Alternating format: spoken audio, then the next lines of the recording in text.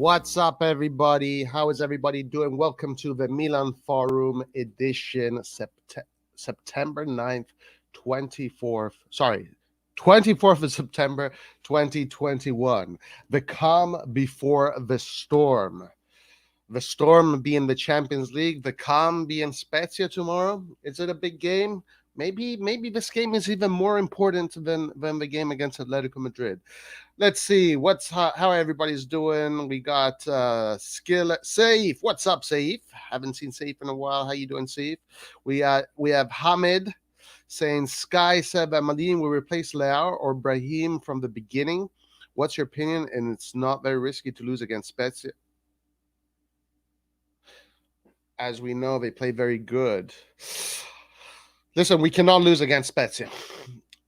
Arguably, tomorrow's game is even more important than the Champions League game. I know that sounds crazy. That sounds absolutely insane. But it is a reality that we do have a very good chance of winning the Scudetto this year. Something that we're going to probably discuss today. We saw Pioli being okay with the players saying that after the game against Venezia. After the game against Venezia, some of the players suggested that they're playing to win the Scudetto.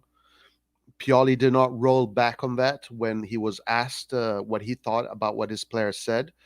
Actually, Pioli said, I'm glad that my players are playing to win for the Scudetto. So they know it's a reality. Milan knows that this year the Scudetto is a reality, and you got to play your cards correct. You got to play your cards right. So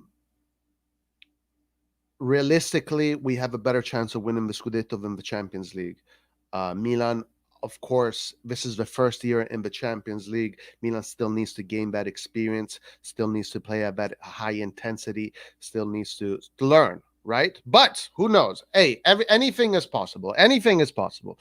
But again, tomorrow's game is extremely important because if we do want to win the Scudetto, then these are the games that make you win the Scudetto, because these are the points that you're going to regret if you lose. You're not going to regret the points that you lost against Inter, against Lazio, whatever, the bigger teams. Those, depending on how the game goes, they can be understandable. But against Spezia, you beat Spezia, you can win the Scudetto. So having said that, Maldini starting from the beginning, I think it's time. One great thing that we saw from the Venezia game was that Pioli gave space to the second lines, and the second lines performed well. And Romagnoli is one of our second lines. Imagine having Romagnoli as a second line. That's a huge plus for AC Milan. But giving Balotelli some time, a positive performance. Kalulu now has gotten a lot of time, positive performance. Gabbia had a very positive performance. Unfortunately, Florenzi is injured, but Florenzi had a positive performance, more positive than negative. Florenzi is still a little bit shy. But now let's give Maldini some minutes too. The more players we gain that get confidence and come out with good performances, the more depth we have. So giving Maldini minutes against Venezia can be very important. So I hope that he gets minutes because I think it's time. I think it's time to put Maldini in the deep end and give him some sense of responsibility. You want to, in small dosages, you want to grow the players in small dosages, but let's give him some responsibility. So if he does play, I'd be very happy to see him play, and I really hope they have a positive performance. I have a feeling, but I'm not going to be confident yet about it. I'm not going to say 100% yes, this is exactly what's going to happen, because it's too early for that. But I have a feeling that this year our team is going to take these smaller games much more seriously than they have in the past, because there is a sense, there is a feeling, there is a smell in the air, and that smell is Scudetto. Milan is in the ring, and they do have the punch to get the KO and to win the whole damn thing. So they're going to play their cards right. I think they're going to take this game very seriously, and they're not going to mess it up. But everything is easier said than done. We got to see whether that does happen. All right, guys, we do have a guest in the backstage ready to come in, and I'm sure there's a lot to talk about. We have a lot of things to talk about, players, Serie A, Napoli looking good. Now, I think a few days ago we had Lucas here on the stream saying that Napoli has a super offense. Well, I mean, let's Napoli scoring a shitload of goals in the past games, but that kind of makes sense. I was looking at that Napoli side, and how many goals does Napoli have in that roster? Insigne, right? Can be a 20 goals, Insigne. Could be. Osimhen, 20 goals. They have two players there that can score 20 goals that play as starters. That's 40 goals. Then you have, let's say, Lozano can be a 10 goal. That's 50. Then you have Politano, could be 10 goals. That's 60. Then you have Pitania that maybe also could add 10 goals there. That's 70. That I'm missing. Who am I missing? They have Mertens that can bring another 10 goals, possibly. That's 80. Then you have Zelinski that can bring you 7, 8 goals, and plus Fabian Ruiz, Koulibaly, Di Lorenzo, Helmas. Napoli is filled with players that bring you goals. Napoli could score up to 100 goals this year if everything goes their way.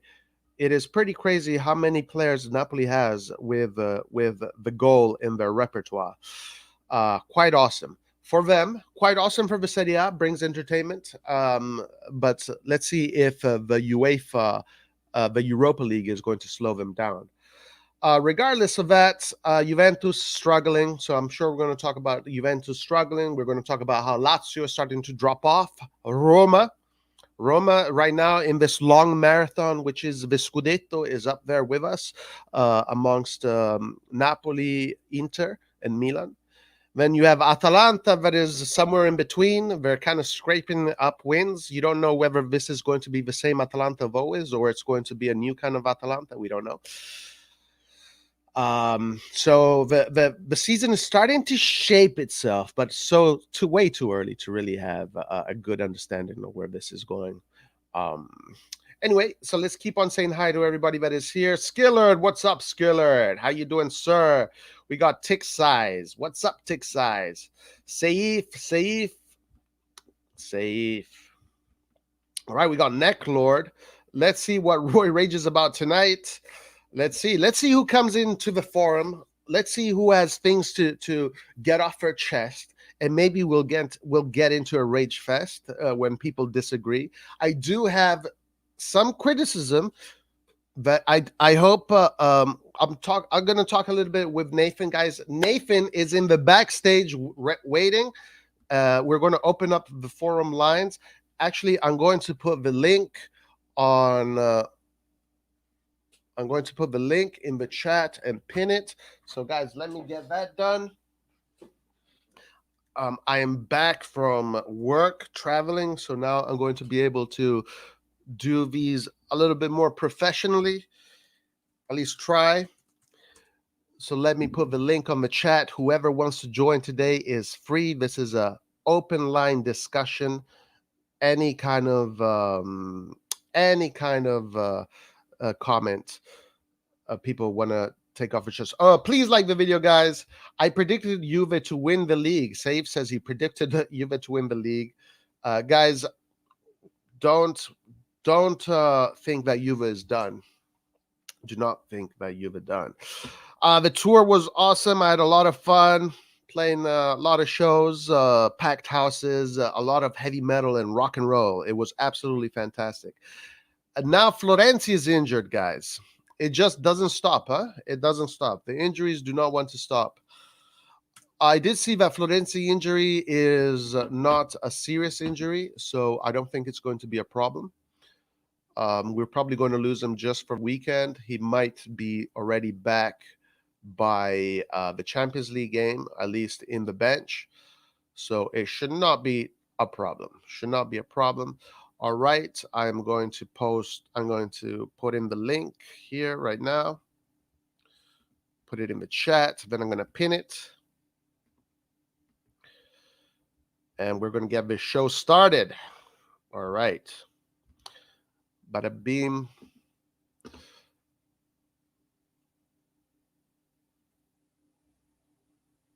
All right, there you go. Actually,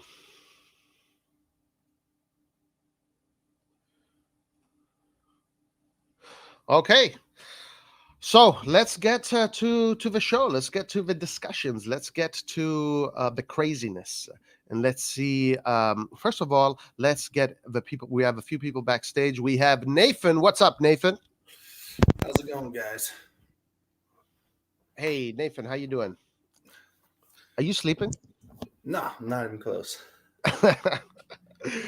How's it going, my man? You good? Yep, I have my 2 off days starting today, so I will be doing nothing. Nice. So you're just chillaxing. I like it. I Yeah. like it. And we got Skillard here also. What's up, Skillard? How you doing? I'm doing good. How you guys doing? Good morning or good evening. I don't know what time is it over there. Well, for us, it's afternoon here. Yeah. In California. It's 12:28. Yeah. Okay, PM. good afternoon. In Texas. In Texas, it's 6 a.m. for some reason. Okay. Morning to you.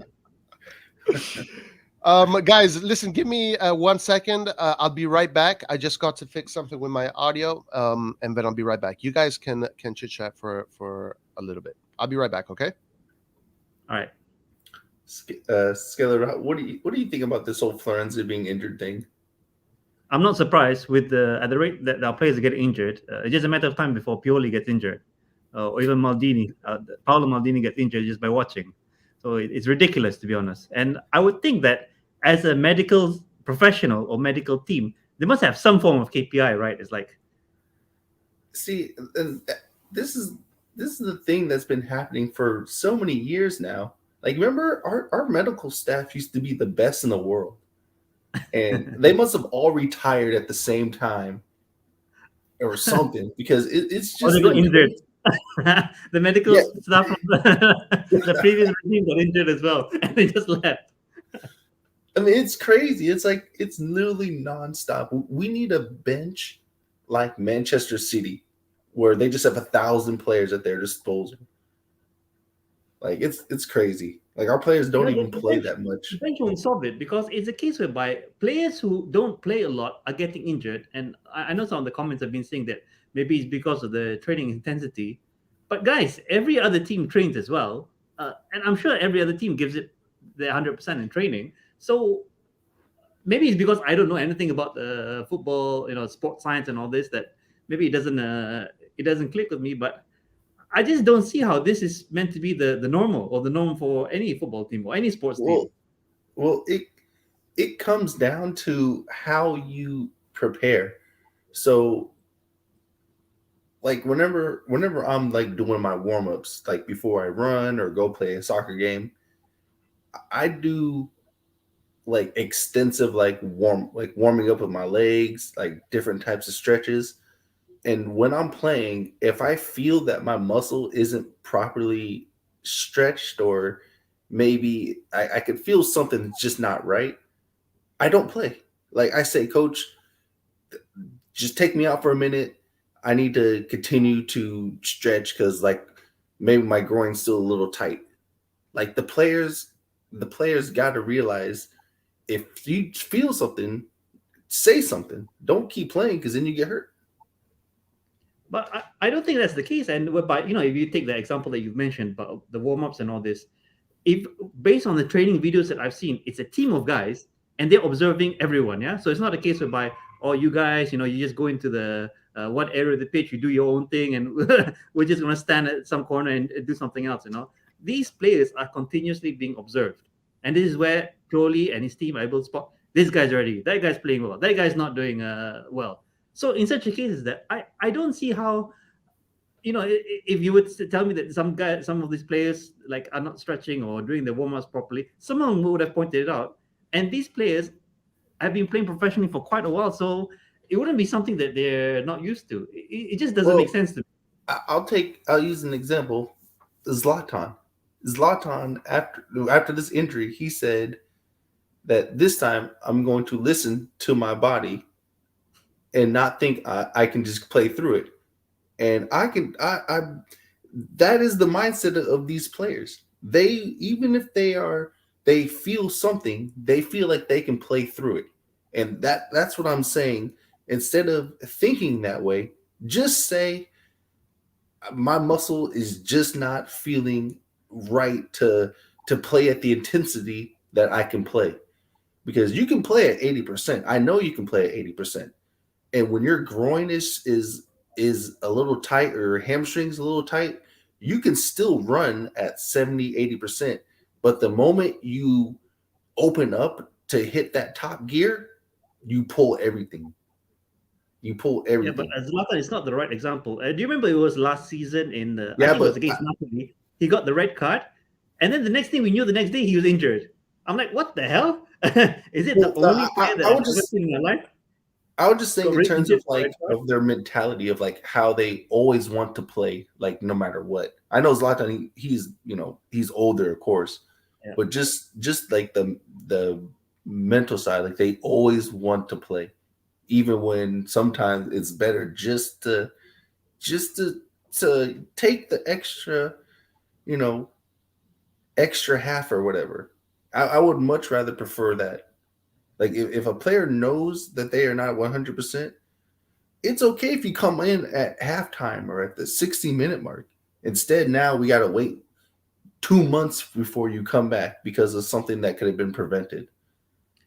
But you make a point there. So is it a case whereby players want to play even though they're not 100% for fear that they may be losing their starting spot? Maybe could this Well, be one of the reasons?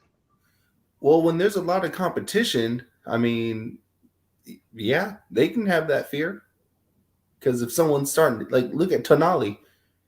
I said Tonali was taking somebody's spot. I said Benasser, but it's Benasser or Kessie. I said since August, Tonali's taking one of their spot. So I guarantee if these two guys were healthy, that they would never want to be on the bench. And especially now that they see how good Tonali is playing. Just like now, Tonali would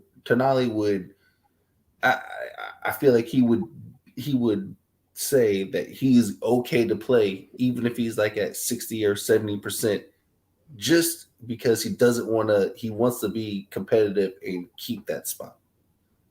Yeah, but if the case of Tonali, if he gets injured, I don't foresee him getting injured for a while unless it's something very serious. So Right. maybe just a But matter of rest. but But what do you do if, let's say, Tonali is out for, let's say, like this past week we played what, 3 games in a week? Let's say Tonali missed 1 week, and then within that week of 3 games, Kessie and Benasser get a goal each and an assist each, and they are on amazing run of form. You can't just take them out because someone came back. You got to continue that form for the betterment of the team.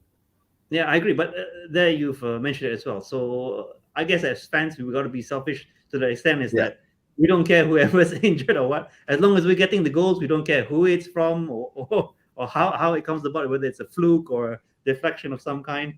We just got to collect the points. yeah, yeah. That's the luxury of being a fan. But at some point, yeah, you All right, just guys. Sorry about that. I had some technical issues. I had to work out. What are we talking about? What were you guys discussing? The Tonali? injury. yeah, Oh, the injury situation. yeah. Right. How it's kind of like haunting AC Milan. But do you guys? I don't know if you maybe touched on this. Do you guys agree that this is not new? This is. I think and I've heard Nathan say this before, which I share. This is a decades old problem. Yeah, Yeah. but you can accept that it's a problem, but you cannot accept the fact that the problem keeps reoccurring. I mean, everyone can accept you make a mistake. Every human being makes a mistake. But to make the same mistake twice or to make the mistake over the same year every year for a decade, that's pushing it. It leads me Yeah. to believe that there's something up with because the common denominator here is not necessarily the staff. It's not necessarily. I mean, it could be San Siro, but Mustafa. but Inter doesn't have this issue. So we take out San Siro. It's something a Milanello. Whatever it Yeah, is, it's something a Milanello. That's the only very few common players are denominator. getting, yeah, very few players are getting injured during the game. I observe. Most of the time, it's before they During announce the practice. squad list or one of the training sessions. Then we start to hear about it. Yeah. It must be some of the things that they do, the plyometric trainings that they do, maybe. Those are the ones that work on your agility, on your speed, on your power bursts. And those ones are the ones that affect your muscles, plyometrics. Maybe however Milan does their plyometrics is just the damage in the muscles of the players. Like maybe there's no build up to 100%. They just kind of like go. I don't know. Maybe they. I don't think they would do that because they're professionals. So obviously they're going to start gradually, but I think maybe they just push them too much. Yeah, I don't 'cause know. Even I know sometimes if I'm like in a rush, if I go for a run, if I don't stretch like how I normally do, man, I can feel it everywhere, and Yeah, but I don't increase my speed at all. I wouldn't count that. I wouldn't put that in consideration because, I mean, this is one of the most professional training grounds there exists. Exists in the world of football. So I'm pretty sure they start the right way. You know, they don't. I mean, you're suggesting that they don't do enough warm ups, right? I mean, Or, it's either that or the diet. well, my speculation is that whatever plyometrics they're doing, it's too much. They're overloading the players with whatever plyometrics they're doing. But we don't know. It could be a diet thing. You know, I mean, has Milan had the same staff and cooks Yeah, for, I mean, for yeah, 20 years now? Guys, I'm going to call it, okay? Messias hasn't played a game for us. He's not undergoing athletic conditioning, whatever you want to call it. And when he starts, if he gets injured, in a few games after he starts, this is serious already, okay? There is no excuse for a player like Messias who hasn't played yet. He's doing his, you could say fresh, he was like a hatchling, whatever you want to call it, like a baby chicken. And now he's fully grown into a Milan player. If he gets injured, the hammer's got to come down. And I think that's where management's got to step in. Like, what the hell's going on? You're spending Well, money on players not to yeah. be in the medical room. Correct. And I don't know if this is true, but Arindam Roy says, yes, staff has been the same for the past 20 years. So it is possible that, guys, we have Vasil, by the way, here. What's up, Vasil? Hey guys, I was How you doing? Vasil, we're I'm, talking. I'm at work, guys, so I just want to join and kind of listen to you guys, if you don't mind for now. Yeah. And whenever you can. Yeah. I'll if I can, I'll tune in. No problem, man. No problem. Thank you, guys. No problem. Forza Milan. Forza Milan. I don't know if Arindam Roy, what he's saying is correct. I don't know that. So, but if it is true, the staff has been the same for the past 20 years, which makes me conclude that since it is the same staff that works on the plyometrics and all that stuff, the diets, maybe the cooks, if it's the same staff. So there is a common denominator there, but I do not know if that's true. Well, did you see Tix's comment here saying that he thinks there's a little bit too much pasta in the diet given to the players at Milan? There's a clip on Milan channel about food and diet they give to the players. I didn't approve of the diet too much pasta. I'm pretty sure that all the Italian teams are eating a lot of pasta, though. And what do you think about the comment below that? Huh? What do you think about the comment? One at a time, guys. Nathan. Oh, I would say, what do you think about I can't say the first name, but Zerti, the comment right before Tick's eyes. Let's see. By the way, stretching before a game or training will increase the possibility of injuries, so it's a complicated issue in the management. That's opposite, isn't it? If you don't stretch, you're gonna get injured. Majidin, that is, I don't know where you're getting that from, but you do want to loosen your muscles. You want to stretch your muscles because when you guys, we have Red John in the house. Hi guys, how you doing? What's All up, right, John? John. Good, man. How you We're guys doing? excellent. We're talking about just the injuries that Milan is plagued with. Oh yeah, Florence is injured as well, right? Florenzi got an injury today. But Training in the training grounds. So we're trying to speculate whether it is something that has got to do with staff, with something that they're doing. So, another option here is diet. But okay, so guys, as far as I have been taught, and I have know that before a game, you do want to stretch. You want your blood to start to Correct. circulate through your muscles. You want your muscle fibers to relax, because if you um, when you're not when you're not active, your muscle fibers are contracted. And then when you loosen them up, you want to give them some elasticity, because if you do a quick movement, you don't want your muscle fibers to separate, right? You want them to have elasticity already through the warm up, which allows your muscle fibers not to break. Yeah, that's why you see the guys warming up on the sidelines. They don't just go into a game cold, because the moment Yeah. they try and hit top speed, they're gonna, They're gonna strain a muscle or whatever. Yeah, exactly. So I don't know where you got that from. Interesting though. Yeah, guys, it's crazy. It is absolutely crazy. Roy, you can check on the Milan official YouTube channel about the chef, the bodyguard, the data analyst team. They make an episode about each of them. Yeah, sorry. And Skiller, you were about to ask a question. What was it? No, I was just going to say that I think in this particular topic, I know that we are steadily turning into nutritionists and physios here. Well, for me, I would rather wait till I think one of our listeners, or sometimes he joins, Yusuf. He's actually a doctor, so maybe when Yusuf joins us, then we can probably ask him what's maybe going on with some of these Okay. injuries. Yeah. All right. Yusuf is a doctor. I didn't know that. Okay. If you want, I can show you many reports. I'm into this for many years. Now, I know there is truth into this, Majideen. Also from personal experience, because I remember a long time I actually strained a muscle during the stretch.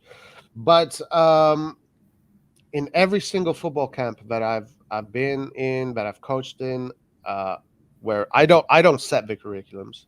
I'm just told what career. I mean, the warm up is essential. It's essential.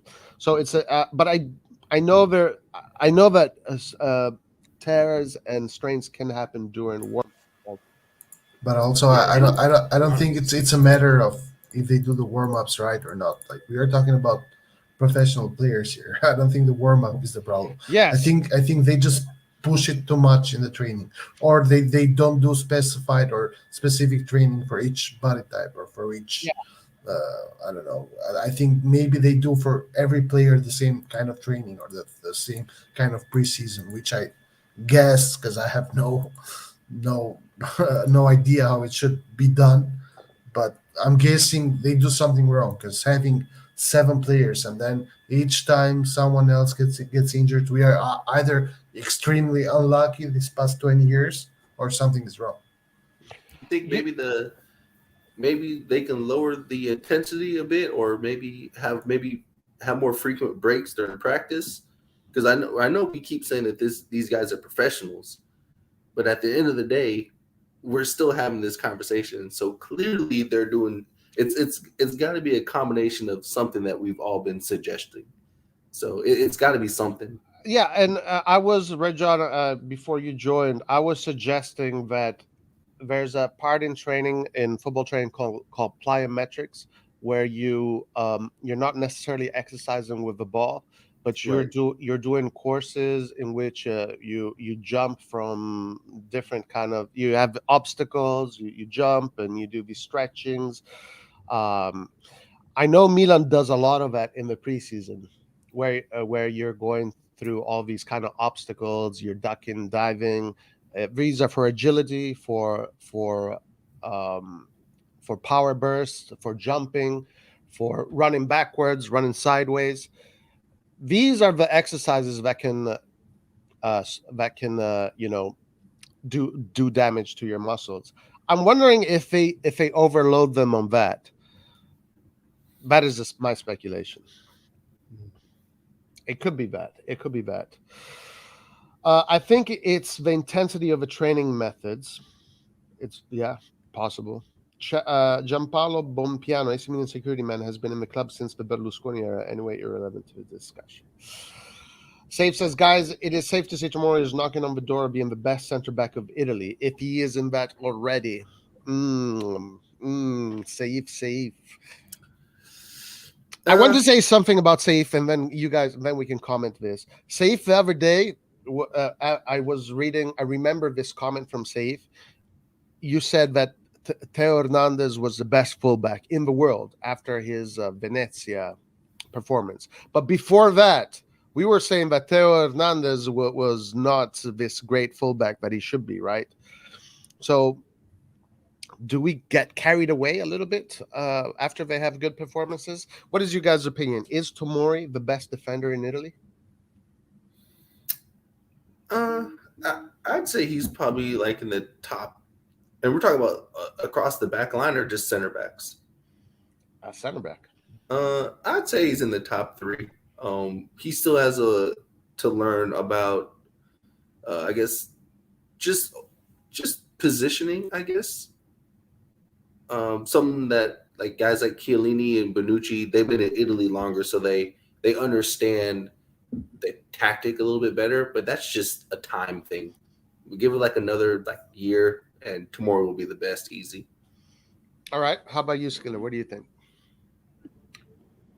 Well, we could say mine's a bit biased. I do think so, but because he's mostly a Milan player now, of course I will support them. But if we talk about the context of the league, even if he was, I don't think he would be publicized as such, because you could say is that it pains me a little to say this, but because he's not Italian, maybe he has a bit of a disadvantage.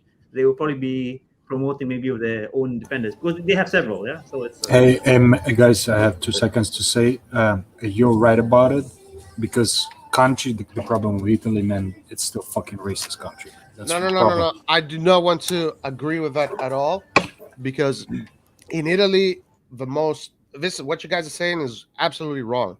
In Italy, the best defender right now is probably Koulibaly, and this is what they're saying. So I do not want to give Italy this kind of identity that they're not going to give him the credit due because of the color of his skin. This is absolutely wrong. No, Roy, it's not because of the color of the skin. It's because they would want to. Let me put it this way: no one will dispute the fact that Tomori is absolutely an amazing centre back, no doubt. If it was maybe the top 5 centre backs in Italy, he would definitely be one of them. But whether he's the best, there's many other factors in play, and I'm sure the league will want to promote one of their homegrown players.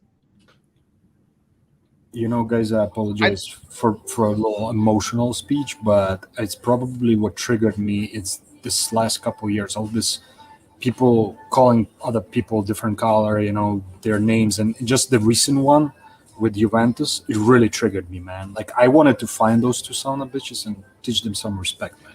You know what?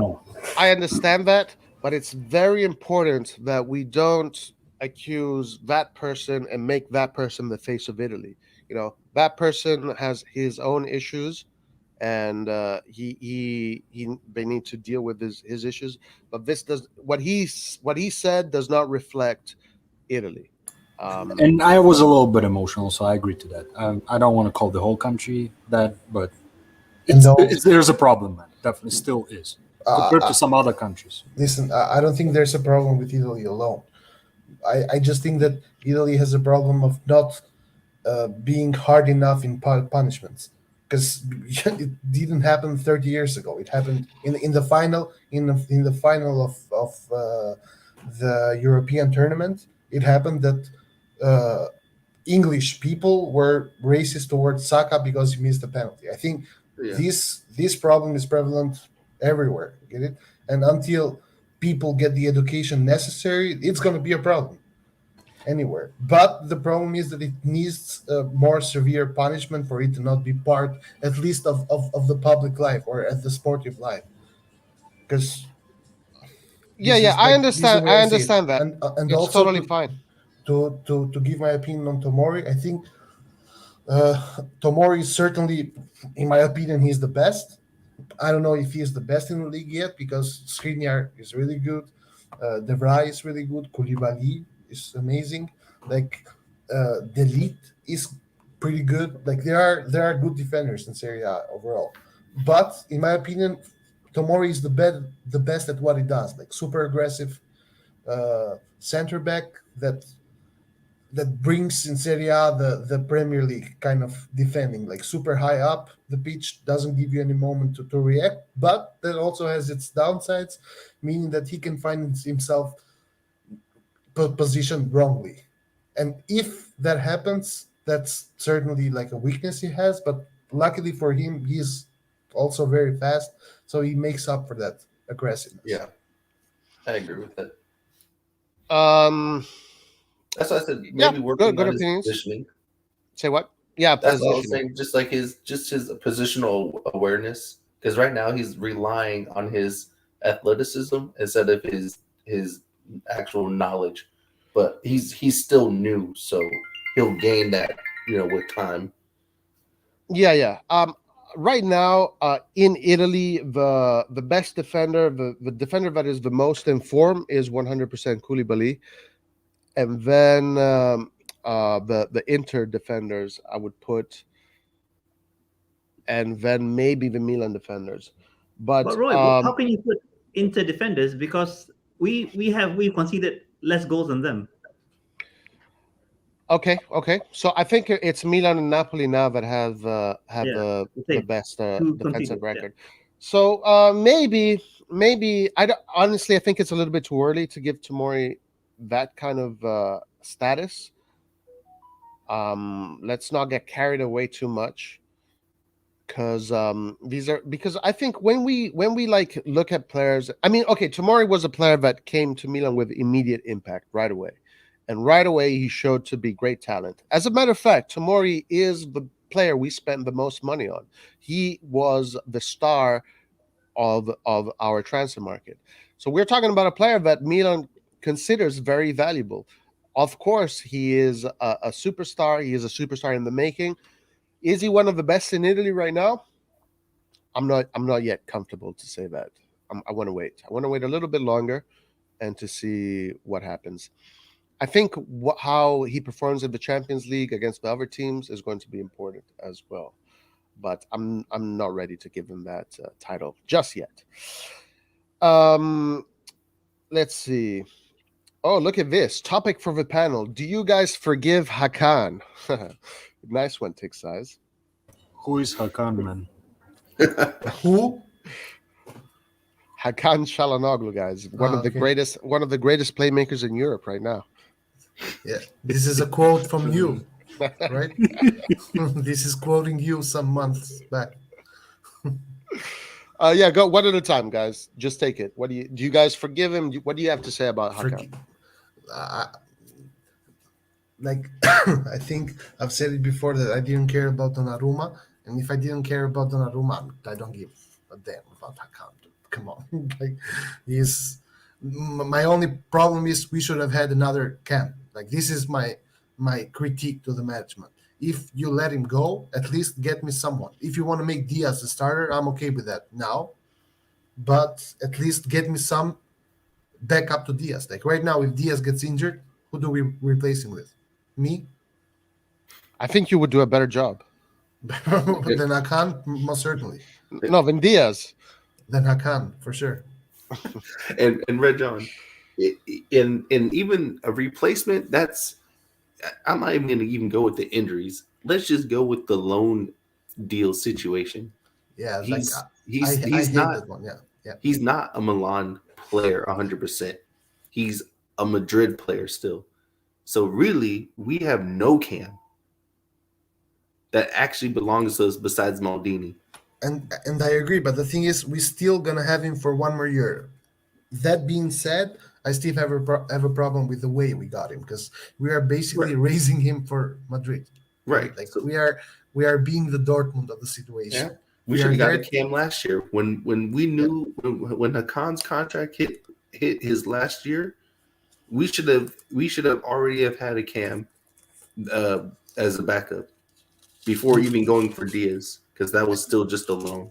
And not just that, I have also a problem with the fact that Diaz has said in multiple interviews that his dream is playing for Real Madrid. So the thing is, we don't even have a way to somehow, I don't know, turn him to be a Milanista. Get it? Like, I think if he does really well and Madrid wants him back, he's gonna want to go back, because it's basically he's like the Tonali of the situation, the Tonali of Madrid.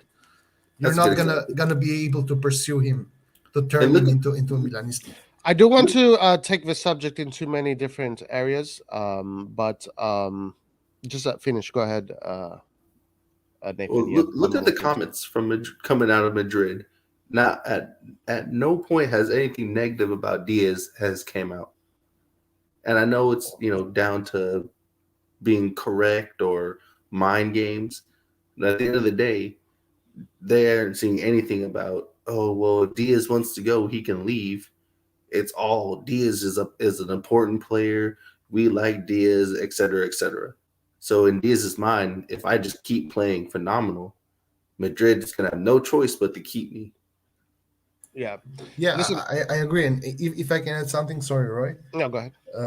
If I can add something, it's also the fact that Madrid is keeping the standards high. This is in my dreams, I would hope that somehow we surpass Madrid in the upcoming years, in 2 years.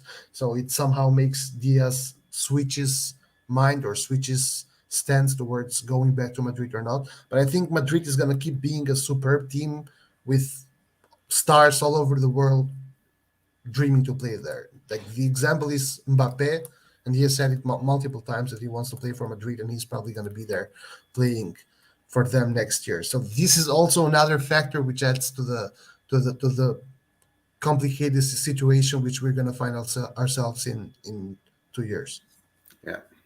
Siller, what do you have to say about Hakan? Do you miss him? I was actually Or on do a you friend's forgive party. him? Do you forgive him? Not miss him. No, and what I said before he left to become a full-time snake, I did say that he did have a place in the team. So I did defend him in a way. I did say that he still had a place in the team and he could still play for us. And and when I saw that he posted on Instagram, "See you at Casa Milan," and after what he did, fuck this guy. If he was still in this in a sense, I will tell him to fuck off, okay? And this is the sort of attitude of the players that we need to get rid of.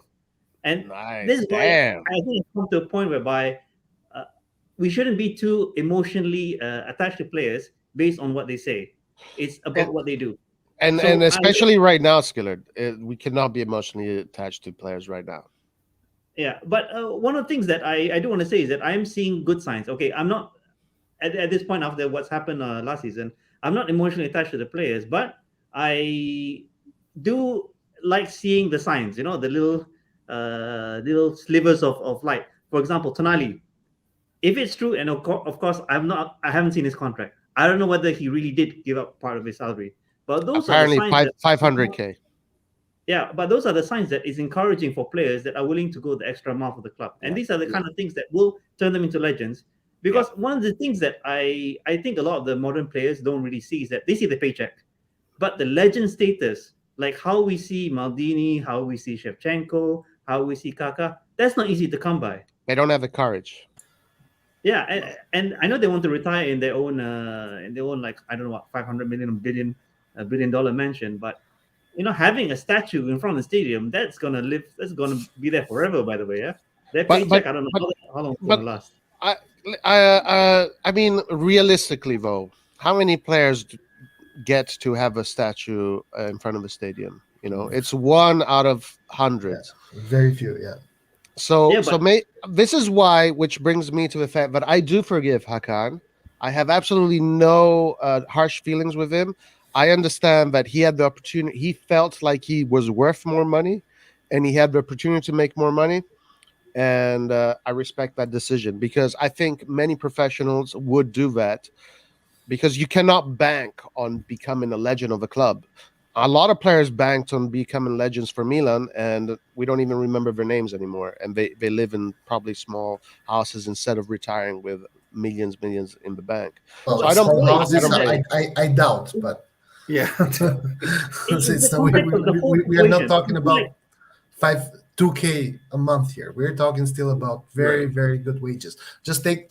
I'm sorry for interrupting you, Scalardo, it's okay. but just take a look at Messias, for example. Messias got 150% increase in his salary just by coming to Milan. So I think the standards are also higher. He used to get 100,000 a year at Crotone. He's getting 1.5 million now at Milan. So the thing is, we are still talking about high salaries right now. That being said, I don't want our club to be the club that players have to lower their demands in order for us to somehow have them. This is not how you win stuff. This is how you survive relegation. Get it? Like, even though we are doing a really good job, I want us to build from these really good couple of seasons, hopefully this one as well that we're having, and build something nice for the future. I don't want us next year to keep having the same conversations. All the players have to lower their salaries. No. We have to increase salaries, get better players, and now start aiming to win stuff.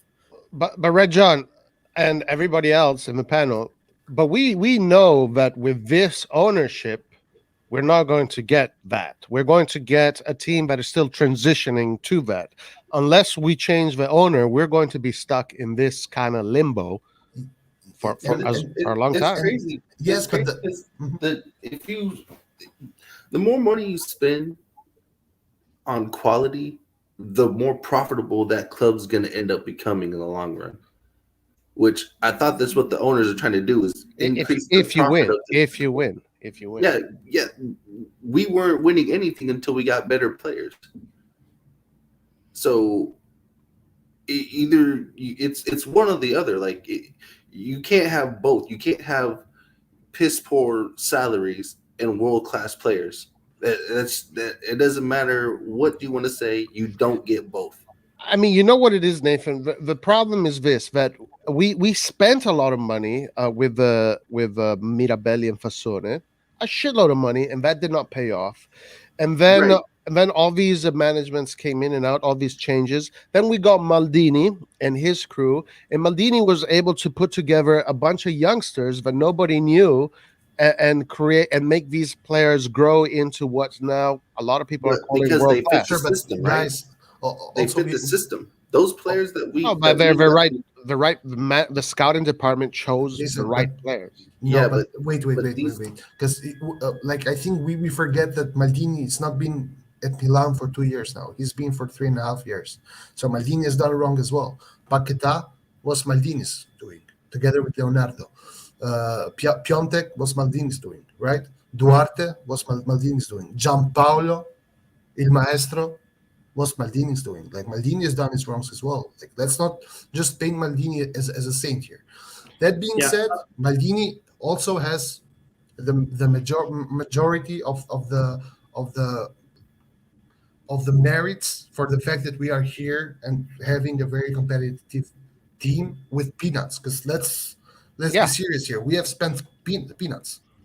Like, I think I just wanna add- we spent some money for Piontek and for Paquetá, and other than that, then we've spent peanuts after peanuts after peanuts, and then calculating the players twice. We calculated Tomori as a winter signing, and then we calculated him again as a summer signing. Well, Now, we paid him in the summer. sure, but then don't calculate it twice. Like, the problem is here. Like, now we already calculated Adli as a buying, right? As a signing. We listed him at the 11 players. Next year, when we actually get him, we're going to calculate him again as a signing, and then put also the money, the 10 million that we paid, on the next year's budget. Like, this is the problem. Like, we have been, I think the management has done a really good job, but we have to also say that we have also kind of been lucky with Pioli having a good connection with the players and building something. Because let's not forget, Pioli was not the long-term manager here. Pioli was brought to be the traghettatore for 6 months and then be replaced by Ragnick. Correct. So Yeah, I just Skiller. want to say something about Rejon. Rejon, I fully agree with you. And one of the things that I think said consistently is the fact that I'm not Maldini out. Yeah, please, guys, don't get me wrong. I'm not Maldini out in any way. But at the same time, Maldini out. we know that the Maldini and Masara, they are human beings as well. So they can make mistakes. I think Gianpaolo was one of the mistakes. I don't know how much of it is attributed. Only Red John doesn't make mistakes. Yeah. that's you. But one of the You're things that I goddamn keep right. hearing, one thing I keep hearing from the entire team is about sustainability, and I don't see how sustainable it is. Is that we want to pay maybe up to 30 million for a Champions League starter quality player, and in 4 years we can't seem to agree on a deal somehow. It is not sustainable to do that for 22 players. I mean, But everyone here can do the math. 22 times by 30 every 4 years, we don't have the budget for it.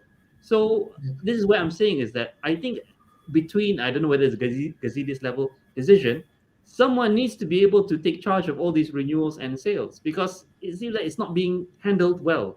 I agree. Like I think Elliot has done something spectacular here because they have put Maldini, man. Maldini is a legend. So people have a very, very hard time criticizing Maldini. I think they have done the Trojan horse case here. They have put the legend of Milan in charge of stuff. So now the fans have to agree with him regardless of how things go. But he's doing a good job because No, no, no. I think Maldini is doing a superb job Yeah. with the pocket change that he has. Because yeah, and that's why nobody has turned on him, and I For haven't sure. turned on him. for sure, yeah. I haven't turned on him at all. I don't I think agree, anyone's but- turned on him. Listen, no one. But also, I want to make this point and then stop talking because I've been talking for No, go ahead. 30 Go ahead. minutes now. Go ahead. The thing is here because you said earlier that this is the way Elliot manages stuff. We are never going to be Yeah. the team that buys the superstar and then competes for the Champions League or goes to win the trophies. But the problem is, sure, Elliot can do that. But me as a fan, should I agree with that? Shouldn't the fans raise their voice and say, okay, we are okay with that? Now, this is the 2 years of transition from the banter period to being a decent team. But now we don't want to be a decent team. We want to be a team that wins stuff. So the And- question is, does you raising your voice about it change anything? 100%, 100%. Just like it changed the fact that fans in Italy complained about the prices of the stadiums of the tickets, and the prices of the tickets got changed within a week. But it doesn't change. It doesn't convince someone to say, "Okay, I'll put in $1 billion and I'll buy Milan." But I mean, listen, Because no one- because no us one- no- pressuring to sell the club could Mhm. just lead to another disaster like the last one. Listen, no, but we will not pressure to sell the club because Elliot will not sell the club because the fans want it. But Elliot will sell the club if fans are not happy with the investments that Elliot are doing, meaning that the fans buy less kits, less jerseys. Fans go less to the stadium. The problem is you have to become a brand now, not just a team that is decent, not just a team that gets placed fourth. Like we have to capitalize on this stuff because man, there's a huge nostalgia around Milan right now. People are interested. Just look at Milan matches on the Serie A page. They get millions of views. People comment. Like we are a brand which is like a team which is famous all over the world, not just in Italy. So now it's time to bring some stars, man.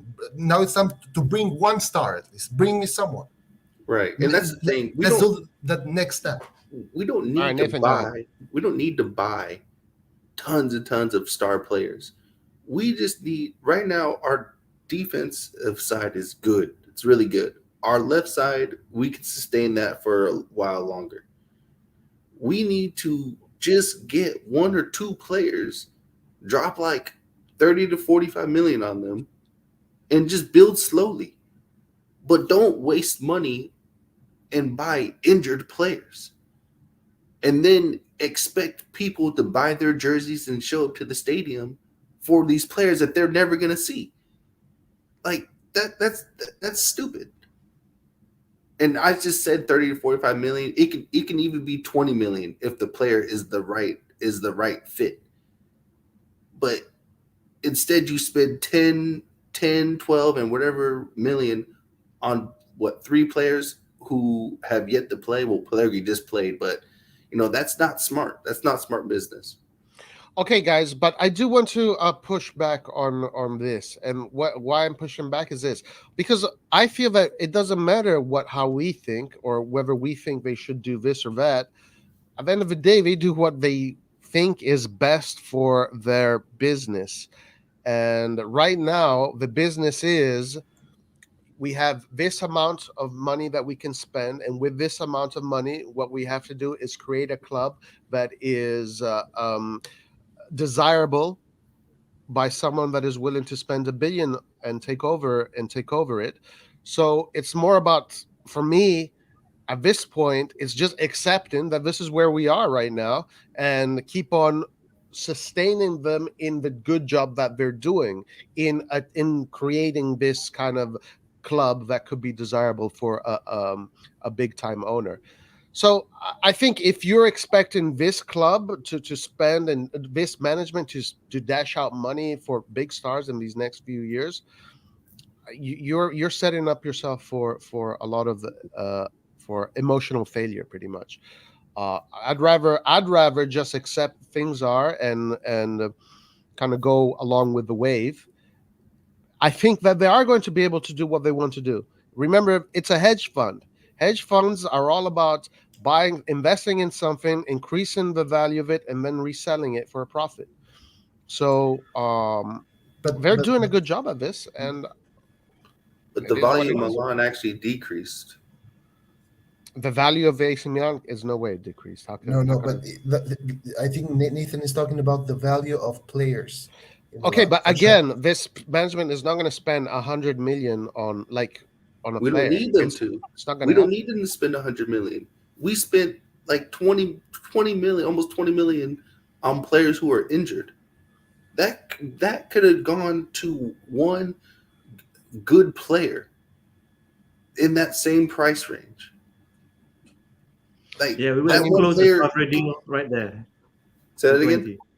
We would have closed the Favre deal right there with 15 even. Yeah. like it's the things like that just make no sense. That one good player can equal those 3 players who don't even get to play. Well, okay. I mean, this is not really about the management. This is about the scouts and the people, the DS. So now this is Maldini that you're criticizing. No, but the problem is it's Maldini with 10 million in its pocket trying to buy a player who's worth 15 million. That's the problem. Like, let's take, for example, Frave, the French guy. That guy refused to go with his team to play the match because he was scared that he would get injured. Why? Because he was pushing a move to Milan. In the end, we didn't budge, man. We wanted him for 10 million. And they didn't budge. They wanted him for 15 million. But that has got nothing to do with Maldini, though. Yeah, no. Sure. But Maldini that's the management that gives. That's the people with the purse decide. Sure. That's how much you can spend. And I agree 100%. I'm not talking about Maldini here. I'm talking about the management as a whole. Like the management meaning Elliot, Gattinis, the whole guys with the money in their pocket. The problem is here. If this guy Frave refused to go with his team, meaning he kind of broke the good relationship he had with his team. And in the end, we didn't even buy him because we didn't offer the necessary amount for his club to sell him. The problem is, will someone else do that after seeing this? After seeing that Milan, even when they promised you, because I'm sure we have promised him something, because no one does that blindly, hoping that that the rumors are true. Is someone else going to do that? And look, when we always say we want players who want to be at Milan. He wanted to be at Milan. Tonali wanted to be at Milan. Those are the players that you want to be in your club. A player who says, I want to join AC Milan. And then all of a sudden we apparently don't have enough money. I don't believe that. I don't believe we don't have a spare 5 million to give. This goes back to the people that control the purse, which is completely different from the people that are going there and brokering the deals. You think that we couldn't have you think they couldn't have convinced the owners to spend an additional 5 million? You don't go and convince the owners. The owners tell you. The owners Yeah, tell but you you got to this make is the case for each purchase, though, Roy. You can't just each No, each no, but purchase if has to go by them at some Nick, point. but you don't know how what the no, but relationship is. I don't also, think I hope that we don't actually have to go and make our case for each purchase, because that would be embarrassing. Because that That's would what be it really seems like embarrassing. every time we lowball a player. No, That's what it feels like. I hope that they give a set budget. They won't budge from the budget, but they give a set budget. I hope we don't actually go and negotiate with our owners for every single player, because that would be truly embarrassing. the relationship between Maldini and Elliott is not the same as the relationship as Galliani and Berlusconi. It's a completely different relationship.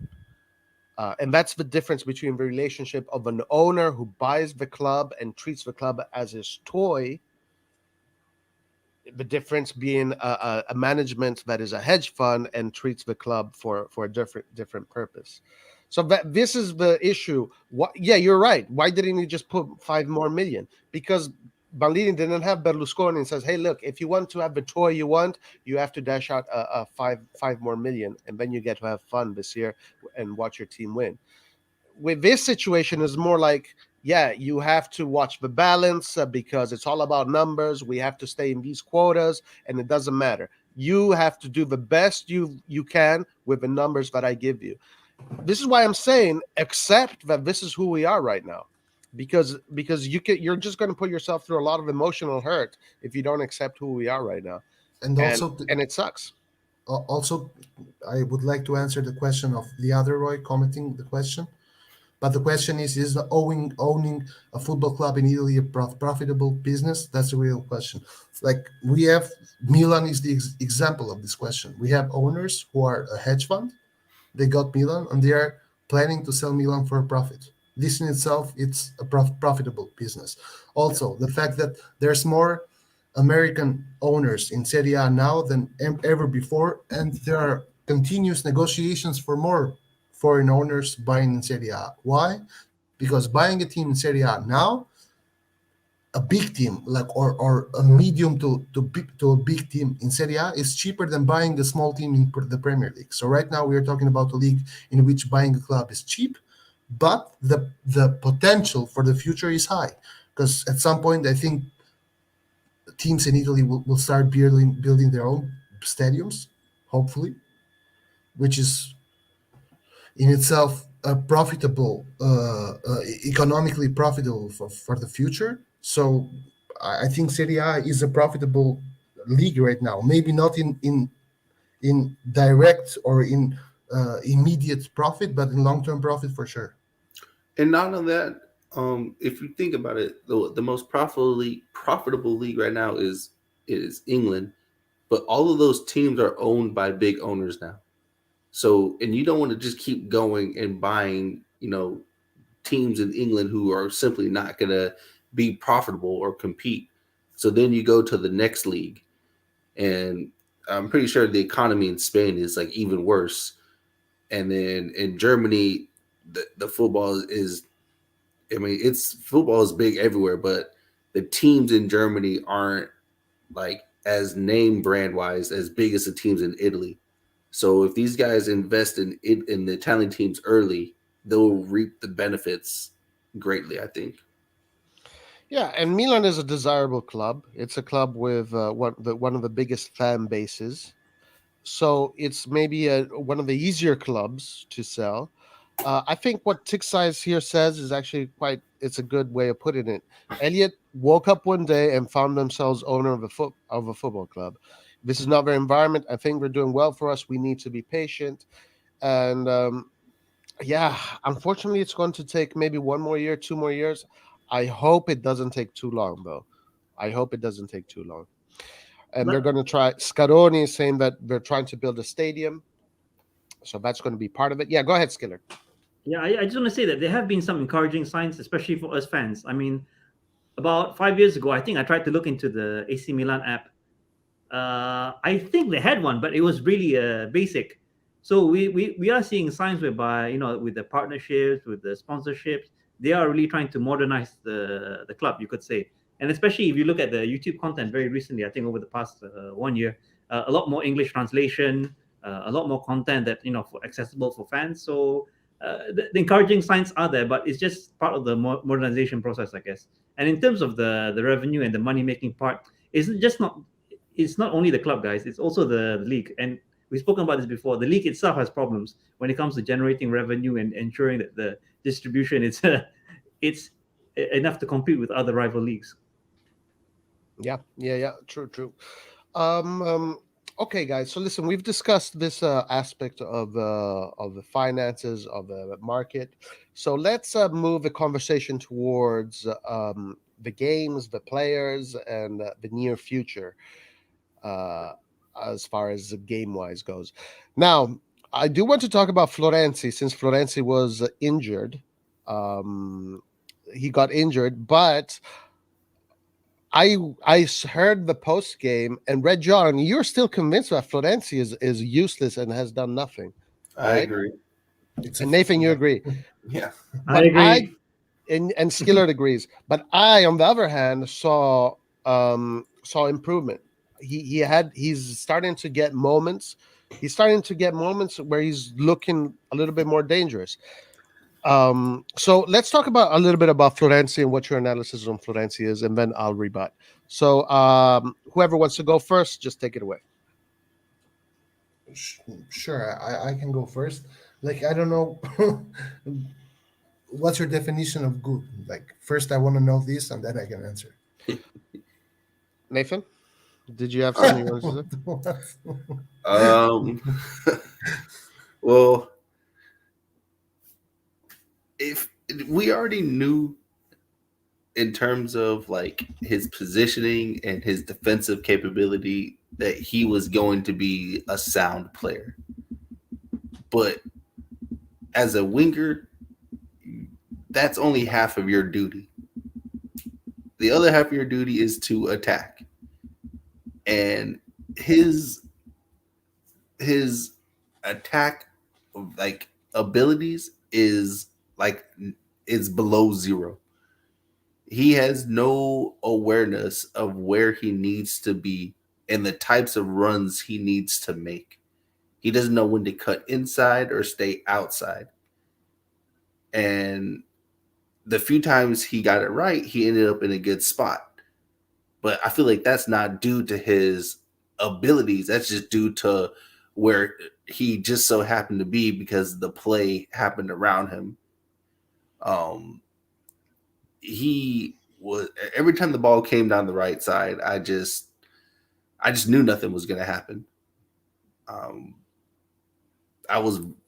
Salamakers came in, Mustafa, it's harsh, but it is what it is. As a winger, you got to be better than that. Defensively, he was sound. I had no problems with his defensive abilities, but Jesus Christ, going forward, All right. I'd rather have a Okay. plastic bag Okay. on the field than That's him. fine. That's fine. Skiller, what do you think? Well, let me put it into the context of the three positions on the right. As a right back, I don't think he's up to it in terms of the speed, and the fact that he's being thrown around with different clubs, maybe it's not a good sign. As a right mid, we don't have that space because we're Sorry, Skiller. Antonio, the link is pinned. Okay, go ahead, Skiller. Sorry. Yeah. So as a right mid, because we're in double pivot, two in the midfield, there's no space for him. As a right wing, this is where he's going to get the Krunic award, okay? He's just not good enough. We played against Venezia, guys. Venezia is near the bottom of the table. If you cannot show me something against Venezia, then why the hell are you in this club? And he's in the national team? Come on. He's going to get the Krunic award. I'm telling you, I'm on his case already. All right, I'm going to criticize you guys. I think you guys don't give players time. I haven't made my point yet. Okay. All right. Go ahead, Rajan. Go ahead. Listen, here's my problem with Florenzi, okay? My problem with Florenzi is here. We are talking about a guy who's in his 30s, meaning he is a player who's already experienced. He comes, he settles with a team for 1, 2, 3 matches, and then after that, he should be able to show something more than the rest, at least in my opinion. What we saw in the game against Venezia was the huge difference in quality between Florenzi and Salamakers. And Salamakers is a guy who's criticized for his offensive input. Yeah. So now we get Salamakers who look like Ronaldinho in comparison to Florenzi, who looked like he was the god of Florenzi. And Red John, real quick, Red John. We now have to hold Salamakers to that standard for every game. I will not take anything less. That's too much. No, it's not. Continue, Red John. So this is my problem with Florenzi. The problem with Florenzi is also another. If you are going to play as a winger, I need you to do that extra something more. Like, I don't remember something from the game versus Venezia. I remember a header that he deflected, who with a little bit of luck could have been a goal. But other than that, I don't remember anything from him. And he's a winger. We are talking about a right winger. Okay, but you see, the problem that I have with this kind of mentality towards players is that if this is how you see a player, at least from a coach's perspective, then it's done. Like, if that's the opinion I had on any player that is, let's say I'm coaching and I'm trying to put in my team, then if I had that perspective, then it's done. He's done. I rescind his contract because he's useless. But no, like, listen, this is not my point. My point is here. Florenzi is a useful player in the end. The problem is he is not the player you get from the bench and hope to turn the things around. He's not that player. But don't you think that in time he can become that player?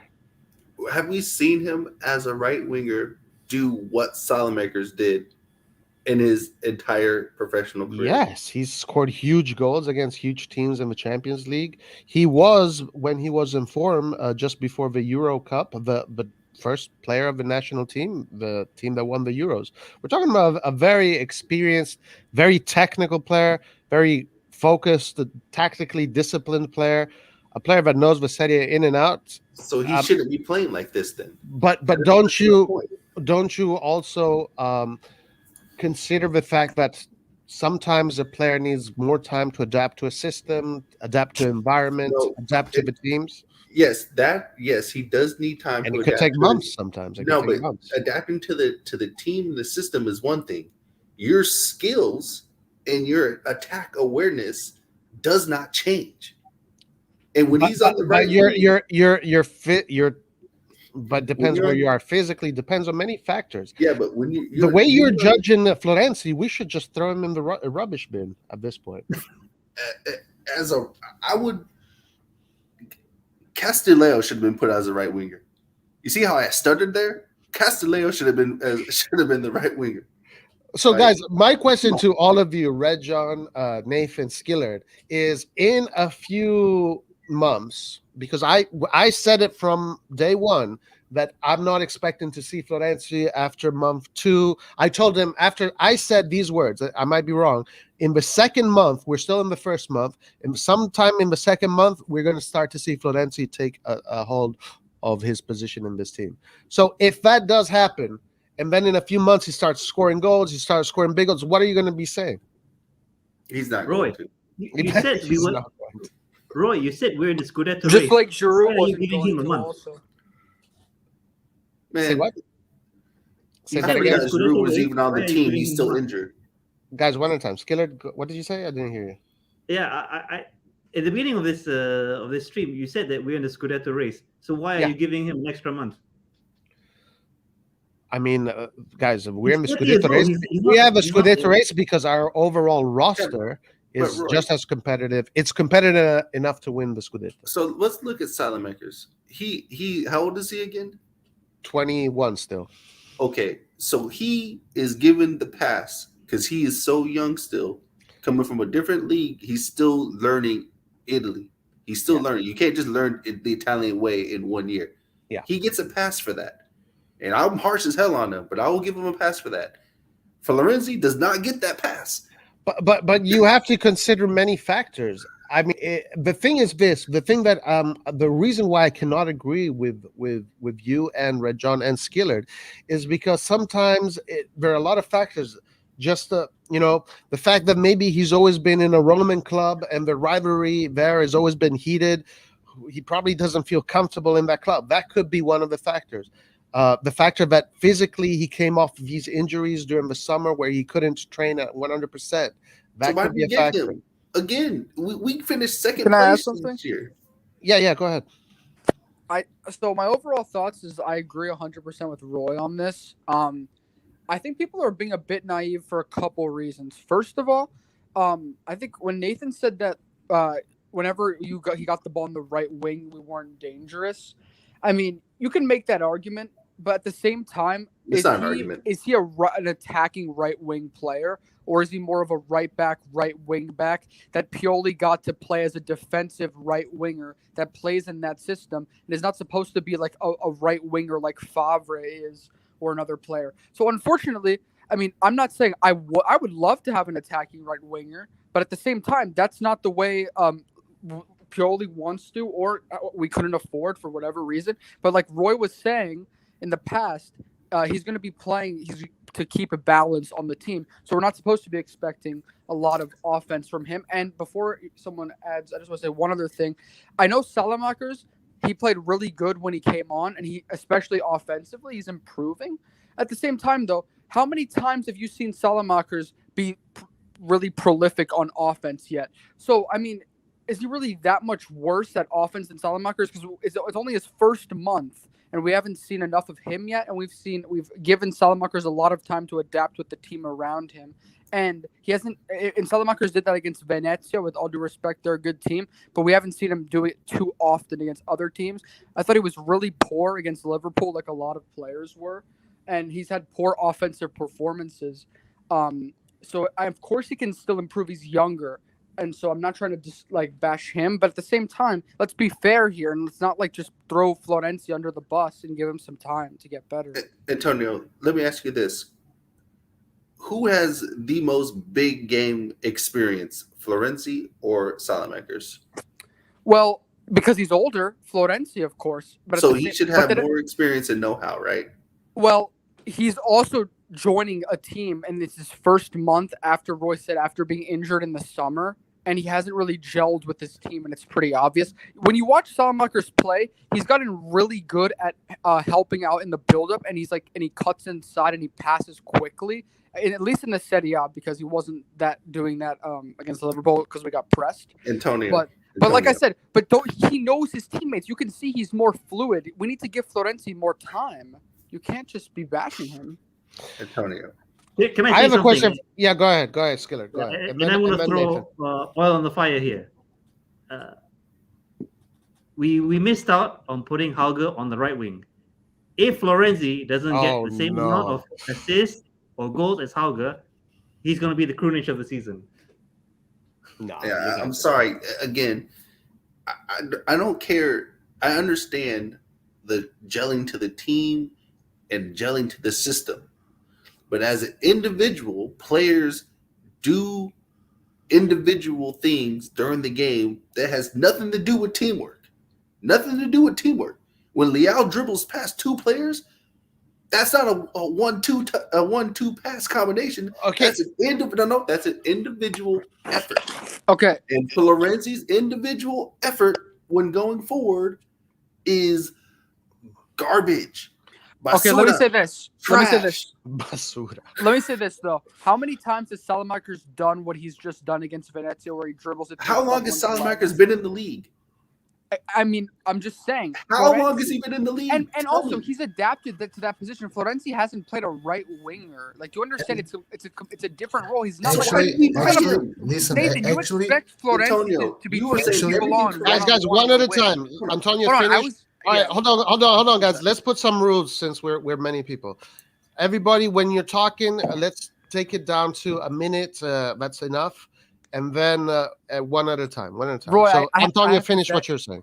I have to say, Roy, I like you a lot better when you're from your house in because I feel like you're much more calm. I don't know what you were doing on the road, man, but you were just like you wanted war on every single street. It's because it was Kessie. But right, no, it's okay. But anyways, I'm just saying, Florenzi is not the player to you can't just expect him just because he doesn't want to take people on one and try to dribble on the wing, and he's not super pacey. You can't expect him to be like this ideal right winger. Of course he's not. And I'm not saying, and I would have liked another player too, but don't like think he's going to be this useless player that's just garbage. And like, I mean, if you see him, he's definitely capable of doing better. And I think he'll improve. I just don't think it's fair to be bashing him. And I don't think we should praise Salamakers yet, unless he keeps on doing what he's doing offensively. That's why I said I'm holding Salamakers to that standard. I'm not saying he can do it 100% all game because no player does, but for at least 60 to starting right now, I expect to see at least 60% of the game Salamakers doing that. Then number 2, why the hell did we even buy Florenzi in the first place when we already freaking had Kalulu?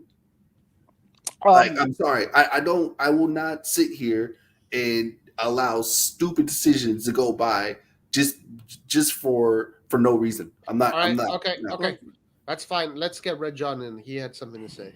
What were you saying, Red John? I wanted to say that first of all, Florenzi started playing as a right winger. He didn't start playing as a fullback. I've actually started playing as a mezzala, not as a right. But then played at Roma. I think at Roma he started playing as a mezzala, then as a right winger, and then at some point he started fullback, something like that. Correct. Yeah. I don't know, but he has always been like more offensive minded. Anyhow, the thing is, because you keep on saying what happens if he improves. If he improves, I'm okay with being Roman. It's not like it's not like if, putting. It's when. No, in my opinion, Not it's happening. It's if. Okay, Nathan, you're committing to something that you don't know about. Go ahead. Sorry. I can feel it. So the thing is here. Sure, he can improve, but first of all, I don't see him taking the spot of Salamakers anytime soon.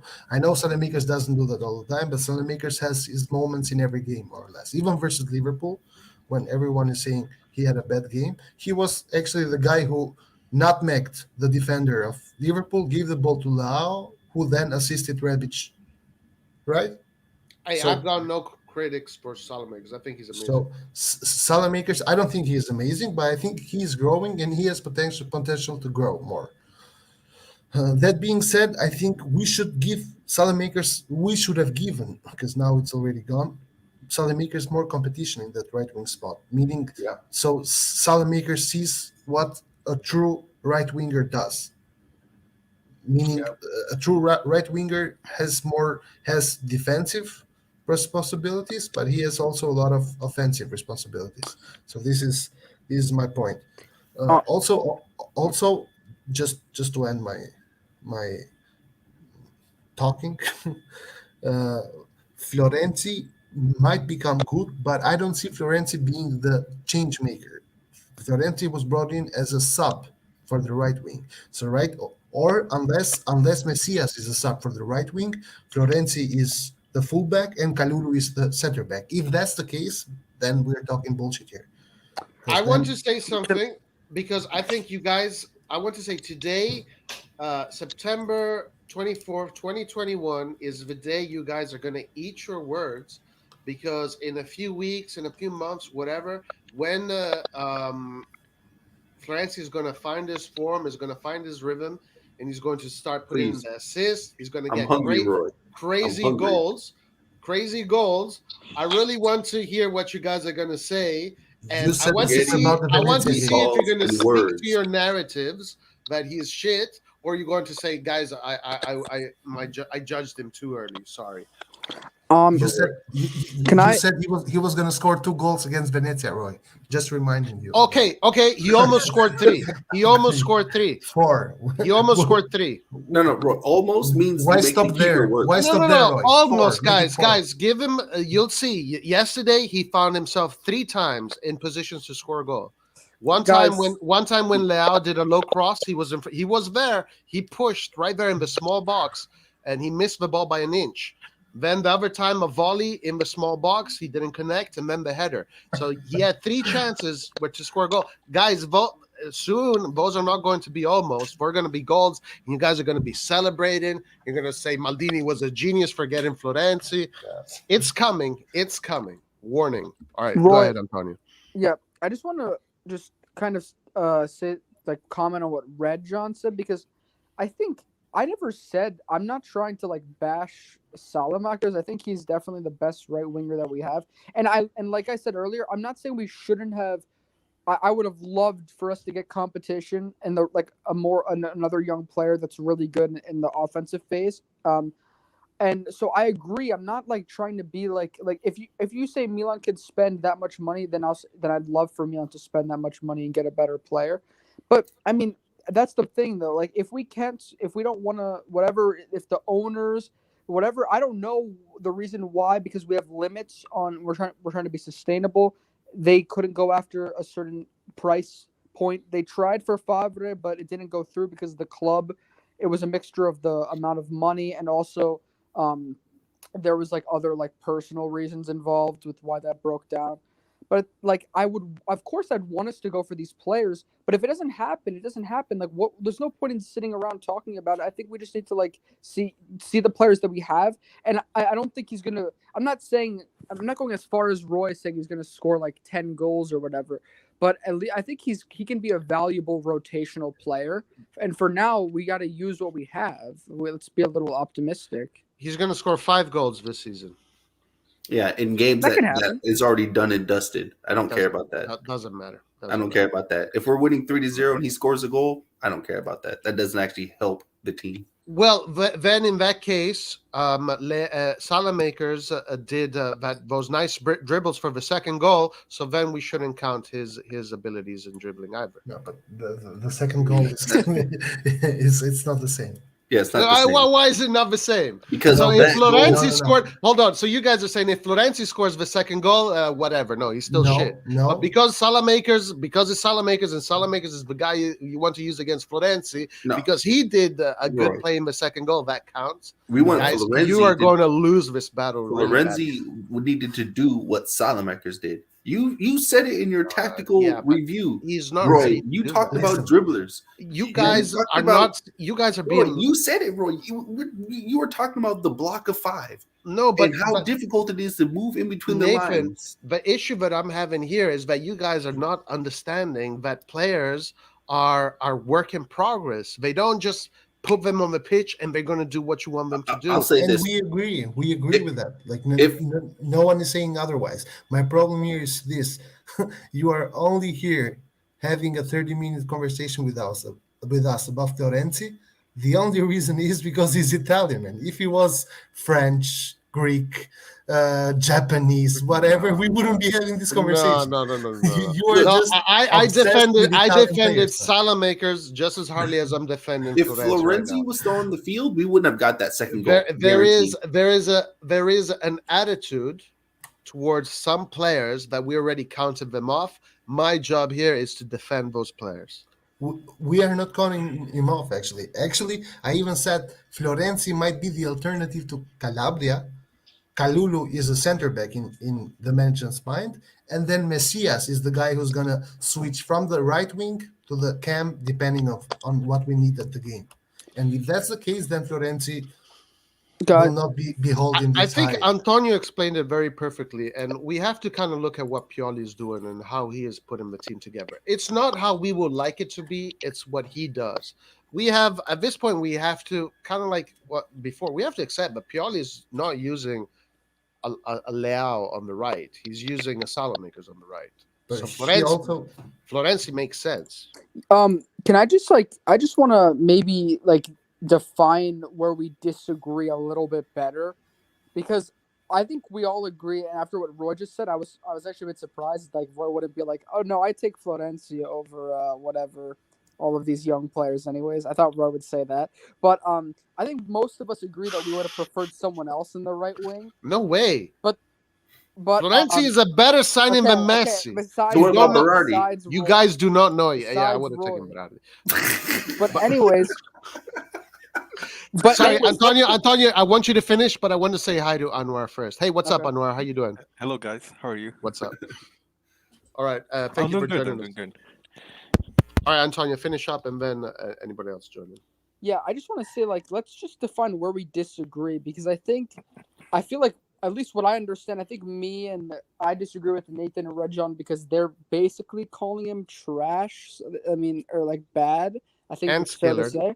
Me too. Don't forget me. Yeah, Okay, yeah. yeah, I think that's fair to say. And I think it's a bit. I'm just saying that's too harsh. He needs more time, and also we shouldn't expect him to be like a starting player that scores so many goals. But at the same time, I agree with you guys that I would have preferred someone else. So I mean, Yeah. I Look, feel like we're I feel we're like we're not saying that we need to sign like a player who's like 10 million. Like, we Guys, got what's your Salamaker. sorry, guys? There's a lot of background noise by someone. Roy, how much did we get Salamakers for? I don't know. It was pennies.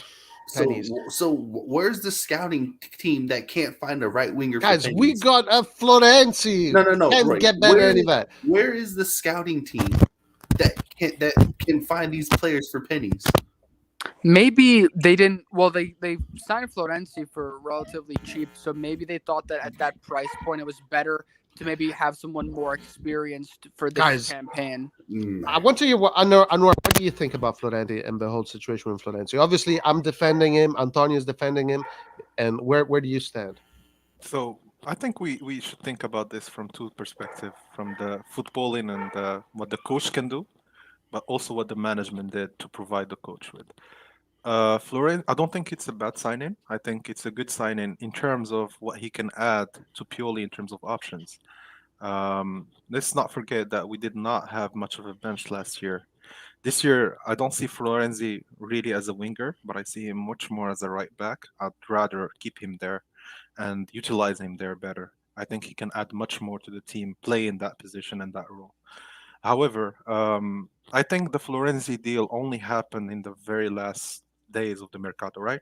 So Milan management was keen on signing a winger for sure. I think Maldini already saw that, and he was working on letting Castillejo go before actually signing a good winger.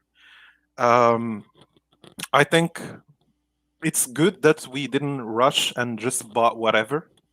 So it's good that we bought Florenzi, who knows Serie A as well, and he can play in Serie A, and you can use him even as a left back if you don't have a left back, or the guy can offer you options to the coach, and I think that's good.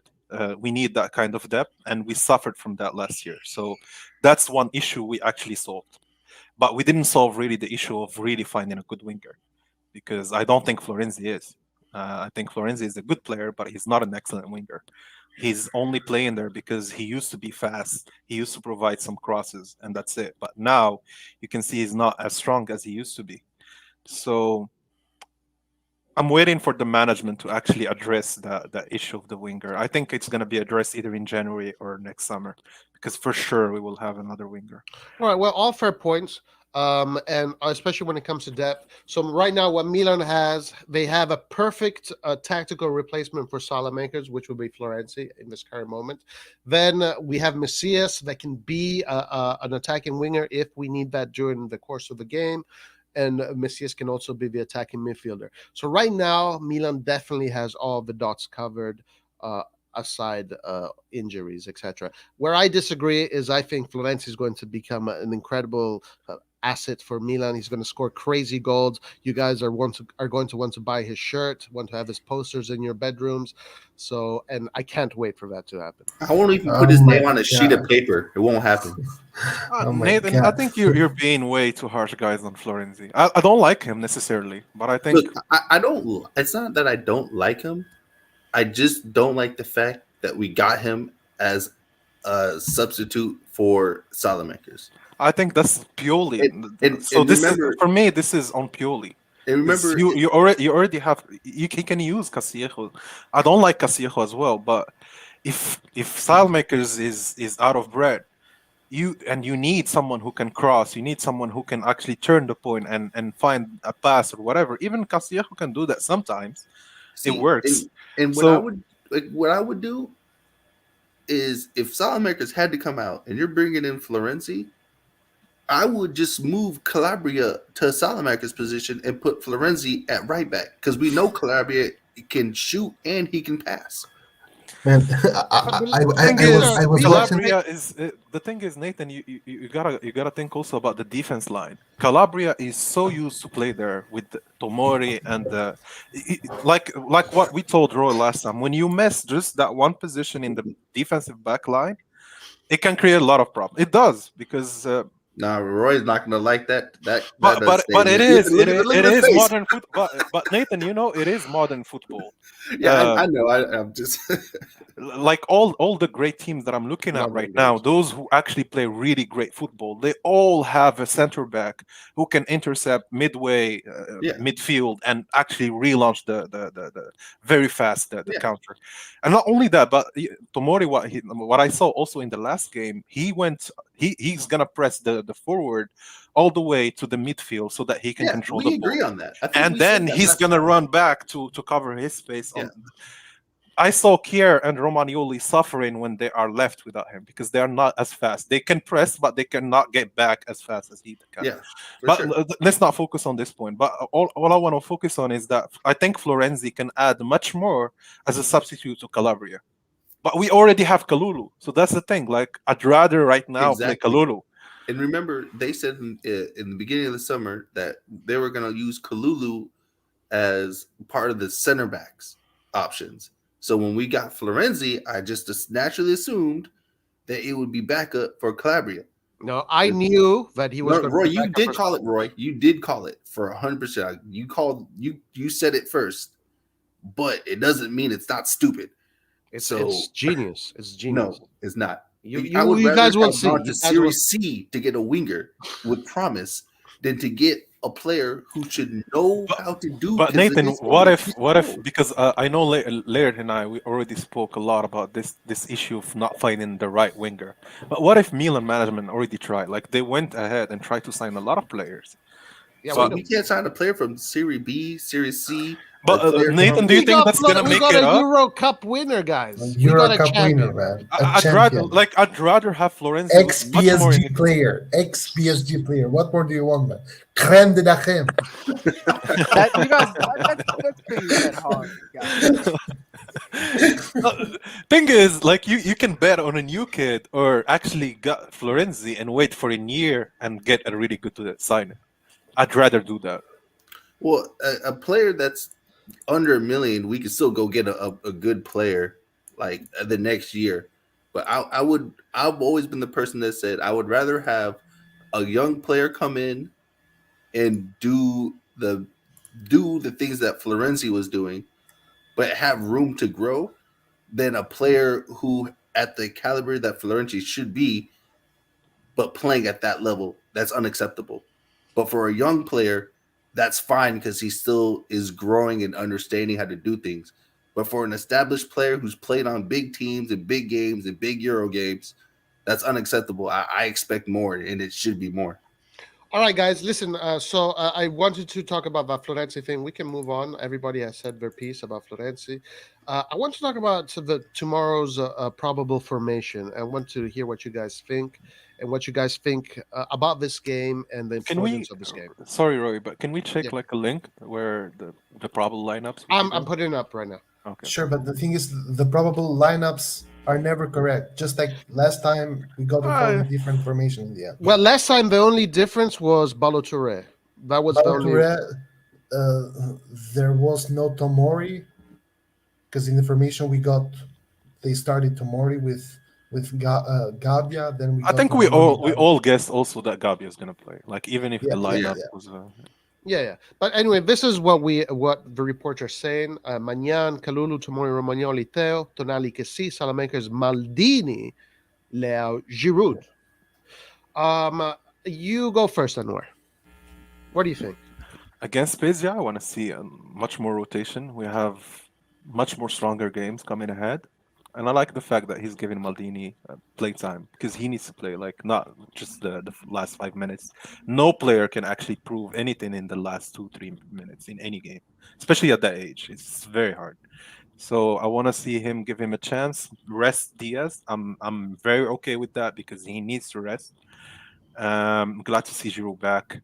Kalulu, yeah, that's the right start. Like put everyone in his right spot. Do not think of like Guardiola stuff or. Yeah. Maldini, well, let's hear what you guys have to say, and then I want to talk a little bit about Maldini. Nathan, what do you think? I would take out Romagnoli and put Gabias still. because Romagnoli has not signed a contract. So therefore, I would rather develop a player that's actually ours for the future. And then outside of that, I would actually like. Oh, I couldn't tell if you put it back up there. Did you have Kululu there on the right? Or okay, yeah, I would have kept the defense line the same as last game, except Tomori with Gabia, because I think we all can agree that when it comes to the big games, depending on injuries and whatnot, Tomori, if he's healthy, is going to play with one of the other. It's not going to be one of those other guys pairing with each other. So you need to have your primary piece being able to be in sync with all those other three guys, because that's what's going to happen, depending on injuries, of course. Maldini, yeah, I think that's a good idea to start him. Who's the left back for the youth team? Kirkic, or am I saying that right? No, guys, come on, seriously. The guy's 17. Oh, okay, so Rollback? no, the Kirkic. Kirkic, yeah. I mean, we still have Teo. Teo can still come in, but I mean, Can I say why not? I just want to go ahead, Antonio. my thoughts on like this kind of like this theme that of youth versus a little bit of experience. Listen, I love youthful players, and I like I said, I would really have liked us to sign instead of, I don't want to go back to Florenzi, but a younger player.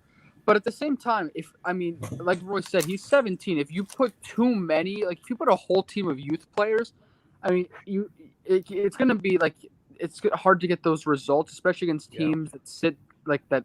They close themselves off. I'm not saying Venezia did that as much as like teams like we've seen before, but the first half with a lot of young players, I know Florenzi was in the first half too, but just inexperienced players either with our team or in general, like they can't really get the job done in all situations. And I think, we have to find the right balance. So I don't know about throwing Kirkesh into this situation. I think we need to keep, defensively, I like having Kalulu and Gabia. So I don't disagree with that. But I think we have to keep a couple of key figures. And that's what I think Pioli's trying to do. I think Spezia can be dangerous. I saw the game against Juventus. I mean, Juventus are pretty awful. I kind of wish we beat Juventus, but the game went the way it went. But still, Spezia can be dangerous. Well, we know they can be dangerous. Yeah. So, I mean, they're a different team. They don't have the same coach, and they lost a couple players. But what's his name? That player. I think he's from Argentina, like Agudelo or something. Yeah, he was really good. He was really good, at least against us. But like I said, I like to have a couple of pillars in the team. Like either now Tonali is becoming a good pillar. I like having Brahim Diaz in the attack, but Maldini, we have to give him a chance. So I'm fine with that as long as we have other players around him like a Leao, Rebic, some consistent players, and Giroud. He's a good figure too. So as long as we get the right mix of these like inexperienced but also experienced players and like trustworthy players, I think we should be good. All right. Okay. And outside of that, Pellegrini, I think, needs to start. All right. Too soon for him, I think. Let's hear Red John. So first of all, I don't think Spezia is the team it used to be last year. First, because they lost Italiano. Italiano is not their coach anymore. He's at Fiorentina. He's having a great season so far. They have Thiago Motta. I mean, Thiago Motta is a joke with his formation of 2-7-2 or whatever the hell that is, 2-7-1 or something like that. But Spezia has like 22 new players this year because they got the ban from FIFA for the next 2 years. They can have no mercato. They also got an Albanian international. So, dude, no joke.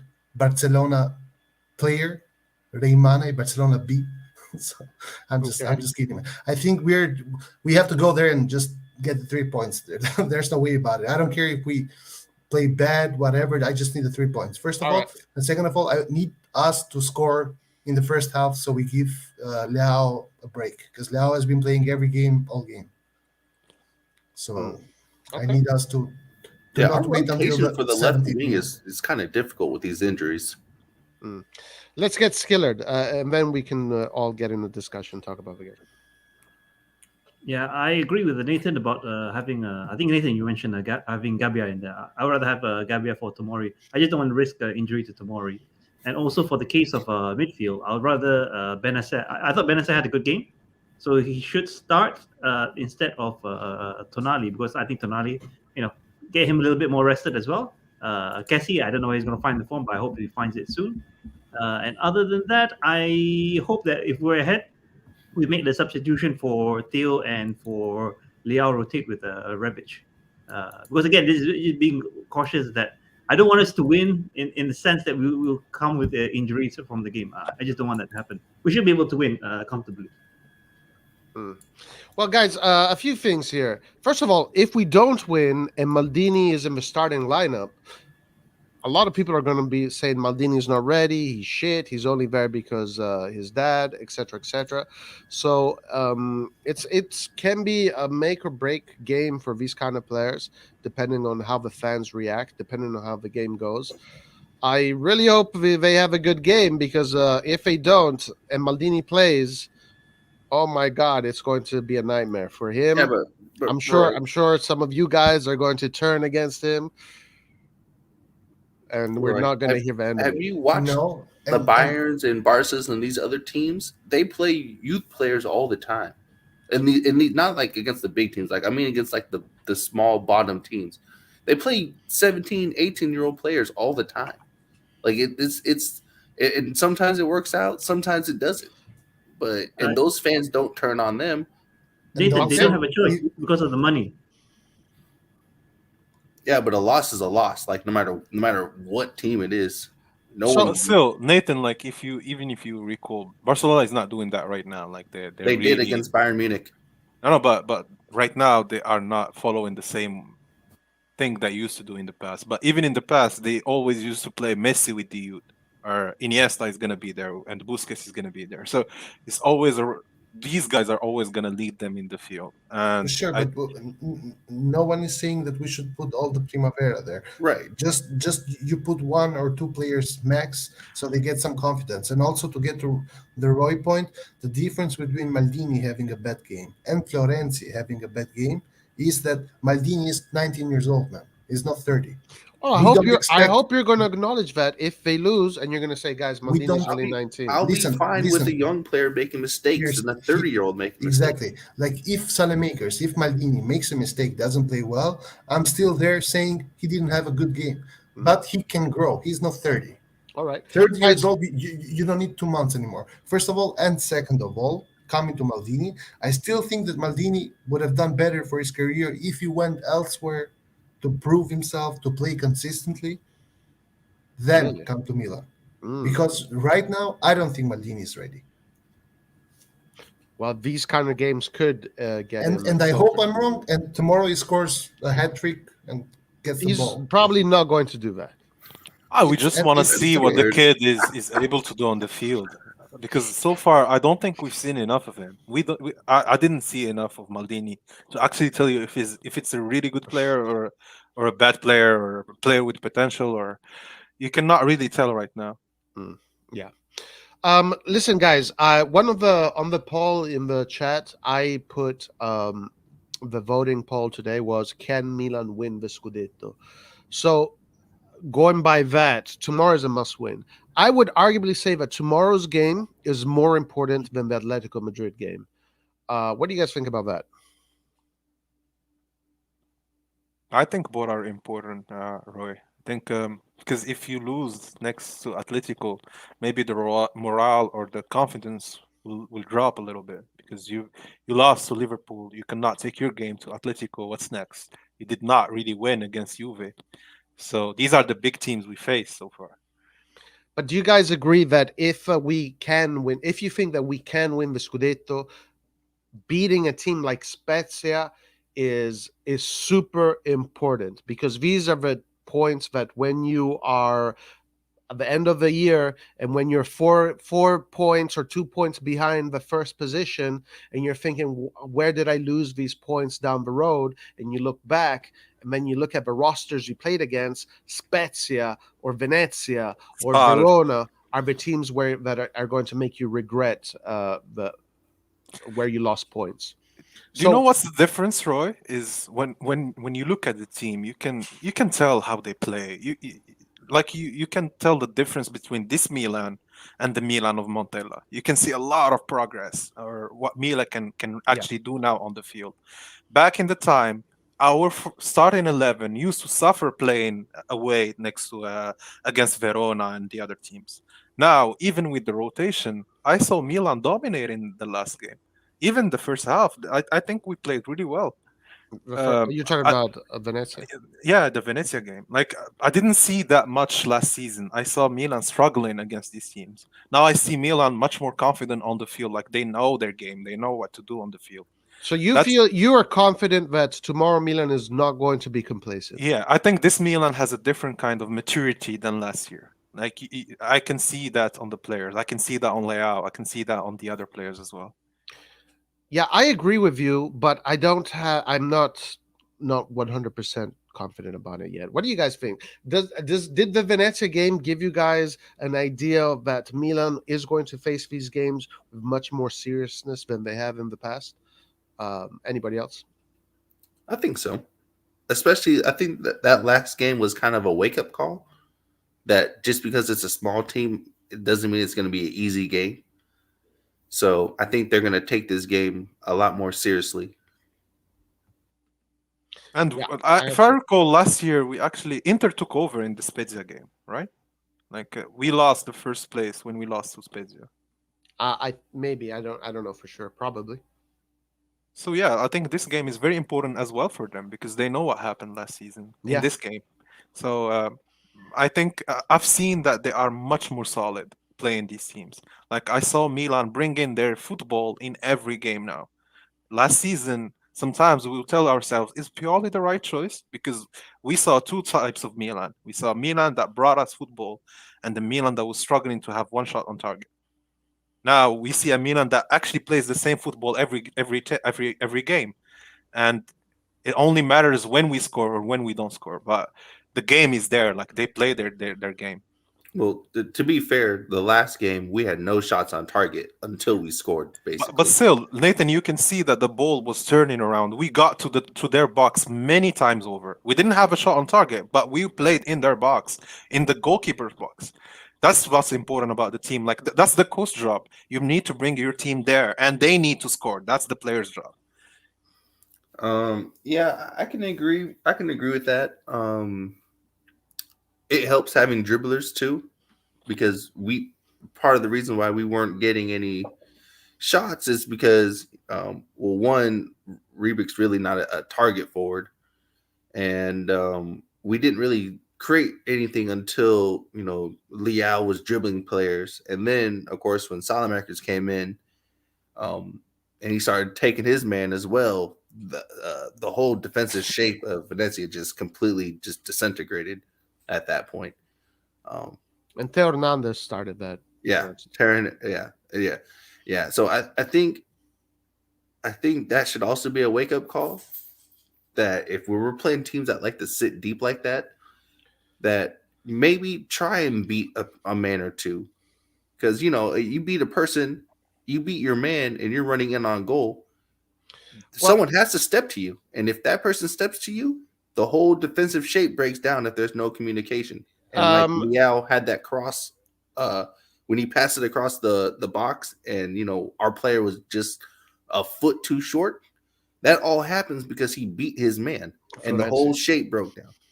So it's just individual things like that. And if they can mature enough to do those things and understand the timing to do those things, we will be more successful against these teams that sit back. But one thing that we need to consider is that against Venezia, we did not have in the first half a Balotelli that was able to break down the defense the same way Theo Hernandez did in the second half. When Theo Hernandez came in right away, his first play was a super precise through ball for a really tight channel. Then he started pushing. So Balotelli didn't offer any of that. Balotelli was just good in containment and not losing the ball, the easy passes. So it's personnel too. And that also something that we saw from the Venezia game. It's not just the shape of the football; it's the players. Yeah. So tomorrow, guys, if we win tomorrow, I'm calling it. I think we can win the Scudetto. If we don't win tomorrow, I don't think we're winning the Scudetto. Guys, we have the infamous, world-known troll of the year, Lucas Mobile is here. What's up, Lucas? I'm good. Before I start saying anything, I just want to mention that last week Roy was bitching about me having more points than everybody else in the fantasy league, and that no one could catch up. This week, I had the most points with 84 points. Thank you. Congratulations, guys. Lucas won the fantasy league game day. Did you win it? Yeah, I won it by 4 points. Hey, congratulations. Listen, Lucas, one thing I'm going to say about you, you're a troll, you're a troublemaker, you say a lot of stupid shit, but you know your facts when it comes to football. I respect that you have passion for the Serie A, you follow the players. I do respect that about you. It doesn't count the fact that you're a troll. Yeah, Anyway, thank you. congratulations for game day 5. I think I Yeah. came last. Nah. I wasn't Yeah. last? You did. Yeah, that's pretty disgraceful. Yeah, and I think before you go on, I think if Nathan acknowledges my achievements, it'd be way better. Achievements of what? My achievements, Of what? What have you achieved in your 18 years of life? Please tell me. my achievements. Of what? I just mentioned it. That's an achievement, just winning around a fantasy football. Of course. Damn, you have a lot to grow up on, man. Nathan, he wants Yeah. you to congratulate him. Are you going to do that? No, I'm not going to. Wow. I expected that, but yeah. Well, wow. hold on. I'll say this. You guys have just joined the fantasy league, but Lucas, you've been doing it, right? I did it for only like 3 match days or 4. No, Sure. but like in general, you have more experience than the rest of them. Nah, this is my first season. How did you do, Anwar? I think I got 60 points. 60? Hmm. Oh, wow. So did you come? I think I did more than 60. Did you finish under me? I don't know. Let me check. I was definitely the poorest performer Well, in the this fantasy. is gonna be for each week, right? Each match day. Yeah. We can get back. Hey, Lucas, we were talking about the Spezia game. Your favorite player of all time might be playing tomorrow. What do you think? Maldini might be playing tomorrow. What is your opinion on that? I expected it to come earlier, but yeah, I saw the news. I think we are switching to a 4-4-2 eventually. Yeah, a 4-4-2. Yeah. So Uh, It's a we're switching to a 2-2-2 though, 4-4-2. right? No, Yeah, Maldini. yeah. Maldini in this lineup is playing as an attacking midfielder, and Leao or Balotelli is going to play as that winger on the left. So it's definitely a 4-2-3-1. It's not a 4-4-2. No. If Balotelli starts, then it's a 4-4-2. And you're saying Maldini is going to be deployed as a striker, a second striker? Yeah, second striker. If Balotelli is playing, then yes, you could probably consider it more of a 4-4-2 or a 4-4-1-1, which is actually what it will be. If Leao is playing, it's going to be a 4-2-3-1. Yeah. Listen, Lucas, do you think that Milan is going to face Spezia with focus, and we're going to play to win this game, or do you think it's going to be the usual Milan that sees these games, the first game of the day, the earliest game under the sun? There's no prestige, not many eyes watching. These games have not motivated Milan in the past. Are we going to suffer from this tomorrow, do you think? We're not going to play 100%. But I think we'll find a way to win against Spezia. I think their defense is just horrible. those guys have considered like many goals, Mm. a lot of goals. All right. Okay, so listen, guys, big game tomorrow.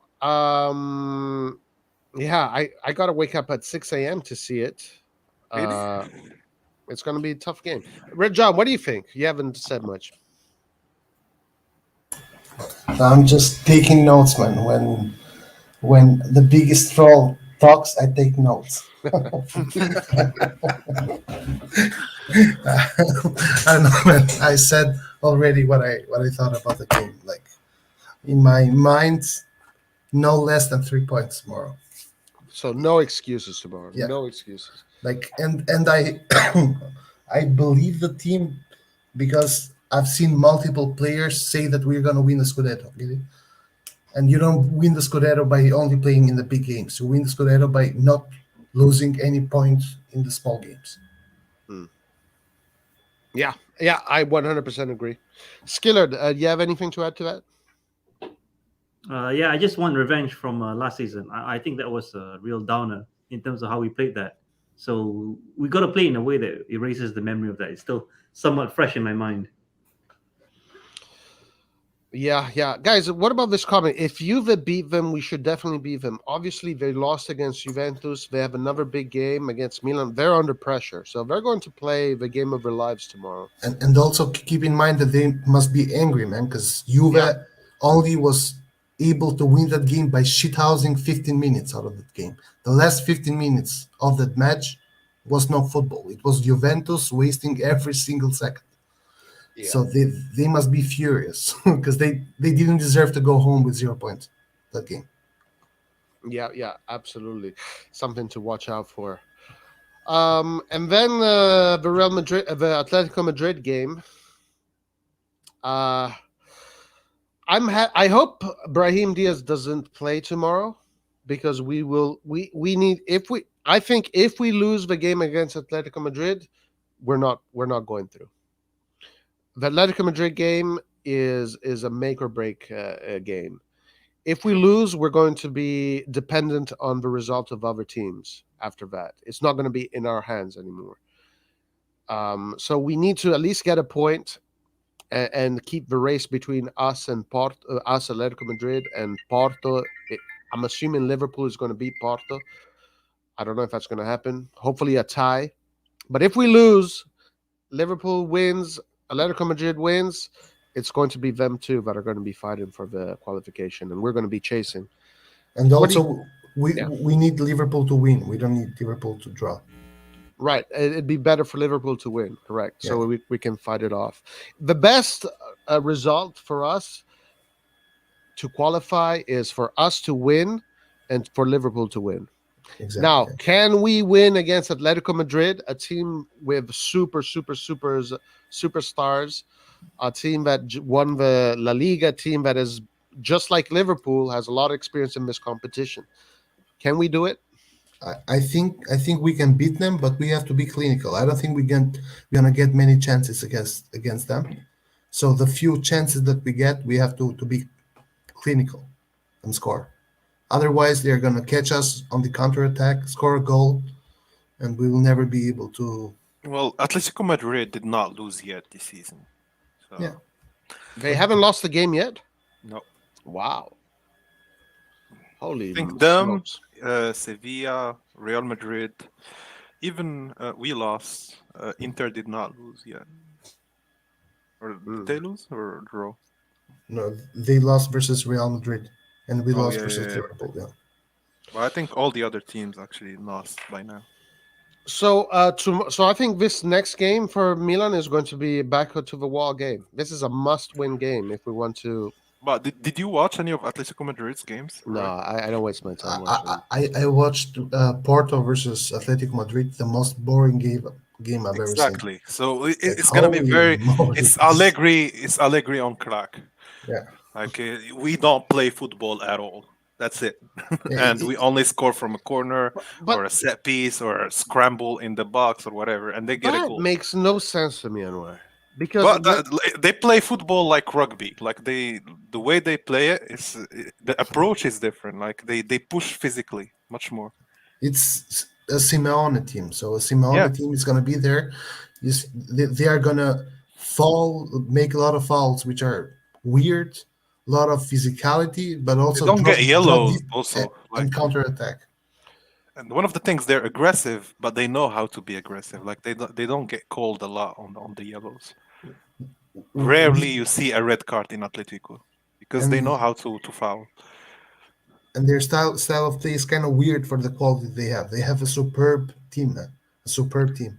But you know, the good side is that they don't play like Liverpool. They don't press high. They don't play Exactly. that Yeah. kind of football where they try to dominate you and score as much goal as they can. They only wait for one goal or two goals as much, and that's how they close the game. But So we got a chance because this team only like they strike on these results of 1-0, 2-0, 2-1. You can actually get a result there, but it only matters how we approach the game. This is the formation they had. Hold on, let me take that comment down.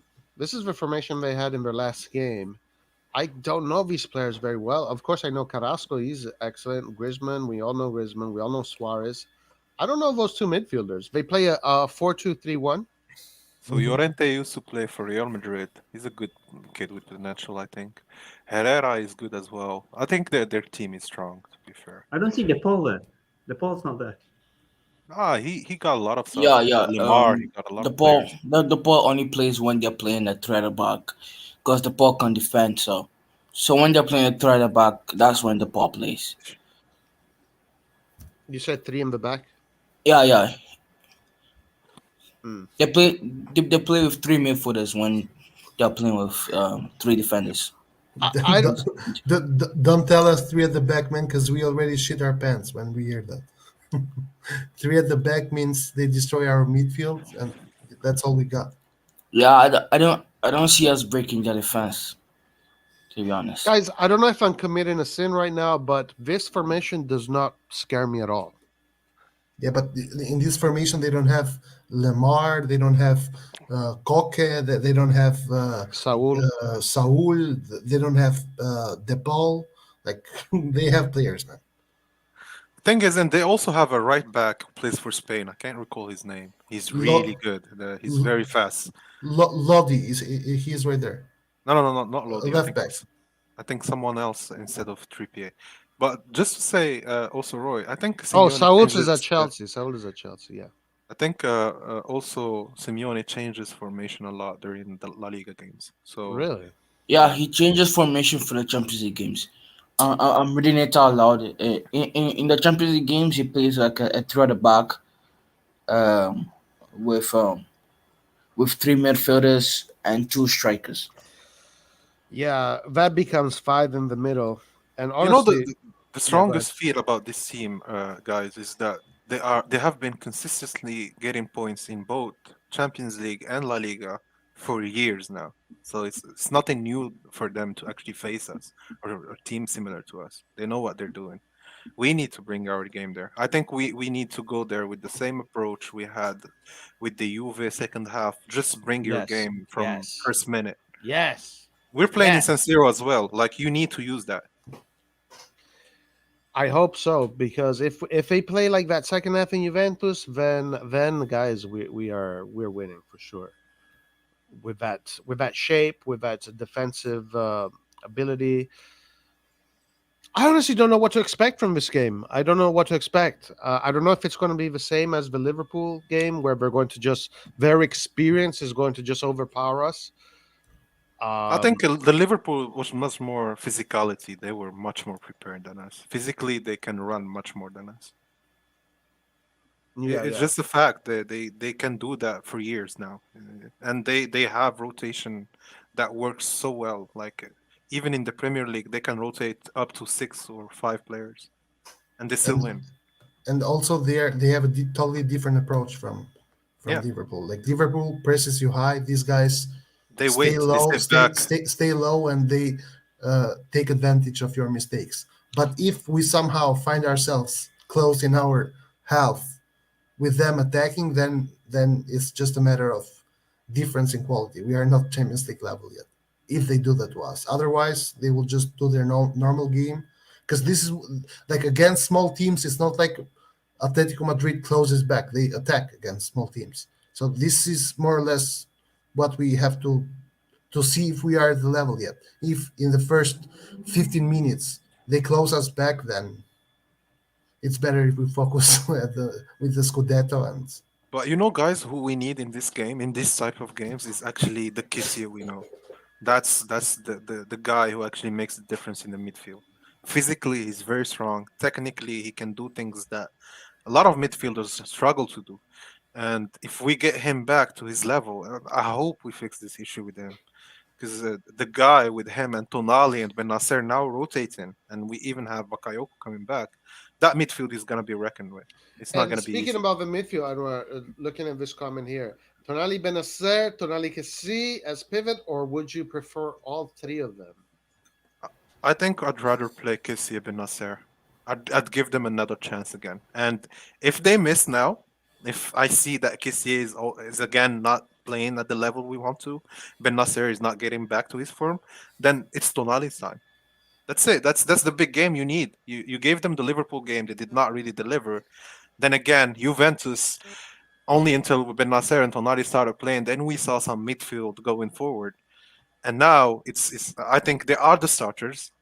They should know that they worked to no, be but here this the, season. Like but they the, worked a lot last season to qualify for Champions League. They need but to they play are this. not our starters. Like we're saying, they are our starters. They are not our starters. Oh, Our starter, I think in Pioli's our mind, starter right now is Tonali. Like no, how can you bench Tonali right now? It would be no. counterproductive. All I'm saying is in terms of form, I agree with you. I think Tonali is at his best form so far. But I think if these guys get back to their form, I think they're gonna sit Tonali to the bench again because they were that strong. Sure, but their forms are hypothetical. Right now, we play the guy who's in form. We don't play the guy who might Uh, become in form some month. Like So, I right so can't now, agree who would with you that. play in the midfield? Because for me, it's I either would Tonali, Kessié, Benacer, or Ton- Benacer Tonali. I want to see Benacer on that field. I would play Tonali Kessie to begin with, and then later on in the game, put Benacer for Kessie. I think we need some muscles in the middle. Yeah, that's what I was thinking. I see Tonali having muscles, but I see him also maybe getting a stupid yellow and a second yellow in this type of games, I especially see playing us. against Real Madrid, Atletico Madrid. They know how to get you there. Like they Yes, always but get you there. you are going to have both Tonali and Kessie, so you're going to have double muscle. The problem is that we are going to lack a little bit in the creativity that Benacer brings. I think after what I saw from Benacer last game, even that cross to Theo, he opened the whole game. Like for me, Benacer looks like he's back in form. that's the Benacer I want to see. He sits back and he does all these crosses forward, and that's how we open to Leao, to Theo, to all these guys. And I saw him doing that the whole 90 minutes. So it was only a matter of fact until we got Theo in, and then we got a goal. But he was doing that even with Balotore. Yeah, Benacer, from judging from that game, looks like he's finally match fit. It looks like Yeah. Tonali definitely is match fit. The question mark to me is Kessie. And this game, I see that Kessié is the most like useful player for this type of game. But if he's not match fit, he's not very useful. I don't think it's a question of his form, like physically. I think it's a question of his mindset. So let's hope he plays tomorrow because he needs to play tomorrow. I think he is playing tomorrow. Yeah, I And think tomorrow- we're gonna see like Yeah. like images of Kessié tomorrow. We're gonna see where he is at mentally. Right. Tomorrow is going to be an indicator of where he is at. I don't know if I'm committing too much of a sin, but this formation, this team, honestly looks like Milan can take this team on. It doesn't look this team that I'm watching here. I know there's a lot of second lines, but it is an inferior team to what I think Juventus is, and also to what I think Inter is, roster-wise. Yeah, Juventus can dream of that midfield, Yeah, I think Juve is nowhere near to Atletico now. or of that attack. to I be honest. disagree. I disagree. Like Suarez But and we Griezmann, or most keen and No, whatever Griezmann other is guys. either Griezmann or Dybala. I mean, they're very similar. Suarez, okay, wins the battle here. The wingers, Juventus wins the battle But by they mile. are much more balanced than Juventus. Like the But way they play, the way wait a they second. fit each other. So let's say Chiesa somehow beats Correa, and what? Carrasco gets beaten by whom at Juventus? Well, you have Cuadrado? you have Maybe- Cuadrado, you have Kulusevski. I mean, Cuadrado is much more experienced than Carrasco. No, Much no, Ah, no, ah, ah. no. Guys, Carrasco Cuadrado plays is for Cuadrado. Belgium. Guys, Cuadrado is one of. Do you guys understand how big Colombia is as a team? It's Yeah. the third It team doesn't in South matter. America. It's But the as a third team. winger, I think Carrasco is much more deadlier. He is very. We wanted him at some point. Yeah, even he's Milan. great. I like him. I like him. But not only that, like if you think only the quality of Griezmann and Suarez, from one mistake, just one mistake, that's all they need. Like for Suarez, he only needs one bad pass from Romagnoli or Theo dropping back. He misses that key, and he can score. Trust me. Okay. Well, you guys watch this league, so you know better. We'll see. We'll see on Saturday, on Wednesday. Well, all I know is that if we lose, then we got to start to reassess our objectives in the Champions League. Should we just focus on the Serie A? Because, by the way, I haven't asked you guys. Do you guys think we can win the Serie A this year? You go on Um, first. we need to sign more attackers during the January window if we want to win the Serie A. But no. Looking at it right now, No, because I still think our attack is trash. It's not trash, but like, compared to Napoli and Inter's attack. No, just Napoli's. Just Napoli's. Compared to Napoli's, no. Like I think Napoli is like a Liverpool. They have a great attack, a better midfield than what Liverpool had when they were pushing for like the title, and I think they just have a lower defense.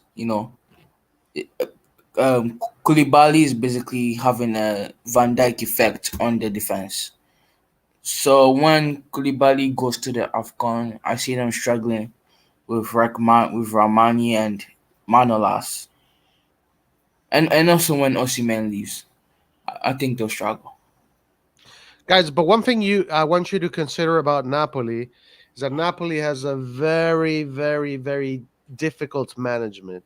If you start losing a game, you start dropping points.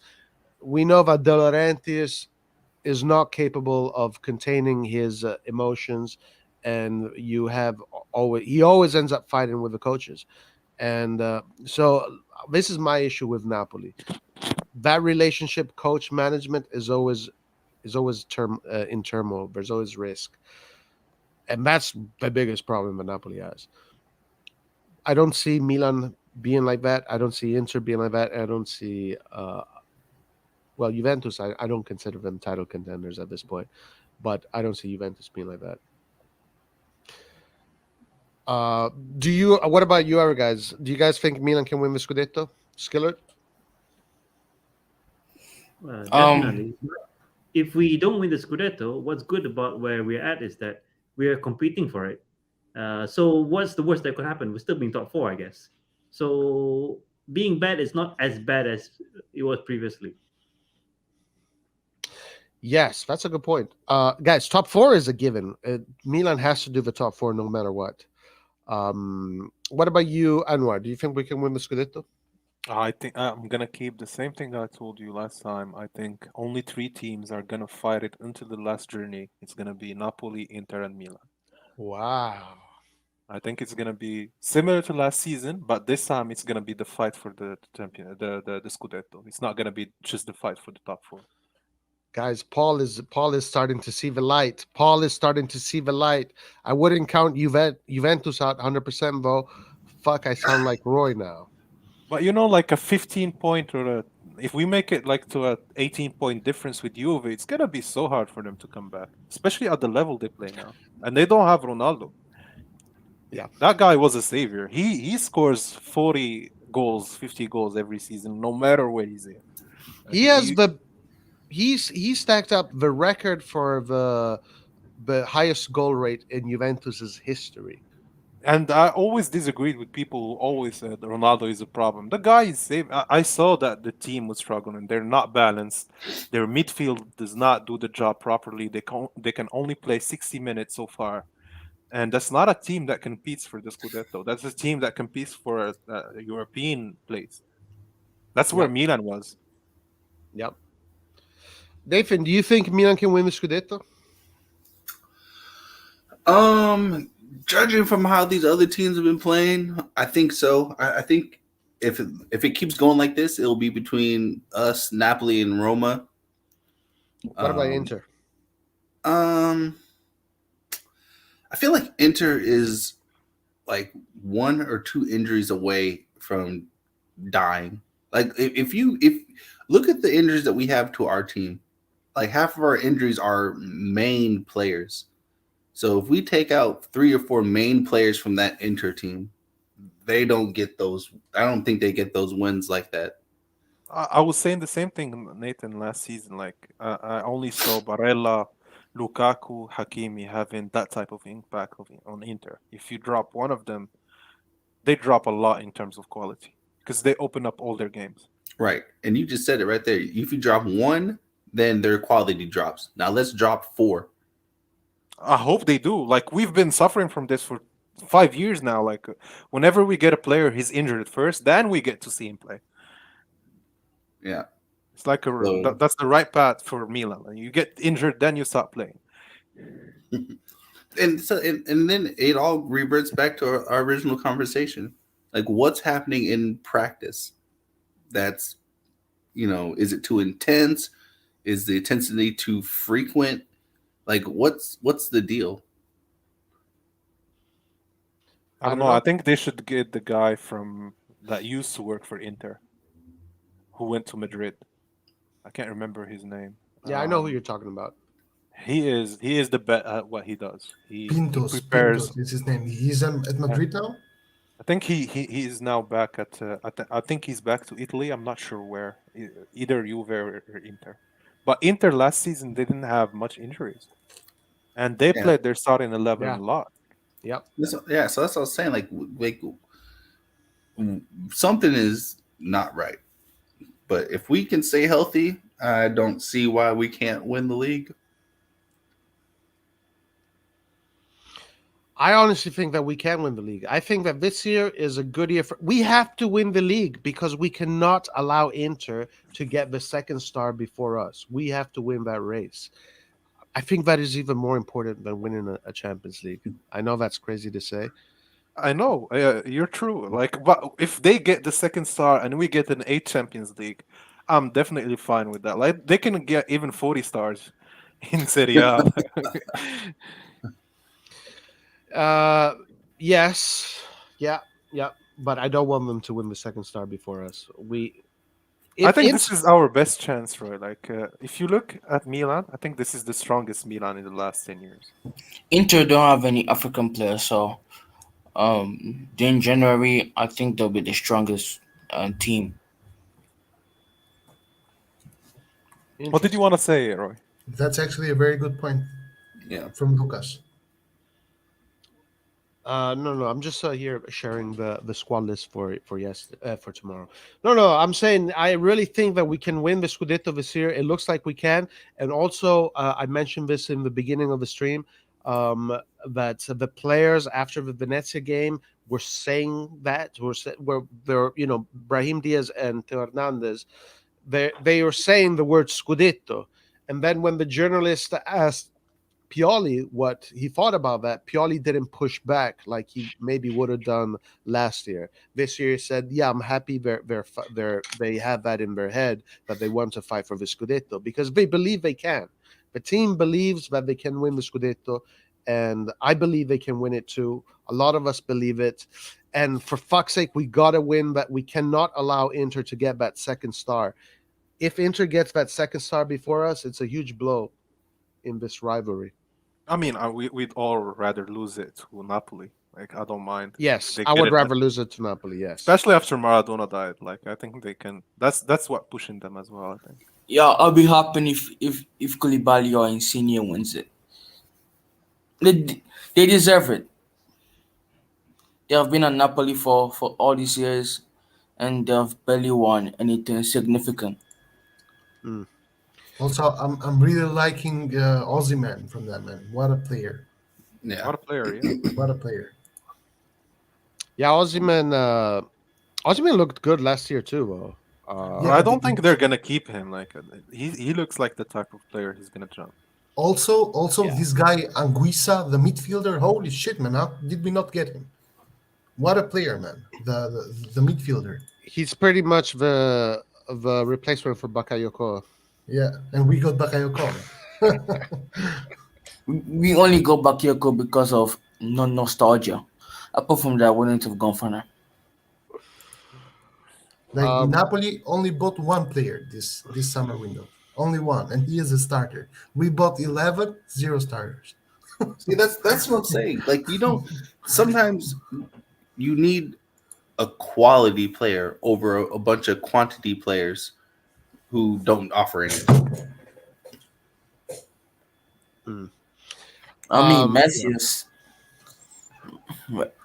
Messi has somehow passed this medicals. Yeah, Doesn't make sense. and he is still not ready. I think he's gonna be ready after the Sosta, after the nationals. mm, It's Yeah. October 3rd. Yeah, yeah, we gotta wait for him. Guys, this is the team list for tomorrow. Let's look at that attack. The attack: Giroud, Leao, Maldini, Pellegrini, Rebic. Any opinions on Pellegrini? Even though we didn't see much of him. Yeah, my opinion is straightforward. This guy's physique is amazing. Amazing physique. Simple as that. You already know this guy is going to score like 15 goals this season. No, Well, 10. Yeah, 10. bless you, man. I 10, hope you're 10 right. minimum. 10 minimum. 10 minimum. Bless 10 you, minimum. Lucas. I hope you're right, man. Because Yeah, I hope he always plays right. 10 games though. The 10 games he plays, he gets 10 goals. Because Lucas, we have Giroud and Ibrahimovic. You gotta think about them. They're And then gonna. Yeah, Rebic, but the Rebic. if yeah, they're but not- Ibra can't even play like a full 90 minutes. And it also depends on how he does. So let's say tomorrow he does play. Let's say he gets like 2 goals, and then the next game he gets 2 goals. You got to keep his momentum going. Yeah. Yeah, I think you should start over Rebic if he's Rebic on is not form. starting tomorrow. I think Leao and Giroud are starting. But let's be honest, we're not going to see much of Pellegrini this year. And that's a mistake. guys, to be fair, I don't know why you're saying this. When we have played so far 5 games, and in 4 of these, neither Giroud nor Ibra have been available. I don't know why you keep saying this. Well, We know because for a the- fact- we because know for a Rebic fact- is the third choice. No, but at some point, the Rebic is going to have to play on his side. But that comes only if Pellegrini shows himself. Otherwise, we're not just going to play Pellegrini without him having Yeah. shown something, or at least that he is worth it, or at least that he can head a ball inside the net, or he can score. That's the reason And- why. But other and- than that, I don't consider Ibra, even though he is our best player by far, and he could be one of my best players ever, my favorite players ever. Ibra, I don't see him playing too many games this season. Like we already saw it. He played what? He came in the 70th minute, played 30 20 minutes, minutes. and 4 games out. So this is probably going to be him during the whole season. So Pellegrini is going to get his chances. Yeah, Even- and if we Sorry. make the Europa League as well. Oh fuck! For the first time, I really don't. I agree with Laird about the Europa League. Skillard or anybody here, Skillard, what did you think about Pellegrini? Even though we only saw 20 minutes of him, a few touches here and there. Any opinions? Not enough for me to judge, but I do want to see him in the, you could say, not a critical game. So what's important, what I see as for these players, rotation wise, I want to see the Coppa Italia team, not our best 11. Fully give these youngsters time, give them the space, let them play these Coppa Italia games. Then I'll judge Pellegrini. But at this moment, no, I'm not going to judge. He needs to start. Like we've already said that it's difficult for players to come into a game and get into the tempo of the game with only 10 to 20 minutes. Like it's difficult. So I think he needs to start so that way he can be in tune with the rhythm instead of playing catch up. Yeah, the little thing that I saw about Pellegrini is I agree with Lucas. For a 20-year-old, this guy's physique is crazy. The ceiling with him can be amazing if he doesn't get all these injuries. And he was very composed with a few little touches that he had. There were simple touches, simple passes, but in positions where there's a lot of traffic. So he showed composure there, playing the simple game. Not really much. He had a moment where he kind of got pissed off because the ref gave him a foul that he thought wasn't a foul. Very hard to really have a strong opinion about him. The one thing is that he's 20 and he's already played 4 years in top flight division football. That's crazy that this guy is 20 and already has 4 years of first division football. Physically, he looks like he's 28, 27. I mean, this guy's what is the limit for this guy? Who knows? Anwar, what do you think about Pellegrini? He made some good runs as well. Like I saw his movement. Yeah. He offered like 2 really good runs to Saelmakers, but Saelmakers decided to do otherwise. But that's why I think he got pissed during the game because he could have scored if he got the ball forward. But from what I saw him not losing the ball, and I saw him even getting the ball back. Really true. aggressively, like the Mandzukic way. I like that. You're right. And I like the fact that he's 20. He's there to compete. He showed that. Like for me, showing character like that, it's okay. Because you're only given 10 minutes, you're not gonna score. But if you do, that's great. But even if you don't, just holding the ball back, playing whatever the coach asks you to do, that's enough. Yeah. And even though I think with Saelmakers, he offered the runs. That's what a striker should do. You should create room and space for yourself and run forward. And he did that. True. His movement off the ball was really good. Yeah. Yeah, so let's see. Hopefully we see him tomorrow. There's rumors or in that starting lineup, Giroud is playing. I don't know if that's going to happen. We'll see.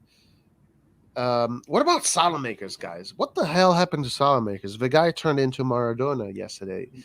Nathan is saying that now that's his new standard. I don't agree with that. No, it is. I think he watched our podcast. Like that's the only way to explain what happened to him during that game. Because the guy was like he was inhabiting like Ronaldinho's spirit or whatever. Because he never played like that before. He never showed that. I know what happened, Nathan. You know the fact that I think that Diaz was not there, Ibra's not there, Giroud's not there, Rebic is not there. None of these guys are there, so he can do whatever he can. So no one is going to be pissed at him. He felt like he had to take he has responsibility. Yeah. And I like that. I even saw like a comment from Marchetti who said, I think what Saelmakers showed to Pioli today that he can also offer another choice as a playmaker. Yeah. I don't know if like with what we saw, he actually played in that position of a playmaker. That's what he did during those 40 minutes. Correct. Yeah. Interesting. Yeah. I didn't think about that. But yeah. And see, Roy, you got to admit now, do you see the difference when you have a right winger who attacks and can dribble? Hold the phone. No. Hold the phone. No. Take away Saelmakers' name, and he's just a black and white player, no name, no nothing, and just look at what he did. Do you see the difference? I've never argued on the right side. I have never argued. I've never argued the importance of having another player that can create offensive options. I believed from day one. This is where we disagreed.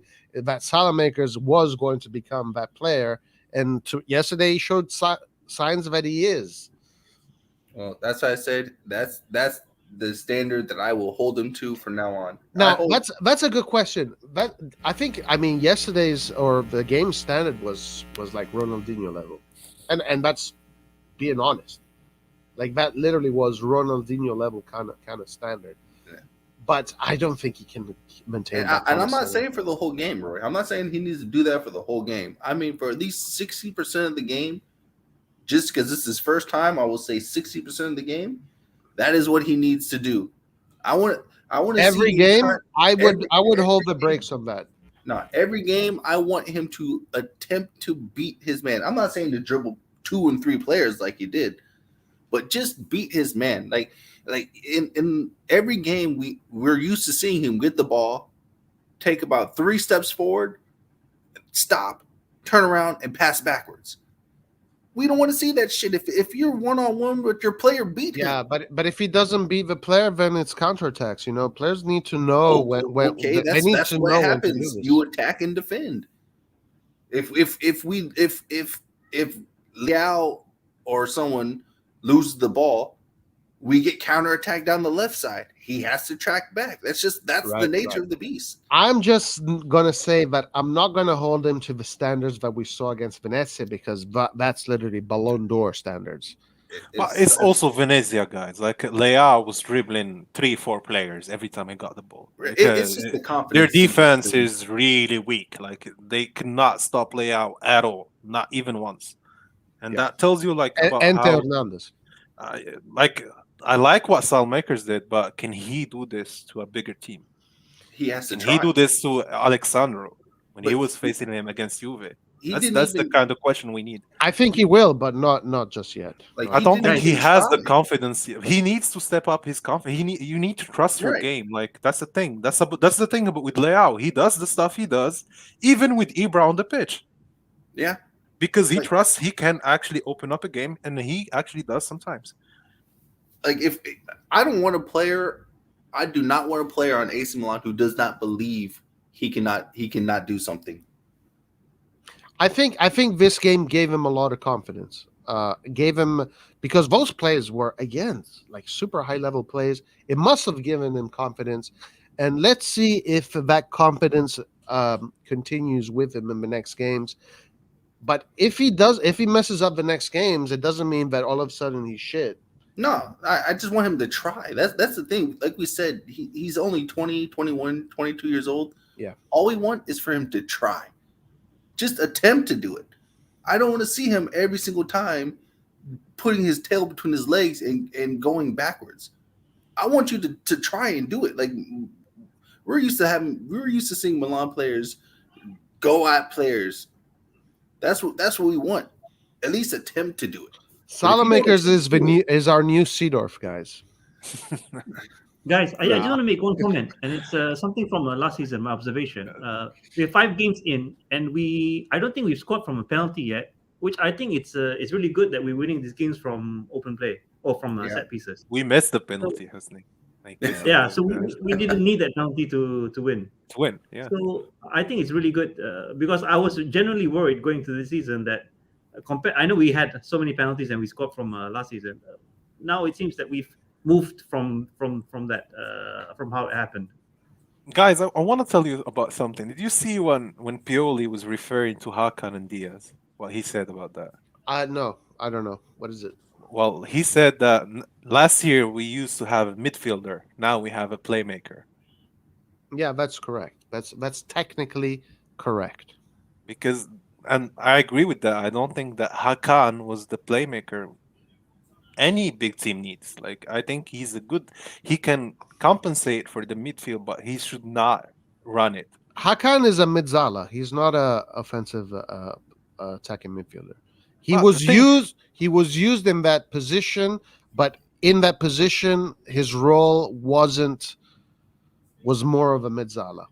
But he played the same position and even more offensively in Leverkusen. The same formation, same thing. He used to wear the number 10, and that's what he used to do. That's true. So you cannot tell me he's not used to play as a playmaker. He should do that I don't think he was consistent enough. And No, I don't but see he's him. more of a hybrid. And even now in Inter, I don't see him being consistent enough. I see Diaz being consistent, which Okay, is surprisingly good enough. but do you agree with me that Brahim Diaz is more like attacking midfielder, second striker, where what's his name, Çalhanoğlu, is more attacking midfielder, mezzala. Yeah, I agree. I think even Hakan can play as a second striker. And that's why the Milan management wanted Yasin Adli to come this summer to be a Hakan replacement. Cause Yasin Adli is basically like a left mid slash right mid slash cam. I love this comment. Sorry, Lucas, but I love this comment from Save. The last one. Well, the shawarma guy said that he's gonna celebrate if he scores against Milan. So I think that's not only gonna happen in his dreams. So And the bizarre thing that he said is the Milan fans still love him. yeah, I was like, confused. I love the guy. I think he's amazing. Like, I think but he's why a is he great taking footballer. shots Like at what? Milan? Why is he Like, pissed now? Like, Because there's like so what are many the Milan Milan fans? haters that have just destroyed him. You know, Like no, what but are the Milan fans in Milano smoking? Like why good taking shit. The pictures good of the shit. guy? I'm confused. But to be honest with you guys, like I agree with I think Costa Curta said this. Diaz is the only actual 10 we got since Seedorf. All the others are not Milan quality. All of them. I can't think of any others, to be honest with you. We got Keisuke Honda. We got Boateng at some point. Hmm. Uh, Well, so far, yeah, you're right. so yeah, But I want to see more of this. Let's bring more Real Madrid players but because let they me say scored against Also, Valencia. let me say something controversial. If we played Çalhanoğlu against Liverpool, we would have defended much better, and we probably would have won. but maybe we wouldn't have scored. Like, I don't know, man. Like the thing is, even Pioli said that so far we have played with not with a centrocampista, not with a real cam, but with a midfielder, and this is what Çalhanoğlu was. He wasn't Yeah, really a trequartista. exactly. And I was saying that all summer, guys. I was Yeah. saying that all summer. Yeah. So right now, I think we are playing with Diaz, and I'm all happy and blah blah. I don't necessarily think Çalhanoğlu was a great player, but I've been critical at the fact that we should have substituted him, and we haven't. So let's forget about it. That being said, Çalhanoğlu being salty and saying shit like, "Oh, I will celebrate if I score against Milan." Man, you haven't scored in 21 derbies you played. Like, you're not gonna score this time. Like, And shut he up. can't score. He can't score against big clubs. Yeah, He only like, scores against small clubs. Çalhanoğlu stayed with us for 4 years. He had 6 months, which he played really good, and it was 6 months without fans. Man, Çalhanoğlu shits himself every time there's fans in the stands. So I'm not worried about him doing great games. And plus when Ericsson comes back, he's going to get benched yeah, instantly. but I don't think Ericsson is going to come back as long as he has the thing. Heart Because condition, yeah. yeah, because it's not allowed in Serie Too A. soon, yeah. Thing is, like I think that like the moment that Inter loses either Lautaro or Dzeko, we're gonna see the real face of the weakness of that team. Because now we're playing without Giroud and Ibra, and we're still managing to get points. That team is really playing on the level of where they have these key players. If they miss, then the whole strategy is not there.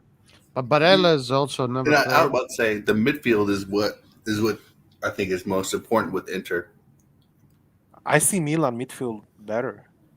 Oh yeah, we're better, but I mean, just talking about Inter though, I think their midfield is what makes that team work right now.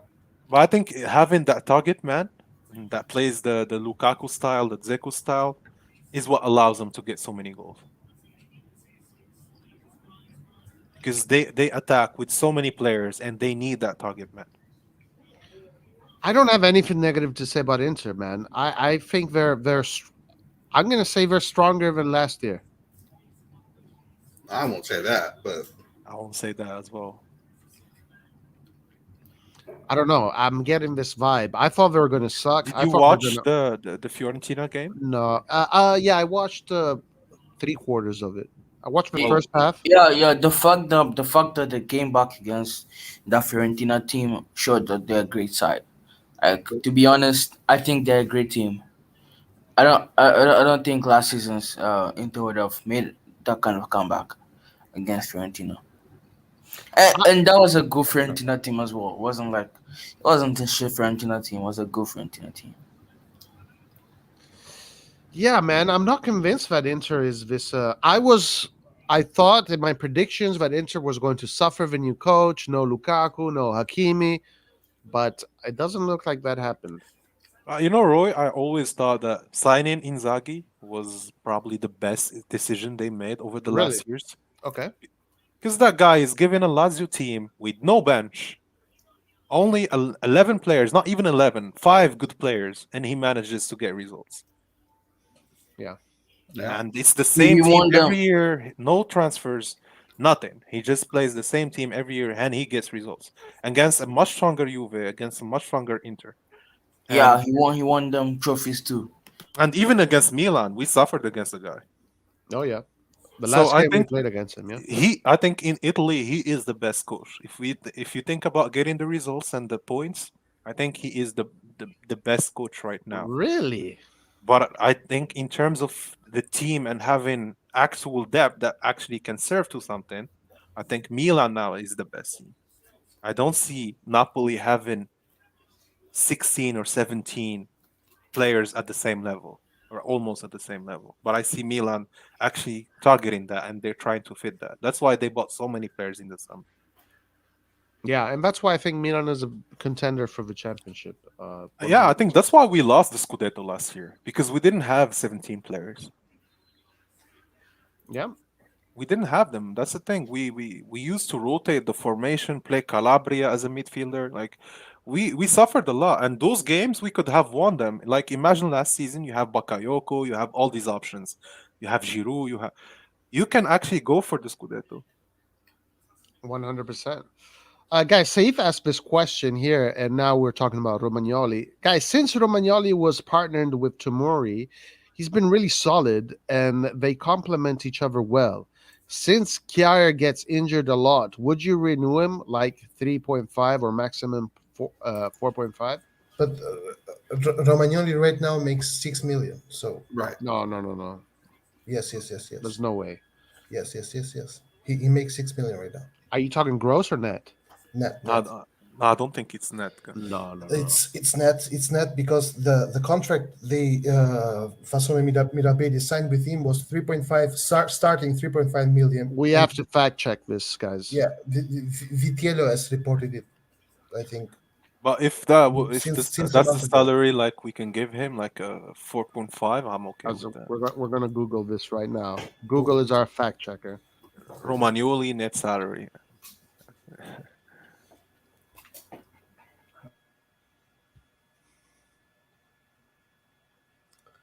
The hell is it? 3.5. Romagnoli went from earning about 2 million net per season to 3.5. and this is the first year. It's 500 plus each year. Okay, but it's not 6 million. Yeah, I mean, but it is like if Yeah, you it add says here like the second Fi- link. It 5 says annual 5.6. Sorry, 7.6 salary this one here. annual. Just read the annual. no, but that's the annual. That's the gross number. Yeah, that's the gross. But Yeah. if you take the taxes, I think it's gonna be around 5.5 or 5. No. If you take the taxes, it's 3.5 because in Italy it's 45% taxes. So 45? 45% taxes. Yeah. So All right, here it is. you This is just the you number. divide it by 2. But again, Oh, this is pounds though. Oh no. But I think that's gross. That's not net. if it's per week, then it's gross. Yeah, so this is gross then. Per year playing for AC Milan, 6 million per gross. Then that's gross. But the thing is, in his contract, it's plus 500,000 euros Every year. Every year, yeah. And it's tier one reporters for Milan reporting it. So Like Well, I so cannot he find, so find he the made detail. enough money. So why does he need more? Like, No, but if we're gonna give him like 7 million, I'd rather get Ramos or like because offer that money to a much better defender. exactly. So Fasone Mirabelli made a mess with this all renewals and stuff, man. They kept on. Bilia was making 6 million net. You remember? Like some crazy numbers. No, I remember Biglia was making a lot. Even Bertolacci was making a lot. Yeah, Bertolacci, right? Yeah, I watched the game when I saw Flamini, guys, remember Flamini? in San Siro. I saw like three old guys, like they must be around 70. They're three Italians sitting in front of me. They only spoke when Bertolacci touched the ball every time because he messed up that game so much.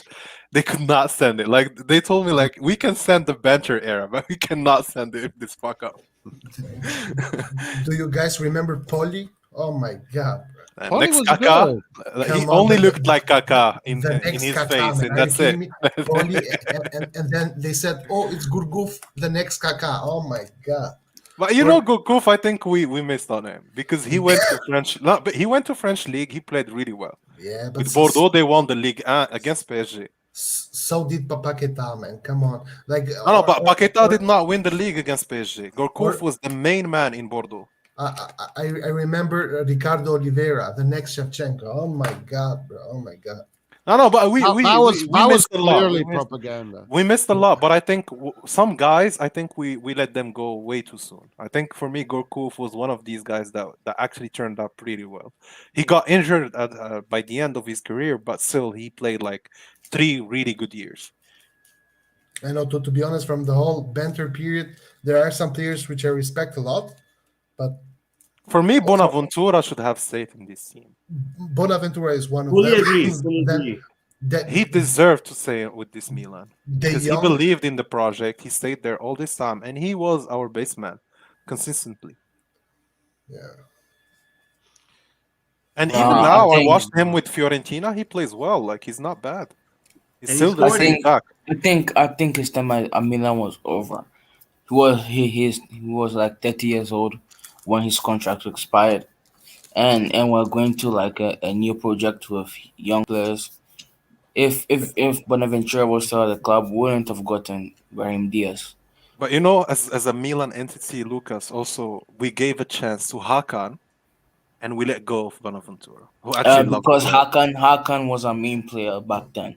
I think back- they had the but- same level but at no, their best no. form. I Back think even then- Jack can be a starter. No, back then during the COVID era, where the COVID era started, Hakan was miles better than Bonaventura and was Sure. one of our Yeah. best players. Bonaventura wasn't even like playing. No, he was playing, but he wasn't starting games. Also, Once- keep in mind, guys, that Bonaventura looked good because he was surrounded by shit players. It's not like Bonaventura is some great level. He's playing in Yeah. Fiorentina right now. He's playing good, but in my opinion, that's the level. He's not No, but you The- can the see right that his He's player- not touch. Champions League level. exactly Because if he's he not left the for player free, he for left this for Milan free. right now. If he was that good, then Napoli or Atalanta on Yeah. Inter would have gotten I'm him. just thinking now we only have Diaz in that position. Maybe keeping Bonaventura as an option. No, No, I think no, I no. think if we got someone better, like Exactly. a Vlasic, then we wouldn't be complaining. Like I would rather keep that spot open than occupy it with Bonaventura and then not be able to sign someone else. I don't know, man. I love to see Jack play for Milan. No, In all these players, I think he was the only one with enough quality to play with a strong team. I think he could have played even in that Juve back in the time. I think he could have joined and played there. He had the quality of that team. Yeah, I don't know about that. I think he did. Just the fact that he played with so many shit players, you cannot really showcase your potential that much. No, but at least I don't know. Like Suso, for some years, Suso was our holy grail, like the best player ever. No, but I don't see why you would keep Castillejo to let go of Suso if No, Suso but- can give you more. No, Because Suso used to kill every counter attack, which Yeah. Castillo does as well. Get it? But Suso was unwatchable. Like our Well, Castillejo kills everything. Like Yes, Yeah, not but even the Castillejo- counter. No, but Castillo helps defensively. Suso wouldn't help defensively and would kill every single counter attack. And like I still have nightmares of Suso getting the ball, killing the flow of the play, cutting on the left, crossing wrong, and then counter attacking. Like I still Suso have nightmares. was our best player. He Suso was- thought I he think was I think missing Suso this was round. good, man. I think Yes, even in the Suso- big matches, Suso he was showed the- up. he was the only Suso- reason why we were getting points. Sure, Yeah. but Suso was the best player we had of a shit team. Yeah, Suso, Yeah, but Suso, still, he's good. Like Suso was the only No, no, one no, no, that no. that I'd still take. Suso is the only one. Like especially with sales makers, I think Suso would bench sales makers. No, I disagree. No, I don't think so. I think with Yes. this team, Suso could have showed more. Yeah, Yeah, me too. I agree with Anwar. I disagree because this team needs someone who also helps in defense, and Suso doesn't. Right? He no, doesn't fit the Suso system. helped in defense. Well, like we No, say, Suso no, helped guys, not that I much. want to get this thing straight because we say Castillejo defends. He does not defend. He only tracks back. He does Yeah, not get the track- ball back. He Yeah, does but not really tracking defend. back is better than not tracking I back. completely Yeah, for disagree sure. with all this negativity towards Casilla. I think he's an excellent football player and he played really well for AC Milan. I don't understand why people hate him so much. No, we don't Because hate he's him, worthless. Roy. This is not hate. We're just stating the fact. He's not really adding up to that wing style he should be playing. He's the number 7 of Milan. Yeah, he's not of the greatest quality. I Yeah, agree. so we cannot say he's an excellent player. We can say he's a good sub or he's a good great option for the. professional.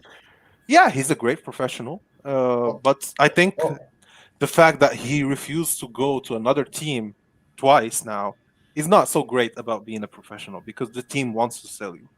Yeah, he changed his agents like 2 days before the end of the transfer market just to stop a move away from Milan. Like the guy lost my respect then.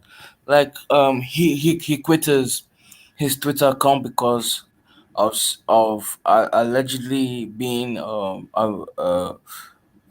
bullied on Twitter, but which I don't think is 100%. And then the following match against Cagliari, Milan fans sang for him uh, as basically a final goodbye.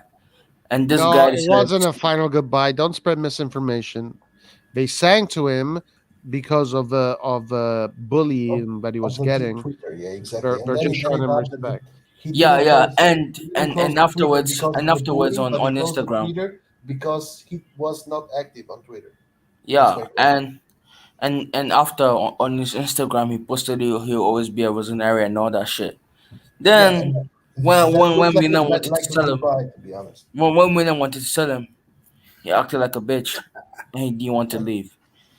So He's I a lost big my respect for him. he's a big pussy bitch. Yeah, we could have gotten that money to sign Favre. That's why we needed money from him to sign Favre. We couldn't put up 15 million for Favre. But nobody was willing to pay money for Castillo. It was No. all I mean, local. Yeah, But yeah. still, like, if there is so much rumors about a shit players, they must be true. Like, rumors that are not so true are about big stars. The other ordinary players, most of the rumors are true. When they come to you know that Milan wants to let him go. I've seen the coach play him like 30 seconds by that game before the end of Mercato. It looked like the door was opening up for Castillejo to leave. He had problems with the fans. Everything is saying that he's leaving. And then, no, I want to stay and prove myself. No, man, we've been here for 4 years.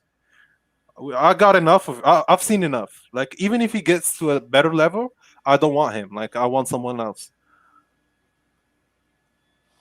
I'm not being. I'm not being hateful. No, I'm not being.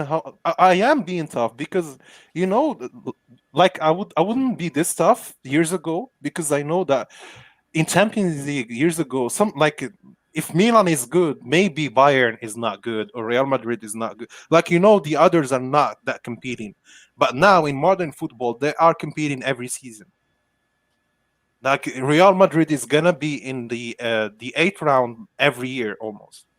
Liverpool's the same thing. If they miss it 1 year, that's okay. But next year they're gonna be playing that. So Chelsea we don't missed need it any 1 year. Casillas. They don't have them. Like if you look at these big teams, they don't have them even in the benches. Hey, listen. That's the quality. Like Roy, if you want to reach it, all these teams are there because they maintain a certain level of quality inside the locker room.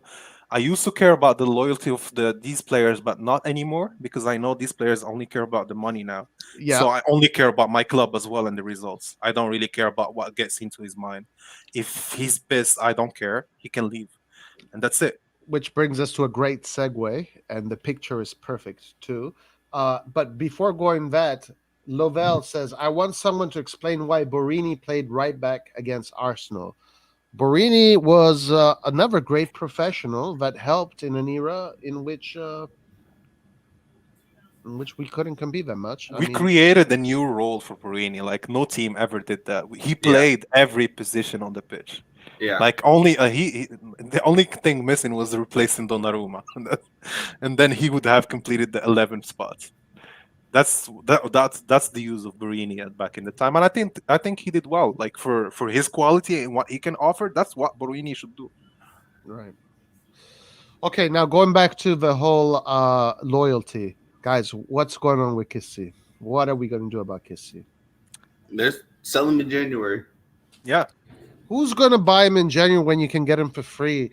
Because you buy him for January, and he's not even going to be with you for a month. PSG, Chelsea, Liverpool, the Manchesters, Tottenham. Those are 5 to 6 teams that all want Kessie. Considering he's not even going to be available for January, nobody's going to buy him. Why would listen, Roy? We lost the guy. The guy is gone. He's gone. Why would he not be available in January? Roy, just listen to one thing. This January, before 1 year of the end of the contract. 6 months. 6 months. With Kessié, the thing is, like, with even all these players now, like, if the contract ends, most of these players are probably gonna go to PSG or Man City because they offer the highest salaries. But if you are Atletico Madrid, you cannot offer him 12 million per year, but you can offer him 8 or 8.5. You can actually go bargain for that in January because you do not want to open the room for PSG in the summer. Right, you want less competition, so you want to get there early. 8 million to Kessie right now, it's offensive for us. He's been playing like shit. First of all, he does not deserve it to me. Yeah, so 8 million it's out of the question. And actually, as long as he keeps on playing like this, he's not even going to get better offers from other teams. If he finishes the season like this, no one is going to give him 8 million. I think we are just seeing numbers, thinking that every team or every team in the PL or PSG just gives huge salaries. For Wijnaldum, which PSG got from Liverpool, a starter for Liverpool, a key player for Liverpool, Wijnaldum is making 4.5 million at PSG. Why didn't they give him? He's old as well too. He's 30. No, I don't think he's making 4.5 million. I think he's making like 8 mil. What? Yeah, I think he's making 8 mil. 8 mil because he was gonna sign. But he cares about the money. He was gonna sign for Barcelona, and then very last minute he changed his mind and signed for PSG. Yeah. So he went for the big bucks. Wait, who are you talking about? Wijnaldum, the captain of Netherlands. Yeah. So and he gets 4.5 million net, which makes 8 million gross. But Kessié is still 23. He's 24. Kessié is very young. He is 25 now. But the thing is, he is still very young. But the problem is 8 million is a crazy sum. Hakimi makes 6. Hakimi is the most important player at PSG. Makes 6. Wait, Red John, where are you getting this values from? Because in my understanding, Hakimi is making like 10 mil. PSG increases salary from 5 mil to 10 mil. No, again, you are wrong, man. Because you are not understanding the net and gross salary, and it's not just your problem. It's the Italian journalism as a whole problem. All Italian journalists get gross numbers and they report them as net. This is why every person in Italy thinks that in the Premier League people get twice the salaries. No, 10 million gross is 6 million net. It's the same number. I'm talking about how much Hakimi gets in his pocket. You are talking about how much Hakimi gets in his pocket plus taxes. Get it? This is how do you know you're sure about that, Red John? Because I all you need to do is search for it. Nah, I mean, Red I John, I Red know John. what you're saying. I know what you're saying, and I know what Red John is referring to. But how do you know it's not 20 gross and 10 net? Because the number is 10 net. It's 10 gross. Okay. Nah, nah. It's more I like don't agree with you it's here, more bro. realistic to be what Red John is saying. By the way, Nah, you cannot go from Inter 5 million to He was not PSG getting 5 6 million million. at Inter. Again, you're He making the same was. mistake, my man. He was making 2.5 Okay. net. How much was Lukaku getting at Inter? Lucas, 6 million net, and now he's making 12 million net at Chelsea. Lucas, No, he was Milan, getting 7.5 million What? in Inter. Lucas, Inter needed to sell him, but you're not counting that. Yeah, but that's not my point. My point is that PSG increases salary. That's my point. Yes, and they more than doubled it. He was getting Yeah, he around 3 at Inter. He's getting 6 now at PSG.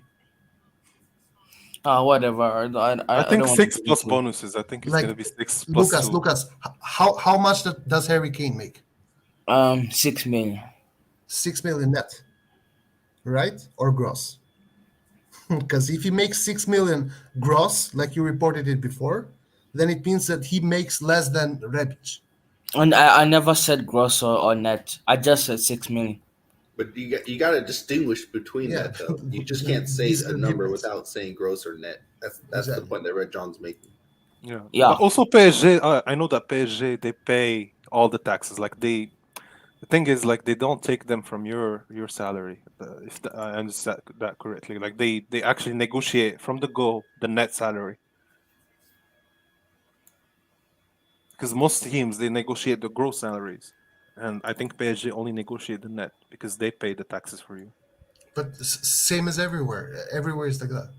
Oh, but in the other places, like they will tell you 12 million, that's the gross. PSG, they tell you 12 million, that's the net. No. Everywhere, but in Italy, it's not about. In the end, in every country in the world, the taxes are paid by the club. You know, You I just found many websites that say that Hakimi's agreement is a salary of 8 million per season plus 2 in Mhm. bonuses. Yeah, and So that's it's that. around 10 if they And win French league and make it the exactly. semifinals. And that's 10 gross, which makes 6 net. This is my point. They don't really specify even in the articles if it's net or gross. But if they don't specify, I think it's gonna be gross. Exactly.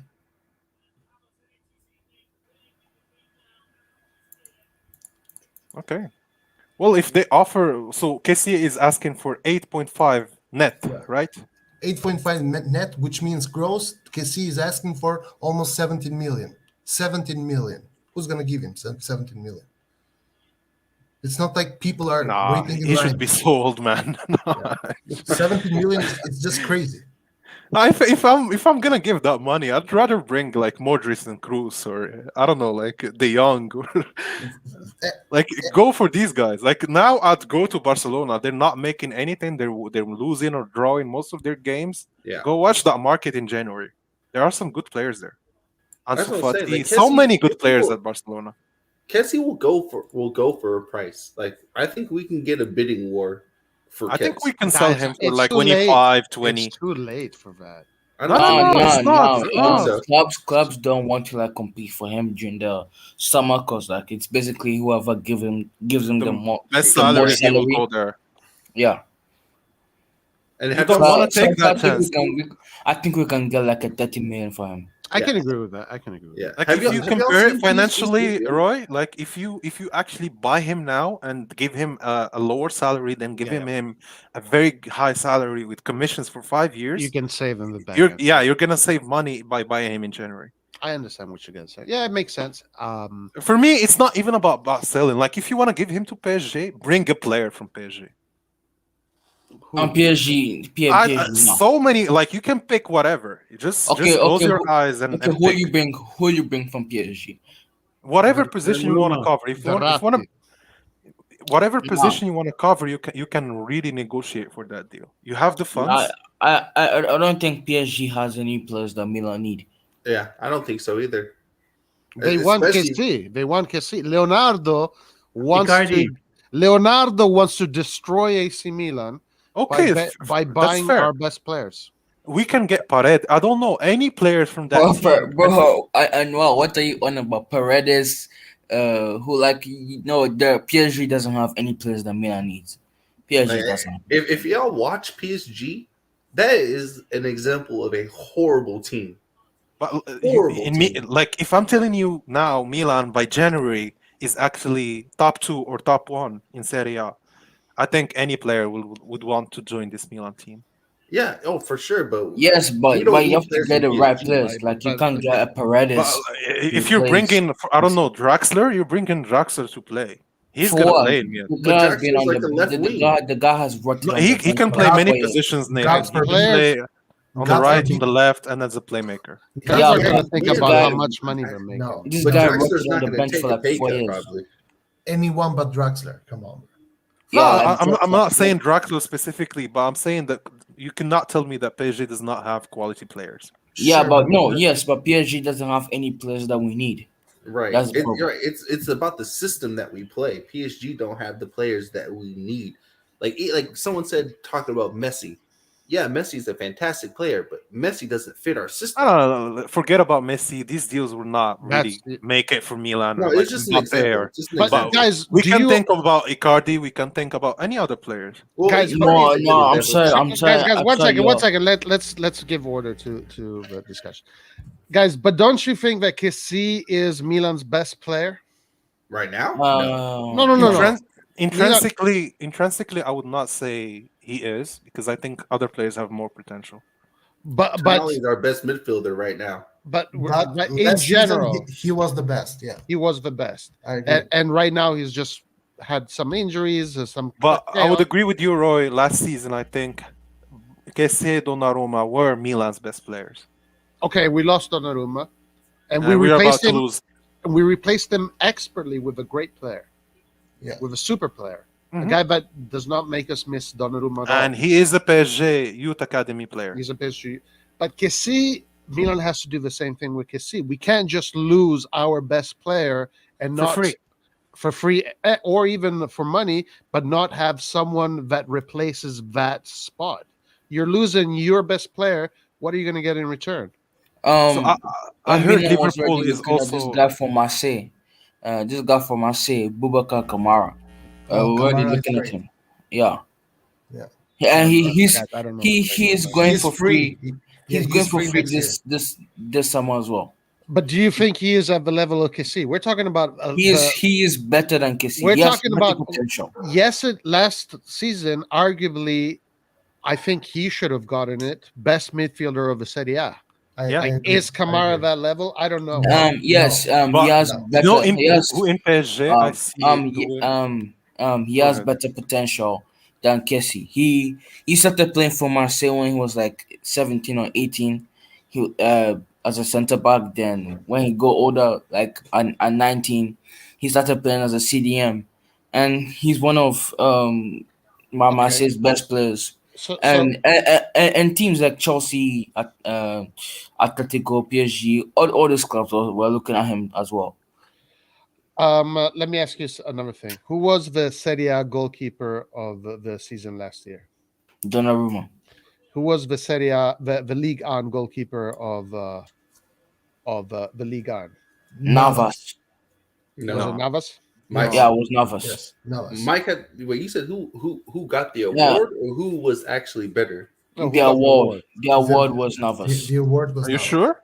Yeah. yeah. Yes, Okay. How can that be possible when Mike had the best goalkeeping Yeah, stats out of it's- all the because keepers in the PSG league? It's bought the PSG league. bias, man. PSG bought the All right. league. Okay. Oh, well, then Okay. I don't Okay. care So about all that then. let's go by the stats because that's really what matters at the end Right. of The the day. stats say Mike. The stats say That Mike, makes sense, though, Lucas. That makes sense. Why That- they would get it? but the stats obviously say Mike. So that's really what's happening on the Yeah. field. Now we were lucky to get Manin, but if you're selling the best midfielder of the Serie A, you have to replace him with the best midfielder of the Premier League or the La Liga or Ligue 1. Yeah, but Yeah, Roy, you should look for that. You also got to remember that Most Both teams players don't. cost 70 million, 60 million. Milan was supposed to sell this guy this year for 70, 80 million. Yeah, I for agree. me, they should have sold him this summer if you I knew agree. he was not resigning. And that's how you draw the line. Milan does not need these players. Even Maldini said it, which I like. He told me something, but he's not sharply applying it in the locker room. Like he told them, only the ones who want to play in Milan will play in Milan. I agree with that. So if he does not want to, you should sell him. That's the deal you should look for.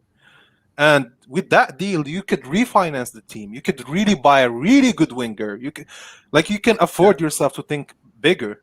And for me, like why I said the PSG deal, because I think PSG is the most probable team who's gonna sign him.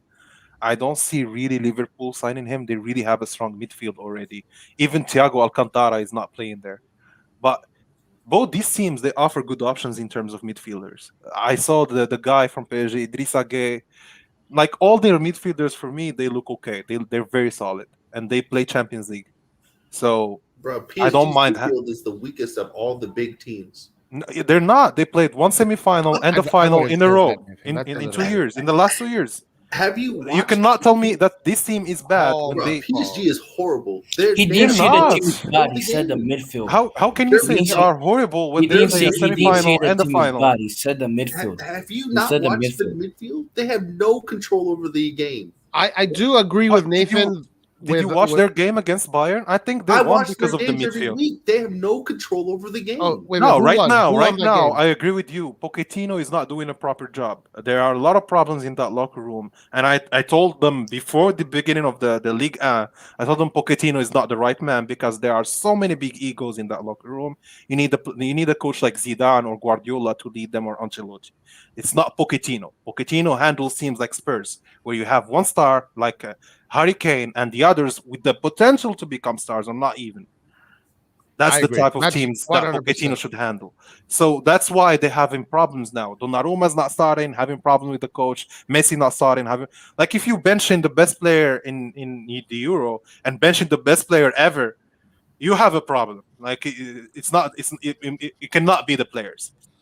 Okay, but from a technical, I don't want to go into too much PSG. From a technical perspective, playing Messi, Neymar, and Mbappe together, all three. But that's not even the problem. They have no midfield. But the thing is that Messi doesn't come and help. Neymar doesn't come and help. Well, remember You need- the 4-3-3, you need, those wingers don't necessarily have to come down like that. Okay, listen, I do agree with Nathan that PSG just seems like it doesn't work, and I agree with Anwar. The reason is why that the coach is maybe biting off something too big or whatever. But to say that they have the worst midfield when they have arguably Italy's best midfielder, Verratti, Argentina's Best midfielder. Paredes. And I mean, Idrissa y'all need to Gueye, watch who's not given a lot of credit, but I think he is a really good, decent midfielder. And I saw him handling PSG the midfield much more than Verratti and Paredes. That guy, Idrissa Gueye, and he's 31. He's not being given a lot of credits, but I think he's a beast of a midfielder. But let's not focus on PSG player, guys. All I'm saying is that you can use KCA to finance your next midfielder deal. I mean, they were supposed to do that. Yeah, either trade him, sell him. I don't care. The guy does not want to stay. I'm not gonna prepare him for the next competitor. Let's be honest. How disappointed are you that this is not going the way that maybe we wanted it to go? And do you guys think that this story is going to end well in the end for us? Yeah, I'm just happy we're gonna get rid of all these Fasoni players now. Like this is gonna be the last of them. And we got rid of all of. But I think that Maldini is doing this because he saw a problem in the way they picture the club and how they see themselves as professionals. If you tell yourself, I love this club, it is my pride to wear this jersey, whatever, and all these talks, call yourself presidente, and then you do this, like even if I was a young kid, I would not do this kind of behavior. Yeah. I think Kessie will renew, first of all. And second of all, I don't think it's just an isolated case because if you remember, it started with Donnarumma since 2 years before he left. Oh, Rayola is the worst, blah blah blah. Then it happened the same with Çalhanoğlu's agent. Then now it's happening the same with Romagnoli, and could potentially happen the same with Kessie, even though I still believe that he will renew in the end. The problem is that even though the management is trying to get rid of the players that don't want to be at Milan, blah blah. The way they are handling stuff does not give me faith for renewing other players. Like what reassures me that Theo will sign the new contract?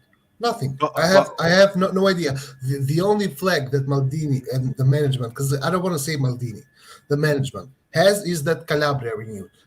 But Calabria is a Milan fan, man. Calabria is. And he got fined too. And he got fined as well because of that. But it doesn't matter. Like, if we remove Calabria and Tonali, which are Milan fans, the rest are not Milan fans. The rest are professional players. But no professional, John, will ask from a raise of 3.5 to 8.5. Because you played one good he year. earns like 2.5. Like that is so much. I'm not even doubling. I'm not tripling. That's 4 times, 5 times the salary you're making. So wait, that's so much. If Theo comes and says he wants 6 million, what? How much is Theo making now? Because you know the deal with Kessie, the renewal has been going on for 2 years now. Yeah. It's a 2 years process that Maldini has engaged to renew Kessie, and it's not done yet. And it's even every worse. time like he asks for more. Yeah. Well, I agree with the management if you want to let him go, because at this point I'm not keeping the Ballon d'Or.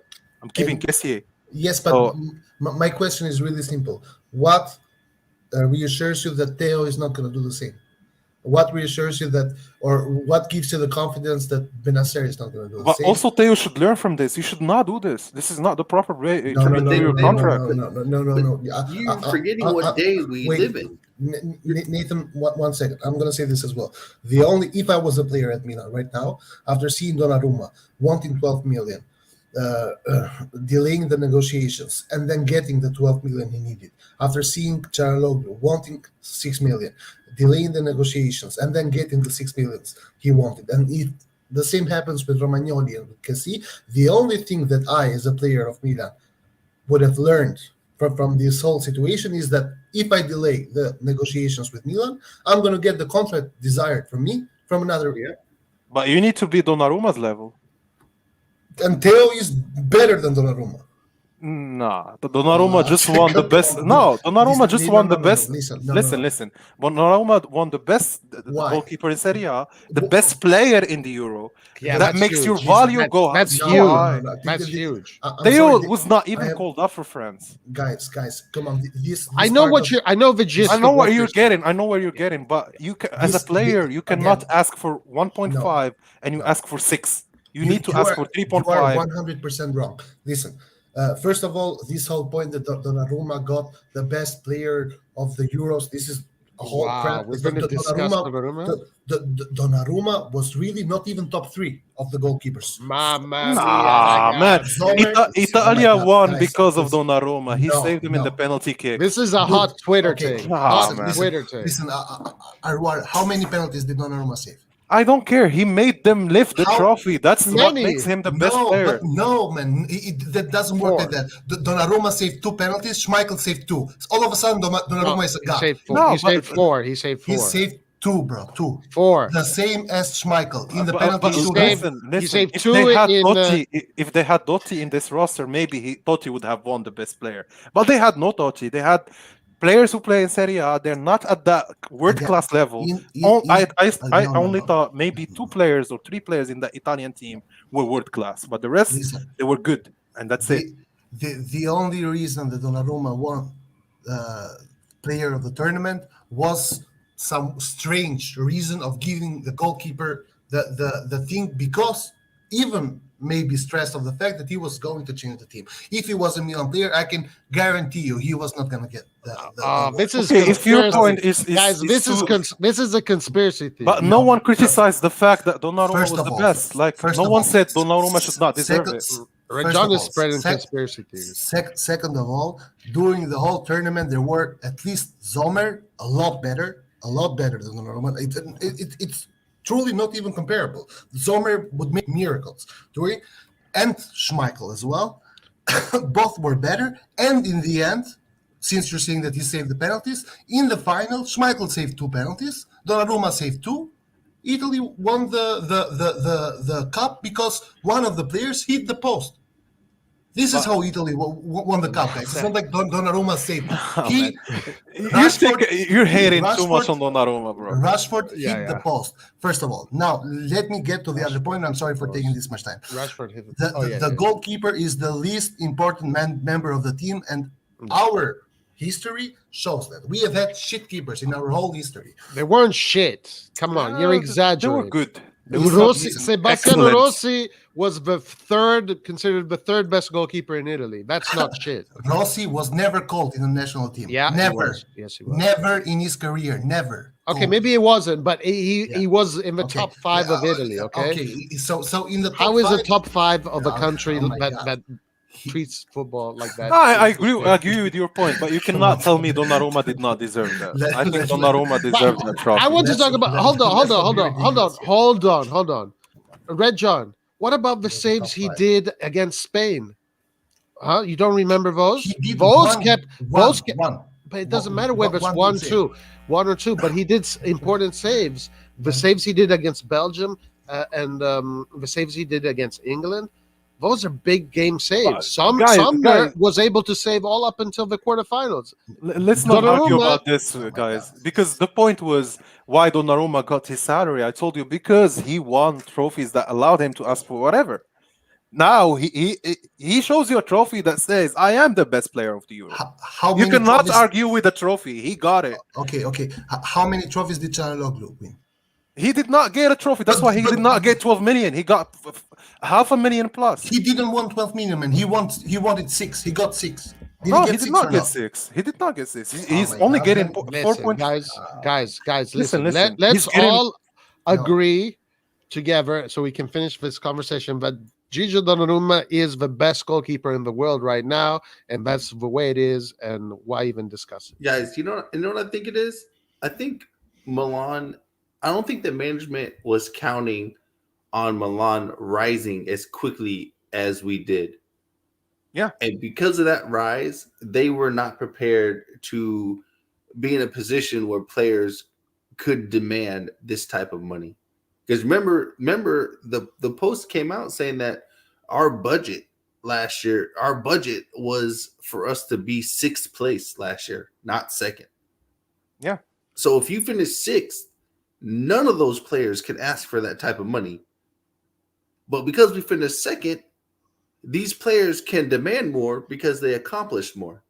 But the objective was to make the Champions League. Yeah, that's what they say. But our budget was realistically they're shooting for 6th place. Right. Our goal is always to finish the top 4, but the realistic budget was for 6th place. This goes back to the conversation of the management and their limitations. The purse. Right. Sorry, go right.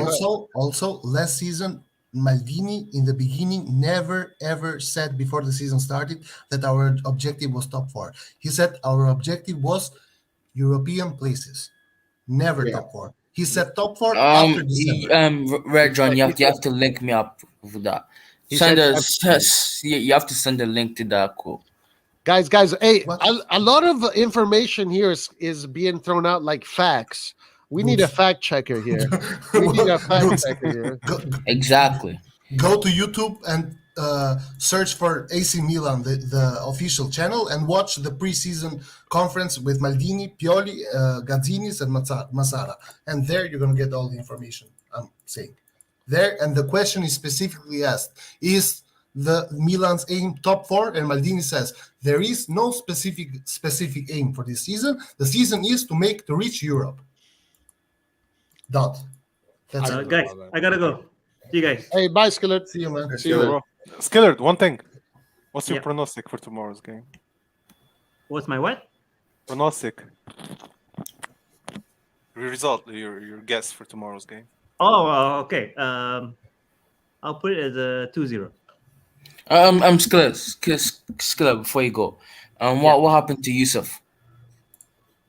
Which Yusuf? There's two actually. Yeah. The one that used to join the forums.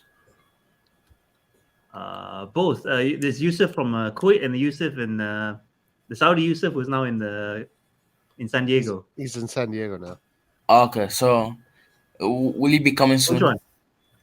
The one that Still two. the one that you said you go to a bar to watch games with. Yeah, San Diego. He's in San Diego. He's in San Diego. Yeah. Okay. He's doing pretty well in the fantasy league. Okay. So he still watches us. Yeah. I'm sure he does. Okay. All right. See you Thank guys. you. All right, later, Thank you, man. Skiller. Thank you, my man. What were we talking? We're discussing Donnarumma. What were we talking about, guys?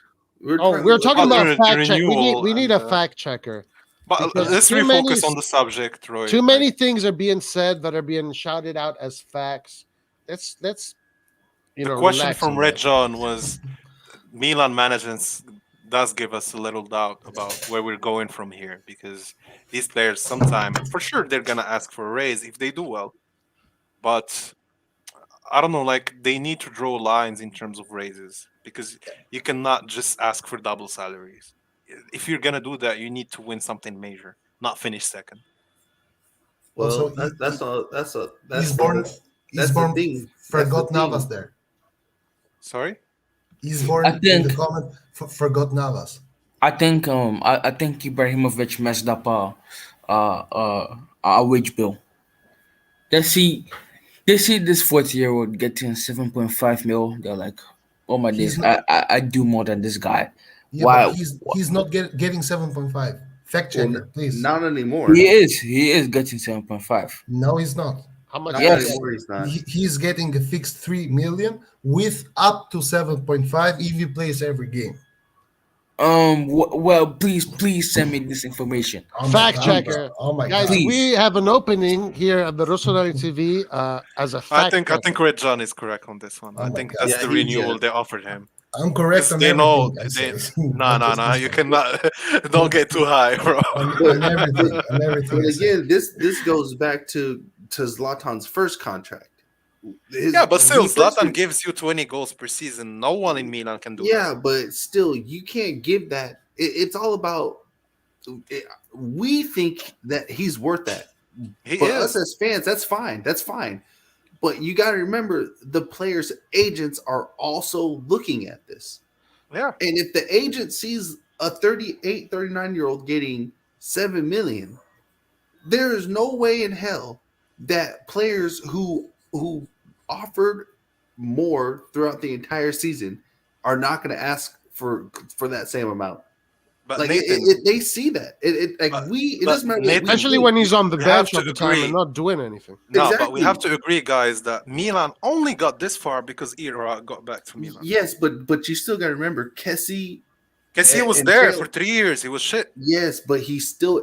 We agree with this. It doesn't matter what we think. It matters about what these agents see, and if their player was a major part of that progress, they are gonna ask for more. Like it doesn't. But also we as a agree. manager, when I see a player, I'm judging him on his past contract. If Kessié had a 4-year or 5-year deal with Milan, let's judge what he did during these 5 years.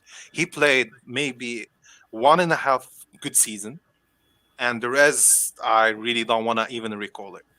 And you tell me because of that, you're gonna ask for not only twice, but not only 3 times, but almost 5 times the salary you're making right now. Yes, that's what. That's not enough. That's not enough as an Listen. argument from the agent. The agent Yeah. needs to give me more. It doesn't matter. But that's we agree. We completely agree. But Listen, these agents are looking at this, and then they're looking at the Donnarumma situation. Nathan, I think it was the listen, Donnarumma situation who created all of this fuss, because we were giving so much to Donnarumma that everyone started asking for much more. Nathan, let's do a small example together. Let's say you have a job right now. You are earning $1,000 a month, okay? $1,000. The same company is offering you 5 times your wage. They are offering you $5,000. My company now is offering you $10,000. Will you now calculate, oh, but I'm getting 5 times more than I used to get? Or will you compare the offer you got with the other offer that you're getting, which is 10,000? Because the logic we are using right now, we are using the logic, he used to get 2, why is he asking for 8? Man, this is not what we should be focusing at. We should be focusing, he is asking for 8 because he is getting another offer of 10 from another team. Exactly. It doesn't matter how much he used to do before. It matters how much he's getting from another team right now. Of both. I think it's a combination of both things. Because also, if Kessie is not getting these absurd offers from other clubs, his agent can't ask for that sort of comparative price as well. So it's a combination of both things. I'm not going to pin it on one thing or the other. It's for sure a combination of both things. So All right, how guys. do you fix the situation, guys? Like, what's the best? Because we didn't come to a conclusion. No, yet. I have the conclusion.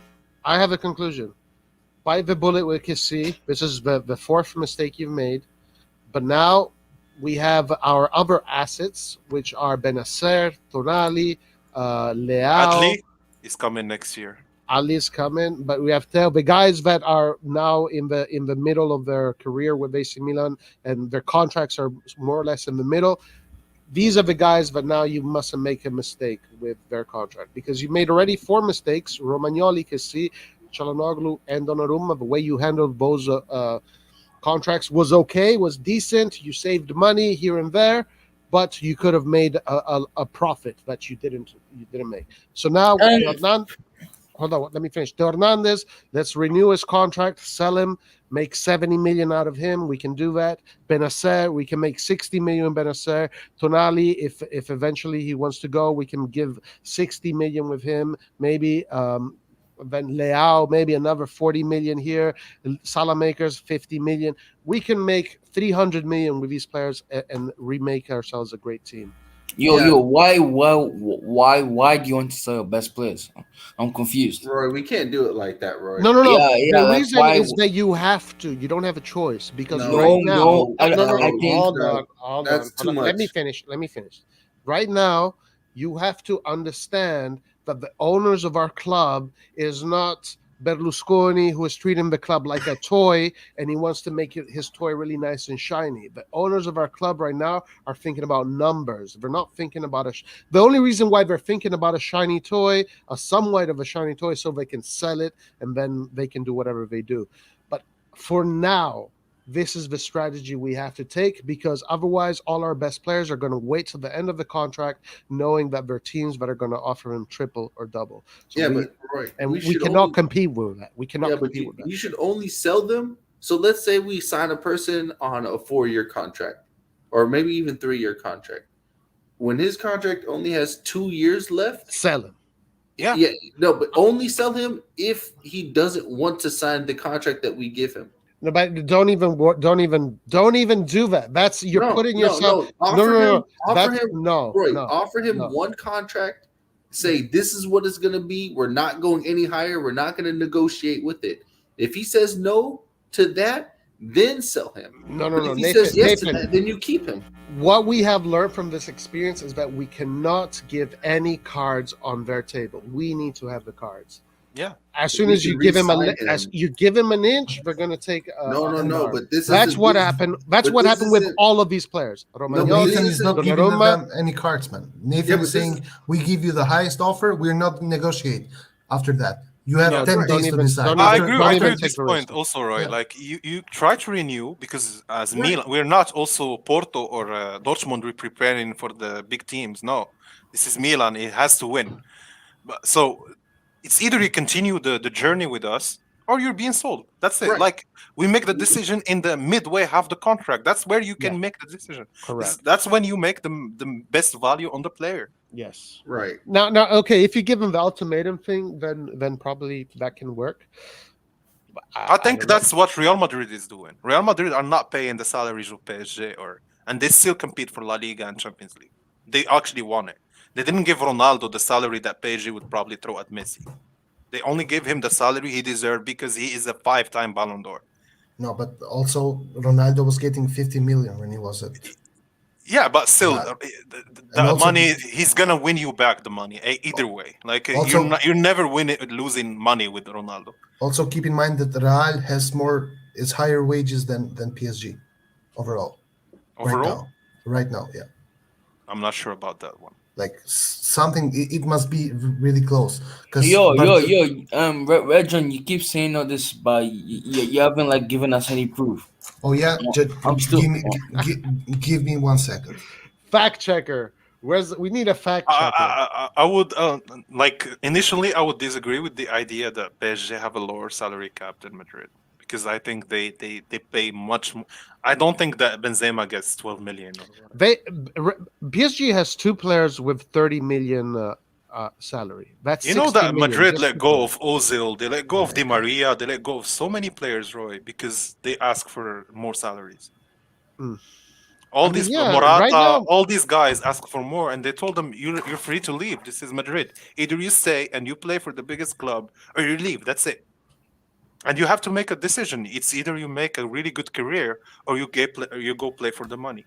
Yo, Yeah, and we can survive without Kessie. We're already surviving without Kessie.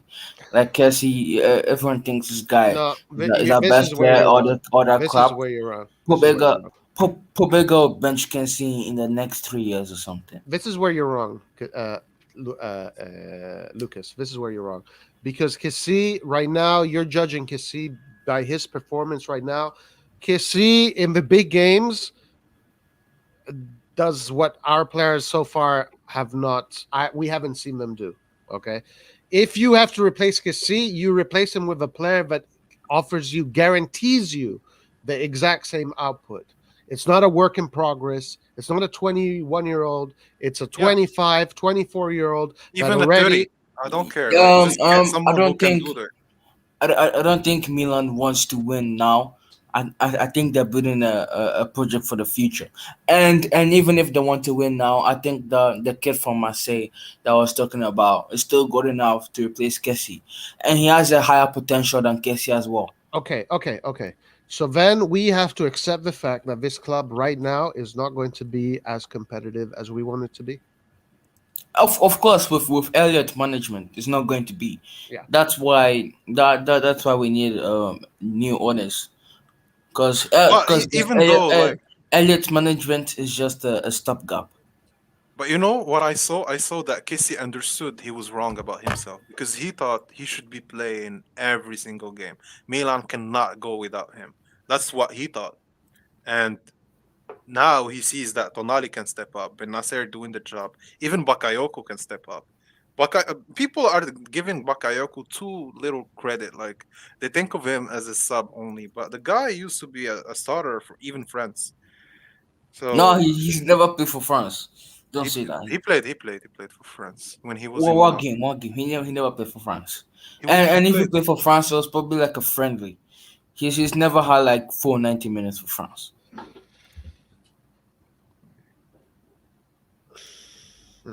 he didn't play the full 90, I think. And But he plus, played and plus, for- and but he plus, played- I'm keeping my predictions that Kessie is going to sign a contract. He's just doing all this BS just to get like the highest possible value, the Yeah, but highest possible wage you can get. It's affecting his gameplay. So Yeah, that's the thing. Like, Um, it's fixing our gameplay. Like the Right. whole team. It's how can yes, you it's ask a for more when your performance is? It's the same thing with Hakan. How can you keep asking for more and your performances don't warrant that type of pay request? Even with Romagnoli, like all Now these this is something where I disagree, because, and I know all of you guys disagreeing with this. I thought Hakan did deserve. If Hakan feels like he deserves more, I thought it was legitimate. I don't think so. No way, man. No way. I think I'm not trying to hate on him, Roy. I swear to God, but I never thought that Hakan was a Milan player. I never thought of it even for once.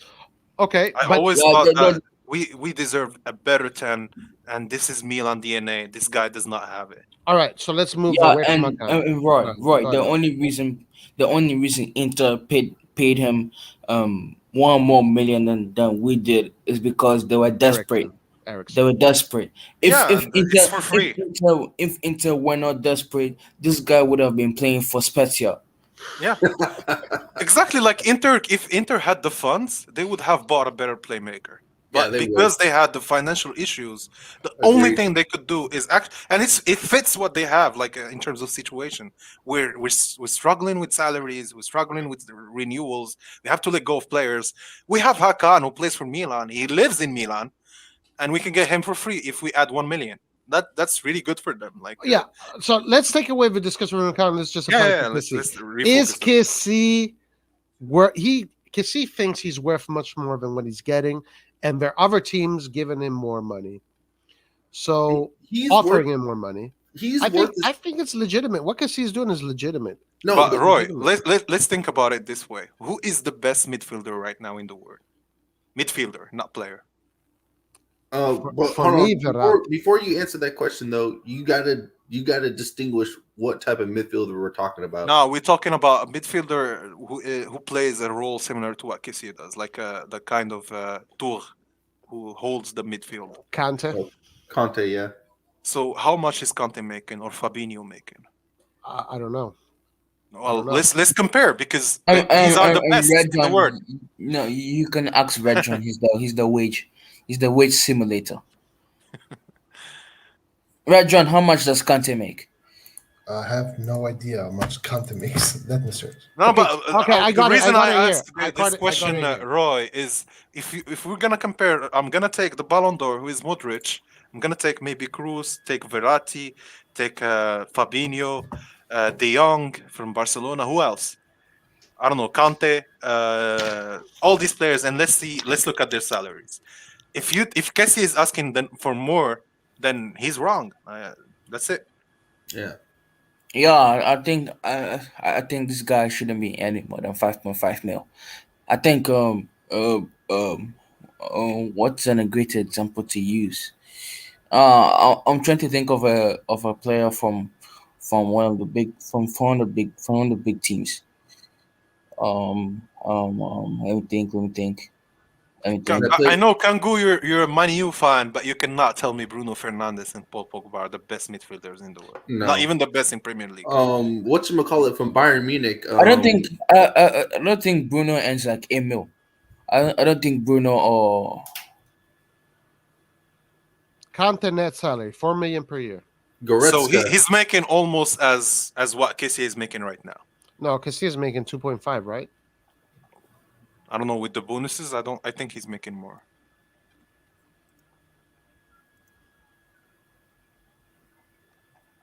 okay. 2.2. Okay. 2.2. No. I think you should check But- a transfer market.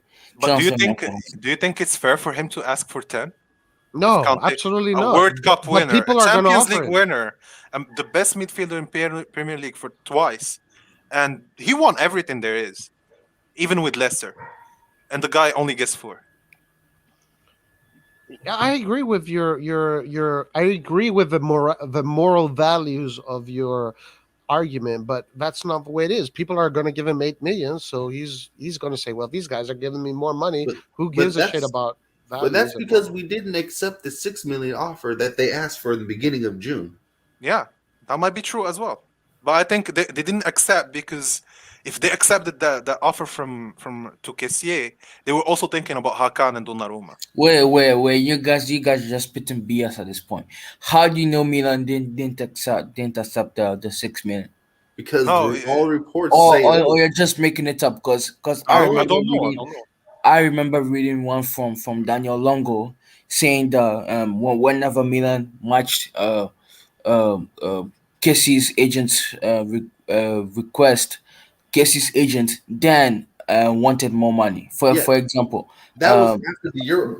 Longo stated that Kessie's agent wanted 5 million. Milan gave him 5 million. Then he wanted 5.5 million. Milan matched that offer.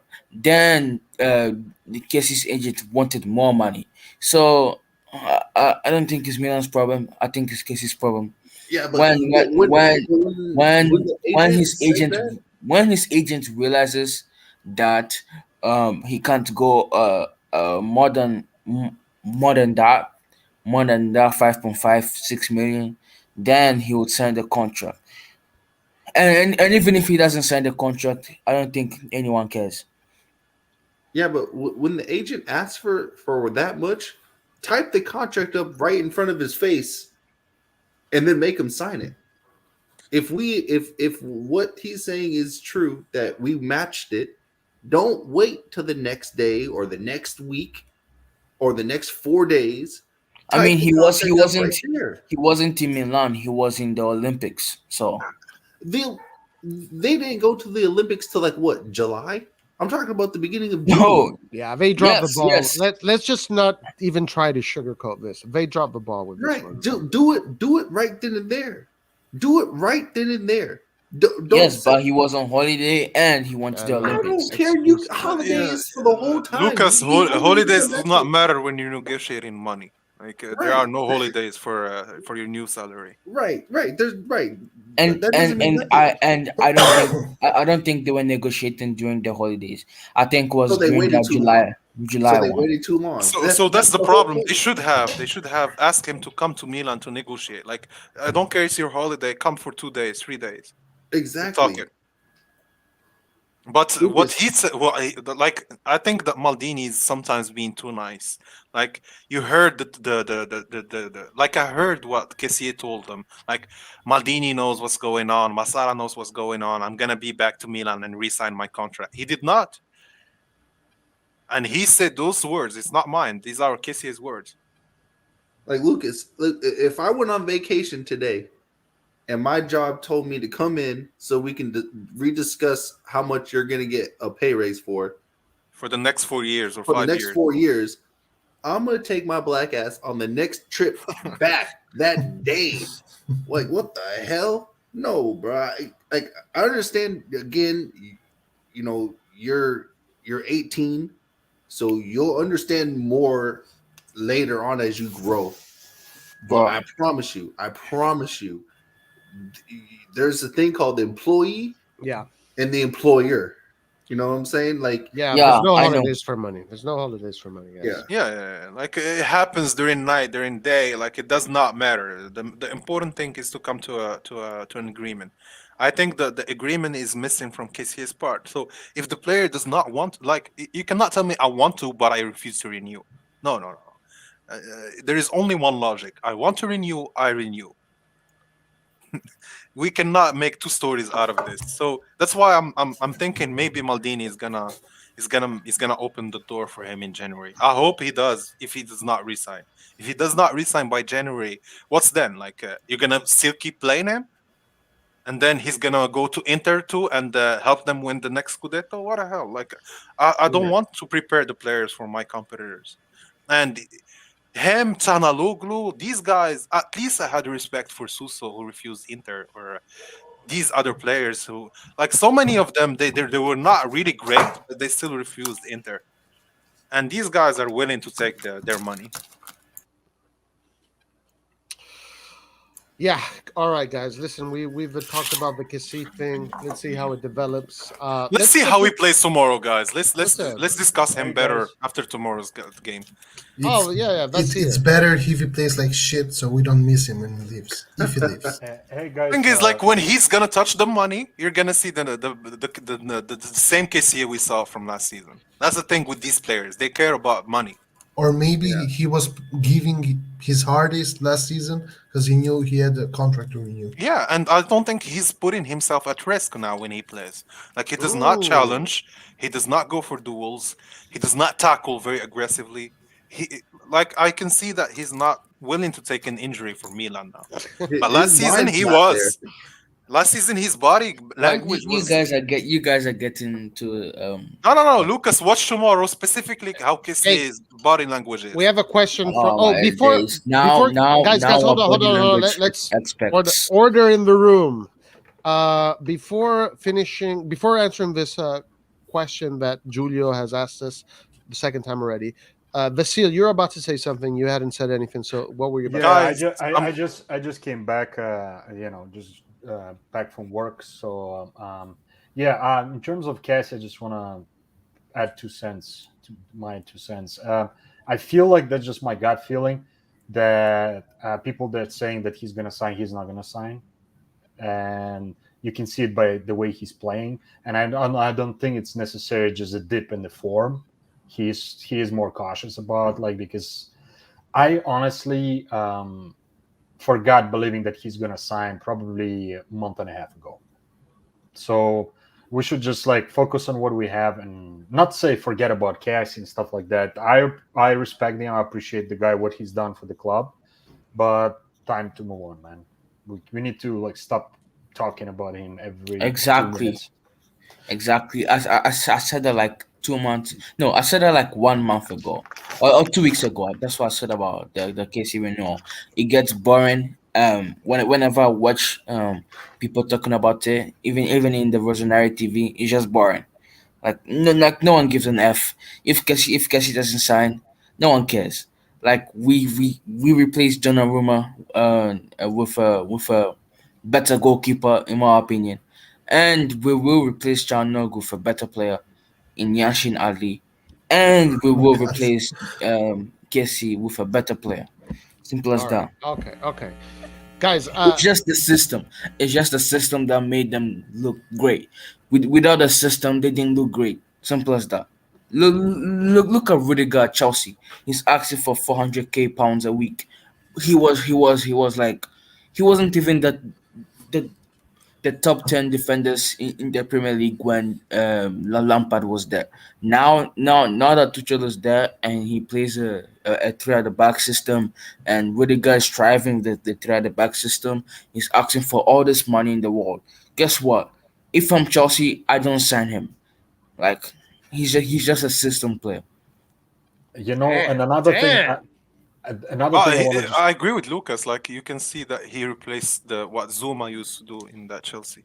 I mean, Yeah. I don't disagree. I disagree with Lucas wholeheartedly with what he just said, by the way, because Kessie is not just a system player. Kessie is one of the best midfielders in the world. Nah, only for 1 year. No, I agree with Roy because he was our best player for 18 months. Yeah, that's So- the thing. Like he Yeah. only played really good 18 months. Like Yeah, when really he's good committed. players, they play much more than that. No. Yeah. He was Milan good when has been while playing good committed. for 18 He's months. not committed right now. And you right, can be right you, now, you can we be have to be actually fair, guys. We have to be fair though. Like we did start playing somewhat kind of a good football 18 months ago. So exactly. with the yeah. with the Pioli after he came on board and stuff like that. But another thing I want to add, I hope that Cassie is learning from Donnarumma, because if you guys have seen the pictures already all over the internet, the poor guy is just walking around sitting on the bench. Yeah, Good but guy, fuck that guy, man. Who yeah, cares? but Man. look at the midfield for everyone else. They don't have a player like Kessie. So Kessie's he might not start the first game, but Kessie's gonna. No, be, he's gonna find a team, man. As I said, like I love Cassie. I respect him. Honestly, like I don't have no bad feelings towards Cassie. I have I forgot about Hakan. I don't know who that guy is. I don't give a shit about that guy. So like he didn't really touch me when he left. I mean, I was a little bit upset for like 3 minutes, and then I was like, you know what? Screw you, man. You can go. Donnarumma, I was a little bit more upset because I was believing in his bullshit that he was saying, and I'm never gonna make that mistake again. I was a little bit naive. But if Casey goes, I will support him. I'll always cheer for him, man. And he did give to our team everything he could, especially the last 18 months. So we gotta pay respect to when it's due, man. I mean, like we cannot just trash talk the guy. That's also now not right. screw that. I You know cannot why? trash talk him. You know man. why? You know why I say screw that? Because that tracker during the Olympics was like, oh my gosh, when I go back to Milan, I'm going to sign a contract, I'm going to solve everything. There's no bullshit. I'm not going to do the Donnarumma bullshit. I'm not going to waste time. I'm going to accept the contract. I'm not going to disappoint the didn't say fans that, and man. all that shit. Guess what? It's been He 3 didn't say months. that. It's been 3 months, 2 or 3 months. The guy hasn't signed a contract yet. Guys, don't shit on Kessie right now because he will renew You don't know Yes, that, yes, man. and I also believe, 100%. I and I suggest also believe that he's going to renew. But right now, the way things are going, with no new updates, it's kind of skeptical. I Yeah, suggest I not have agree. any hard feelings against anyone because they're just professionals doing a job. And It's not hard Yes, feelings, Roy. Roy, but Yes, Roy, it's but you about can't. results. Yes, Either we Roy. get the results, or I don't care about their loyalty to the club because I know they don't have it. Like only one in a Yeah. 300 will That's do. management and more. Now we're talking Yeah, about management, and but I like agree. Yes, old yes, players yes, from Roy. the older generation, they used to respect the badge. You can see that. Like Totti refused to go to any team Yeah, because, and okay, but like, Yes, if they don't, what are you gonna do? You're gonna Guys, hate them then? you have to Roy. understand. Oil money ruined everything. That loyalty, and they don't. Unfortunately, that these generations they don't have that.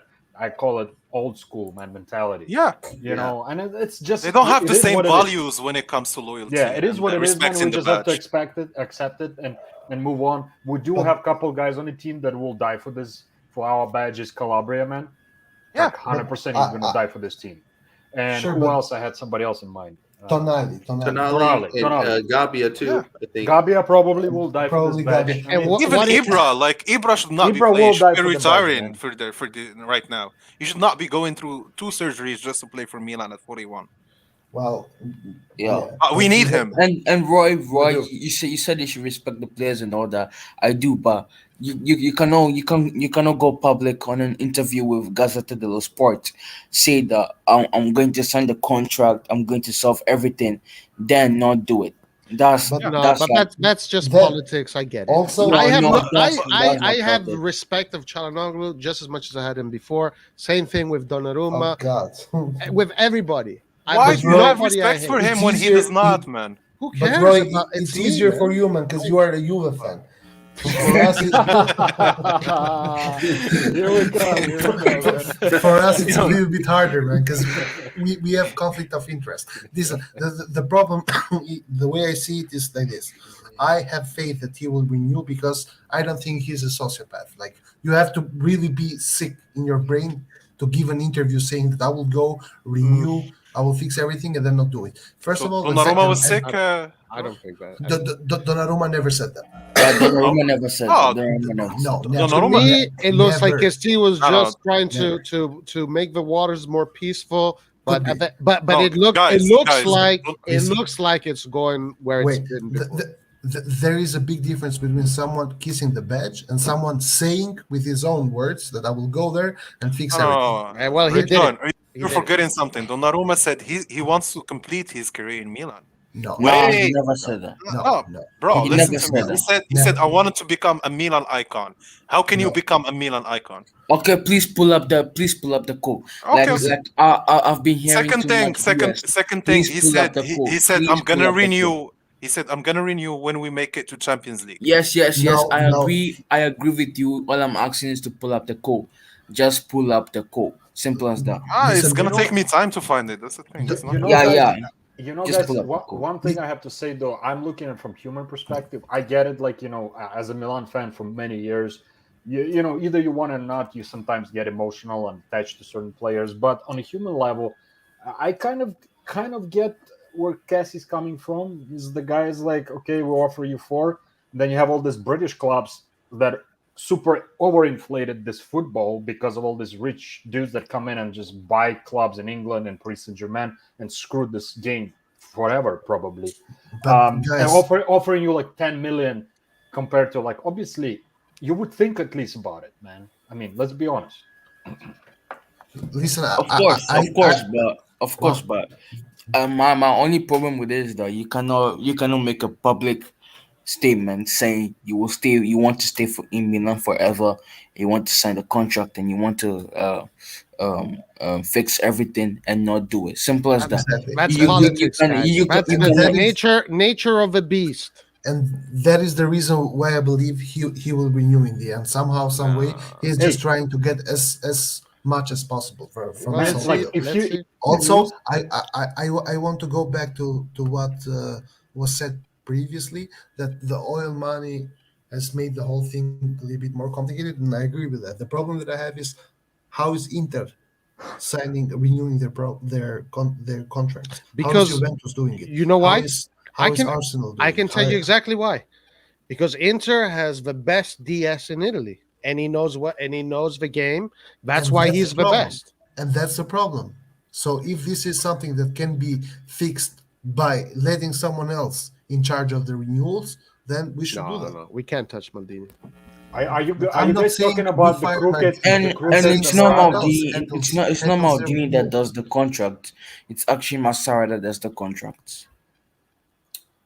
Yeah, Are probably. you guys talking about crooked Morata that is in charge of Inter? The legend, Yeah. Marotta. I actually respect Marotta. The Like legend. the guy's a Ma- goal. Ma- Like when he joined the Inter, I knew yeah, Inter was going 2 years to the they sky. won. Well, I just have a question. Maybe I'm mistaking. You guys correct me. Wasn't he at Juve and when that scandal happened and they banned him? Is it that Morata or maybe I'm mistaken? No. I think you are Guys, I'm confusing gonna have him. to go. Okay. It was Okay. really nice talking to you guys. I hope we win tomorrow. I'm Yeah. saying it's gonna be 2 goals from Tonali. We're gonna win, man. Knock Trust on me. wood. I just want Tonali to score just to cement his place in Milan. Hey, remember, I'm the first that said it. Tonali was going to be the starter this year. Yeah, but what I said in the beginning of the year, I said it's either we play him much more or we loan him just to give him much more space. Hey, guys, Anwar and Laert, we're talking so much shit on Tonali when No. in the We did summer, not it's talk crazy. shit. What we said is either we play the guy or we loan him to play. He needs to play every week. And now he plays every week. You can see his level is up and up in every week. That's what we said. Yeah, he's taking over, and I'm telling you, if Cassie continues playing like this, He's gonna be benched. There's no chance. He's gonna be Yep. sitting on the bench, man. Tonali is just too good, man. He's powerful. He's fast. You can see that eager in his eye. He's ready to fucking die on that field, man. And Yeah. that's what we need, man. Like I mean, And the confidence is there finally. That's the Yes, only thing that yes, was missing yes. to Tonali because I never mistrusted his capacity or his ability to pass or create. That's something we all agreed on. What we didn't agree on is the fact he was not looking like himself. He was scared from the ball. He was scared from what to do next. And now Also- he takes leadership of the ball. Like he dictates what Milan is gonna do. That's what I Also- want to see from Tonali. I found the wage bill for each club. Barcelona, Here we go. Fact checking. Barcelona 520 million, PSG 414, Real Madrid 411, Manchester City So you were wrong. 397, Liverpool You were wrong, Red 367, Bayern Munich 339, Chelsea, United, Juventus, Arsenal, Atletico, Borussia Dortmund. We are the 17th with 160. Good. Which is good. Means So that yeah, we it have is room to grow and we are now competing at their level with this much difference in which. So we pay less than half of what the top 5 clubs are are paying. paying. Yeah. Yeah. We're paying about 40% probably. We're Yeah. paying as much, I think, as 100%. Sevilla is paying, or Let me find Sevilla. I think Sevilla Sevilla Yes, has. the reason why we're paying the same amount of Sevilla Sevilla pays is $124. because we're not Yeah, a big so it's, club yet. that's what I thought. Like us and Sevilla, we have the same financial build right now. Yeah. Guys, But- is it Pato behind Giroud? That sexy Giroud right there? Is that Pato, man? Young version of him? He does look like Pato. He looks like a little bit like Pato, man. Yeah, for sure. It does look like Pato, right? All right, guys, let's see you tomorrow. All right, All right, bro. Anwar, enjoy thank the you, my guy. man. And enjoy the talk, guys. See you. Thank you. Thank you. Bye. Bye bye. Man, like for some reason, man, I love Giroud, man. I don't know why, man. Like, just love that guy, man. Good signing. You like man? Yo, No, and- bro. Bro, I'm from Okay. Eastern Europe. You know what we do in where I'm from, man. I'm even though it's getting better, but man, trust me. When I was growing up, I grew up as a homophobe, man, and I admit it openly. I mean, like now I changed my opinion, but yeah, I went through that. Just that's what happens when you live in certain environment, man. Yeah, Lucas is a troll. Don't worry about Lucas. But Uh, I have a question. Giroud, I didn't expect him to have that kind of impact. He's so far so good. Quality, man. You know that experience too, man. He played for top clubs, man. I mean, you cannot. We have a say. You For cannot Chelsea. drink. You cannot drink away the experience, man. You know. So we have a saying where I'm from in Ukraine. You cannot drink it away, man. That experience that you gain. And he played for some good clubs, man. He's a World Cup winner, man. I mean, Yeah. what else we need? Plus, we have the master, man, the Ibra, man, who is gonna be playing, man. I'm telling you. Even if he plays 15 games this season, I'm still gonna be happy, man. We just need him on the pitch. on even on the sidelines, just yelling at those young guys, telling them what to do, man. Oh, it's this is Pelé right there. Who is this? Is it Pellegrini? This Yeah. guy? Pelé, yeah. Man, Yeah, this guy Pellegrini. looks, man, he's strong physically, man. Yeah, Tall, yeah. strong, man. 20 years old. 20 Man, years I'm old. telling you, man, we need to like Zlatan needs to like show him a couple tricks and give him that confidence, and hopefully he's not gonna get injured because he looks good, man. All right, guys, listen. Let's do this question here because Julio has been asking for a long time. Okay. We kind of neglected it. All right, hey guys, any thoughts on the connection between Allegri's management with Juve and now he managed us when he coached AC and how I'm assuming you meant not now managed us when he coached AC. I mean, I'll go first. For me, Allegri is the worst coach in football history. When we won the Scudetto, I didn't even celebrate it because I hated the way Milan played. When Allegri came into Milan, he destroyed the DNA that Berlusconi created for 30 years. It took Allegri 2 months to destroy all of that DNA. I respect his ability to win leagues the way he did it with Juventus. Really smart, but his idea of football is a disgrace. Continue. I'm done. Okay. First of all, he didn't win in any like good leagues. He won shit leagues. His only competitors were Napoli and Roma, 2 shit teams. Like come on. When he won with Milan, who was Milan's best competitor back then? Okay, I'm not gonna defend Juve wasn't the team. I'm not gonna defend him. Juve wasn't even a team back then. Napoli wasn't that good. Inter wasn't that good. Roma wasn't that good. So Inter back then, and Roma were our competitors that year. yeah, and we won the league that year with like 80 something points. Yeah. And that's low. That's Listen, low. if you want to argue with me that Allegri, I don't want to say sucks. You don't want to give him any credit at all. Pretty much, that's what you're saying.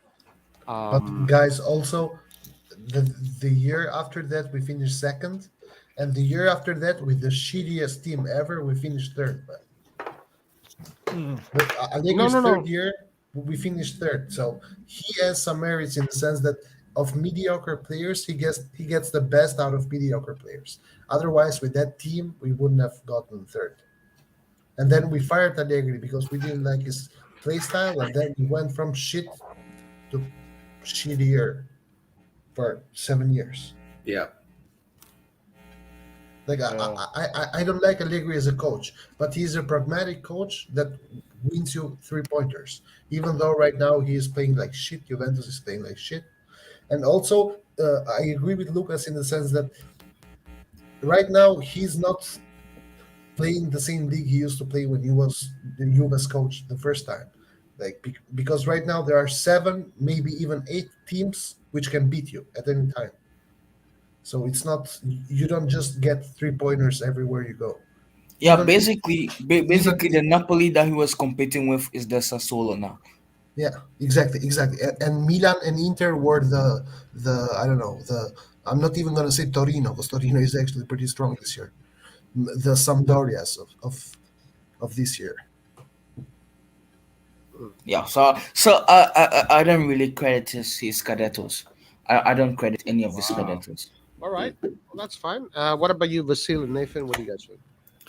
No, I mean, I thought when he came with the reputation of being able to produce with smaller teams, and so I had hopes. And then we won the Scudetto, so I thought, okay, well this could be. I didn't like how he played either, but we accomplished a goal with a good team. But after that, we didn't actually help him by getting better players. Like, I don't remember what we did with the money. All I remember is that we sold our best players. So he got us results, and then like Rejon said, after we got rid of him, we stopped playing in the Champions League. I don't know if you guys remember, but it was like I think the first 6 games we didn't win a single game or some shit like that. And then after that, we had a run of 24 wins or something like that, and we finished third. Like more or less like he's doing with Juve right now. Yeah. Well, I still have a feeling that he's going to be decent. He's still going to get him the top 4 spot, Yeah, I agree. but I just don't like. Juve fans nowadays. Juve fans. Listen, I agree in the sense that Juve is going to challenge for the top 4, but I'm not sure he's going to make top 4. Wait, hold on, 'Cause- hold on. Do you not agree with me that Juventus is the best domestic team of all time in Serie A? In Serie A, yeah, Yes. Okay, so why do we not need to acknowledge that? Yeah, They have no, the I- quality not to get back into at least the race to Champions League. football. But no. Come on. Last season, top 4 needed 79 points. 79 points to make top 4. And the teams, in my opinion, just keep improving each year. You have now you Yeah, have Roma. Lucas. Yeah, you you realize- have Roma now, and now you Yeah. have Fiorentina. But there you is just said no it way- yourself. You just said There it is no yourself. way. There is no way with an 8-point gap, with a 5-point gap, Juve is going to make top 4. And if they keep playing this way, they're not going to make top 4. Simple as that. Lucas. I don't even fancy them against Sampdoria. I don't Lucas, fancy them you, against you Sampdoria. realize the more competitive the league becomes, the points are not going to be as high. exactly. So 79 exactly. points was good for last year, and look how competitive it was. This year, Yeah. it's even more competitive. So it's So going to now be it's less gonna points. it could drop to 60 points. Exactly. Yeah, And yeah. I agree 100% with and Nathan. with Uh, and yes, I agree with him. But and to add to his point, if the league is more competitive, it means that Juve has a less chance of making top 4. True. But the thing is here, if last year teams like Torino, Fiorentina were 6-pointers, you would just beat them. Every team would beat them. This year, I think winning versus Fiorentina, winning versus Torino, winning versus Udinese, or Sampdoria, you have to sweat your balls off because these teams are a lot better than they were last year. They have better coaches, like in Torino's and Fiorentina's case, they have really, really good coaches. I think both Juric and Italiano in the upcoming years will go to big teams because they are both really good coaches. So the race for the top 4 is going to be pretty hard, but teams also will not be able to accumulate that many points as last year. Last year was a one-off, and it showed that the big teams got better, but the small teams were still mediocre as fuck. So big teams would just steamroll them, but this year I think it's going to be different. Just look at Inter. Inter won versus Fiorentina 3-1, but Fiorentina dominated the game.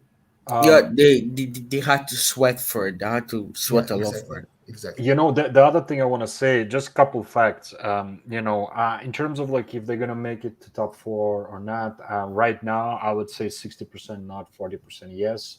And the reason behind it is they lost a huge piece of the quality of their attack when Ronaldo guaranteed 25 goals plus per season.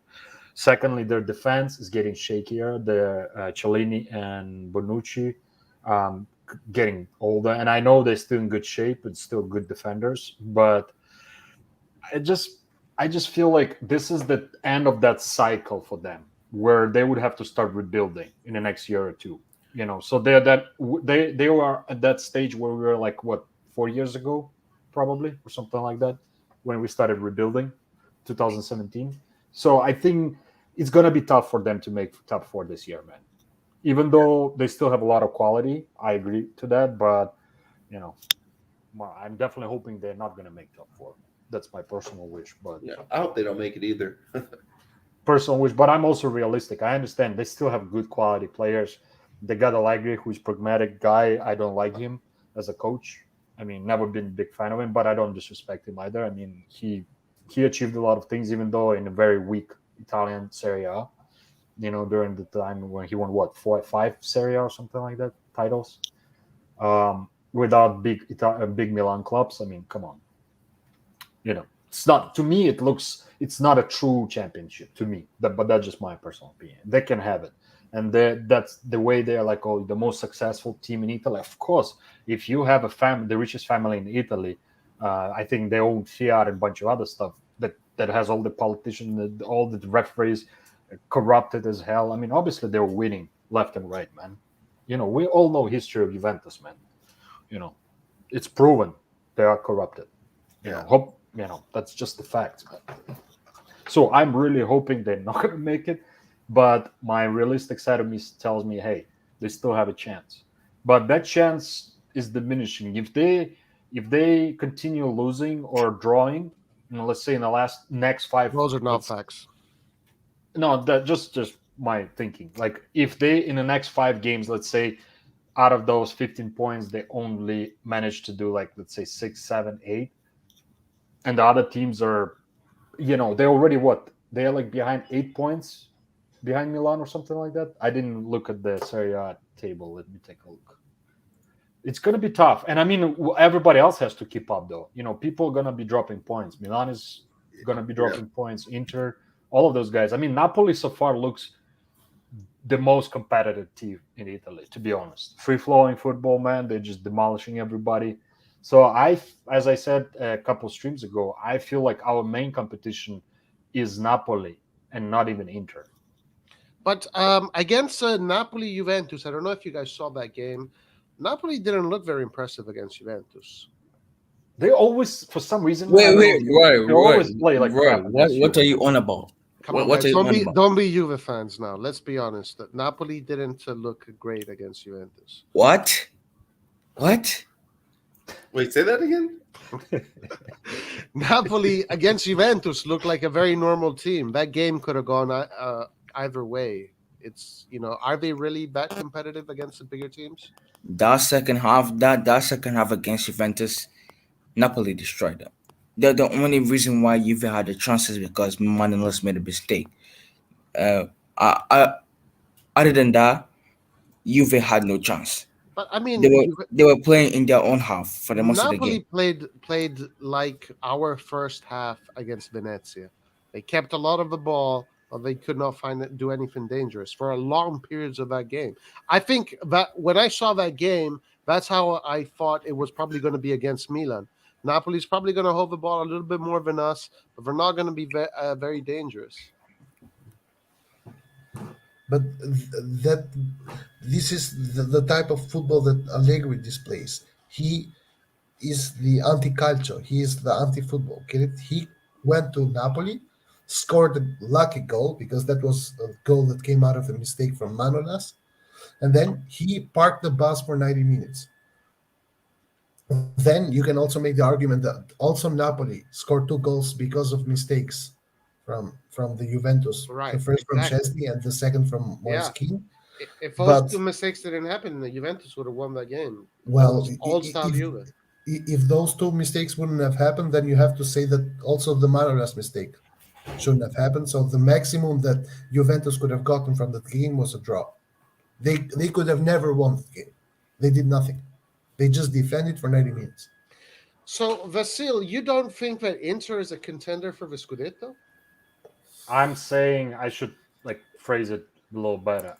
Our direct competitor is Napoli, but I do feel I see what you're saying. Yeah. But I do feel like Inter is still very strong team, man. And then probably it's gonna be, to me, it's gonna be battle between Inter, Napoli, and Milan. But for us, it's gonna be more Napoli probably than Inter. What about Roma? That's just a hype, man. They're gonna start dropping points. Mark my words. Let's talk about let's say in 5 games about Roma. Yeah. Roma is just all hype. They are barely managing. I don't know if you saw the last 2 games. They got lucky in 1 game. The other one, I think, did they lose one of those games? Yeah. They lost against Hellas Verona. Yeah, I like the hype around Roma because I'm all about for Serie A to get bigger and stronger and stronger than La Liga, than Bundesliga.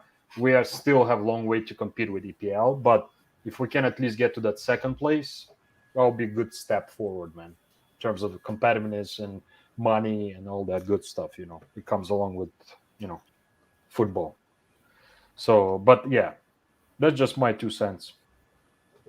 I think that the problem we will always have reaching the La Liga is the fact that we don't have the powerhouse status like Barcelona and Real Madrid, and Yeah. nowadays even Atletico. Like our top teams are good, but they just don't have the financial power. Yeah, But but even Madrid without has. the financial power, Milan needs to just be more appealing in general. So let's say Barcelona had the spending ability of Sampdoria next year, but Mhm. if they went to a player that we were going for, even if they offered them less money, that player would probably choose Barcelona before Milan. Yeah, I agree. But this is also a problem. Yeah, I mean, but you know the exciting that what gets me really exciting, it's Serie A definitely improved in terms of competitiveness in the last 2-3 seasons, man. And I'm happy to see Inter back, Milan obviously back, even Roma, man. Like out of all Italian teams after Milan, I'm okay with Roma and Fiorentina. I'm not like supporting them, but I'm okay with them. I'm not gonna Oh, hate me on too. them. I'm not gonna hate on them. You know, I hate freaking Lazio, that Nazi club, man, and obviously you guys understand I hate Juve. I cannot stand that brand. I cannot stand nothing about Juventus. I respect players as human beings and as athletes, but as organization, I can't stand Juventus, man. Ugh, like Same as me. I love I Juventus. also I think Juventus is an incredible club. I man, also don't go that route, respect man. Napoli a lot. I Napoli, think I've I have always so respected. much respect for Juventus. Juventus is one of the great Italian clubs, one of the great football institutions of the world. Juventus deserves only respect. Lazio is as an institution, it's not as great as it is what it is. Yeah, I think last year the new owners. I think Tito is a bomb.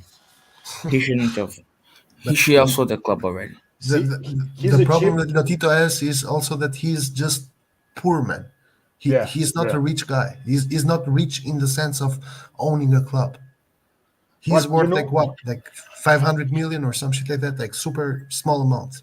But you know, you have to give him a little credit though. He managed with that limited amount of money that he Yeah. has, not no buying power almost. He managed it pretty decent. This club, to be honest. I mean, He owns two clubs. which other? Yes. What is the other one? Salernitana. Salernitana. Are you kidding me? The ones No, that but are just made to Serie A. That's club that yeah, loses but to everybody. he has sold it to his friend. Oh, No, I don't think he sold it. I don't think he sold No, it. no, no.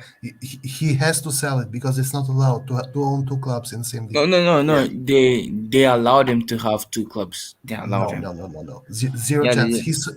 Yeah. I He thought it. I sold think it Lucas is to right. another I guy. think Lucas is right. They Guys, allowed him. no. Come on, guys. Hey, yo, both of you are giving us opposing facts. We need the fact checker. This is why Yes. we need a fact Fact check it, please. Fact check it, please, because it's literally impossible. If Yeah, Lotito wouldn't have I sold read his an club, article. I read an article where they said that Lolo Tito did something or on some shit. Went to a meeting with the Italian football federation, and they allowed him to have two clubs That's because what he I read couldn't also. That's what I because no. read because also. he couldn't sell Salernitana. then Salernitana would have had to go back to Serie B. Just default, by default. Okay. So this is what this says. July 7. Exactly. It says promoted Salernitana allowed to start Serie A season amid search for owner. Rome, July 7, AFP. Salernitana will be allowed to start the season in Serie A Italian football. Authorities ruled on Thursday after co-owner Claudio Lotito, who also owns Lazio, put his shares in In trust. trust, exactly. Yeah, but he didn't sell the club. No, he does not own his shares right now. yeah, As it's long in as trust, so he doesn't own exactly. it. Yeah. Yeah, he's not the All right. owner. Okay. So this time the fact checkers served Red John well. Fucking hell. Great job, man. Great job. Yet again, I'm right. No, you were wrong before. You were No. wrong before. When? You said Real Madrid had a higher wage gap salary than. Oh, sorry, No, a he said wage. PSG bill. did. PSG had a higher one than Madrid. That's what he said. Was No, that No, what he you said he said Madrid had a higher I than said PSG. I said Madrid had higher than PSG. The difference was 3 million, guys. Yeah, Okay? but you were Oh. still wrong. Yeah, but Come it's on. still Hey, wrong. hey, That's numbers still don't wrong. lie. Numbers don't lie. 3 million. The difference. Okay, 3 million. You're still wrong. Okay. Did you guys All see right, the all right. question from Giulio Mucci? That's an interesting question, man. This one here. Yeah, Okay, yeah, that crazy one. scenario. Is if AC Milan wins the Champions League this year, what would you do to celebrate? Buy better players. I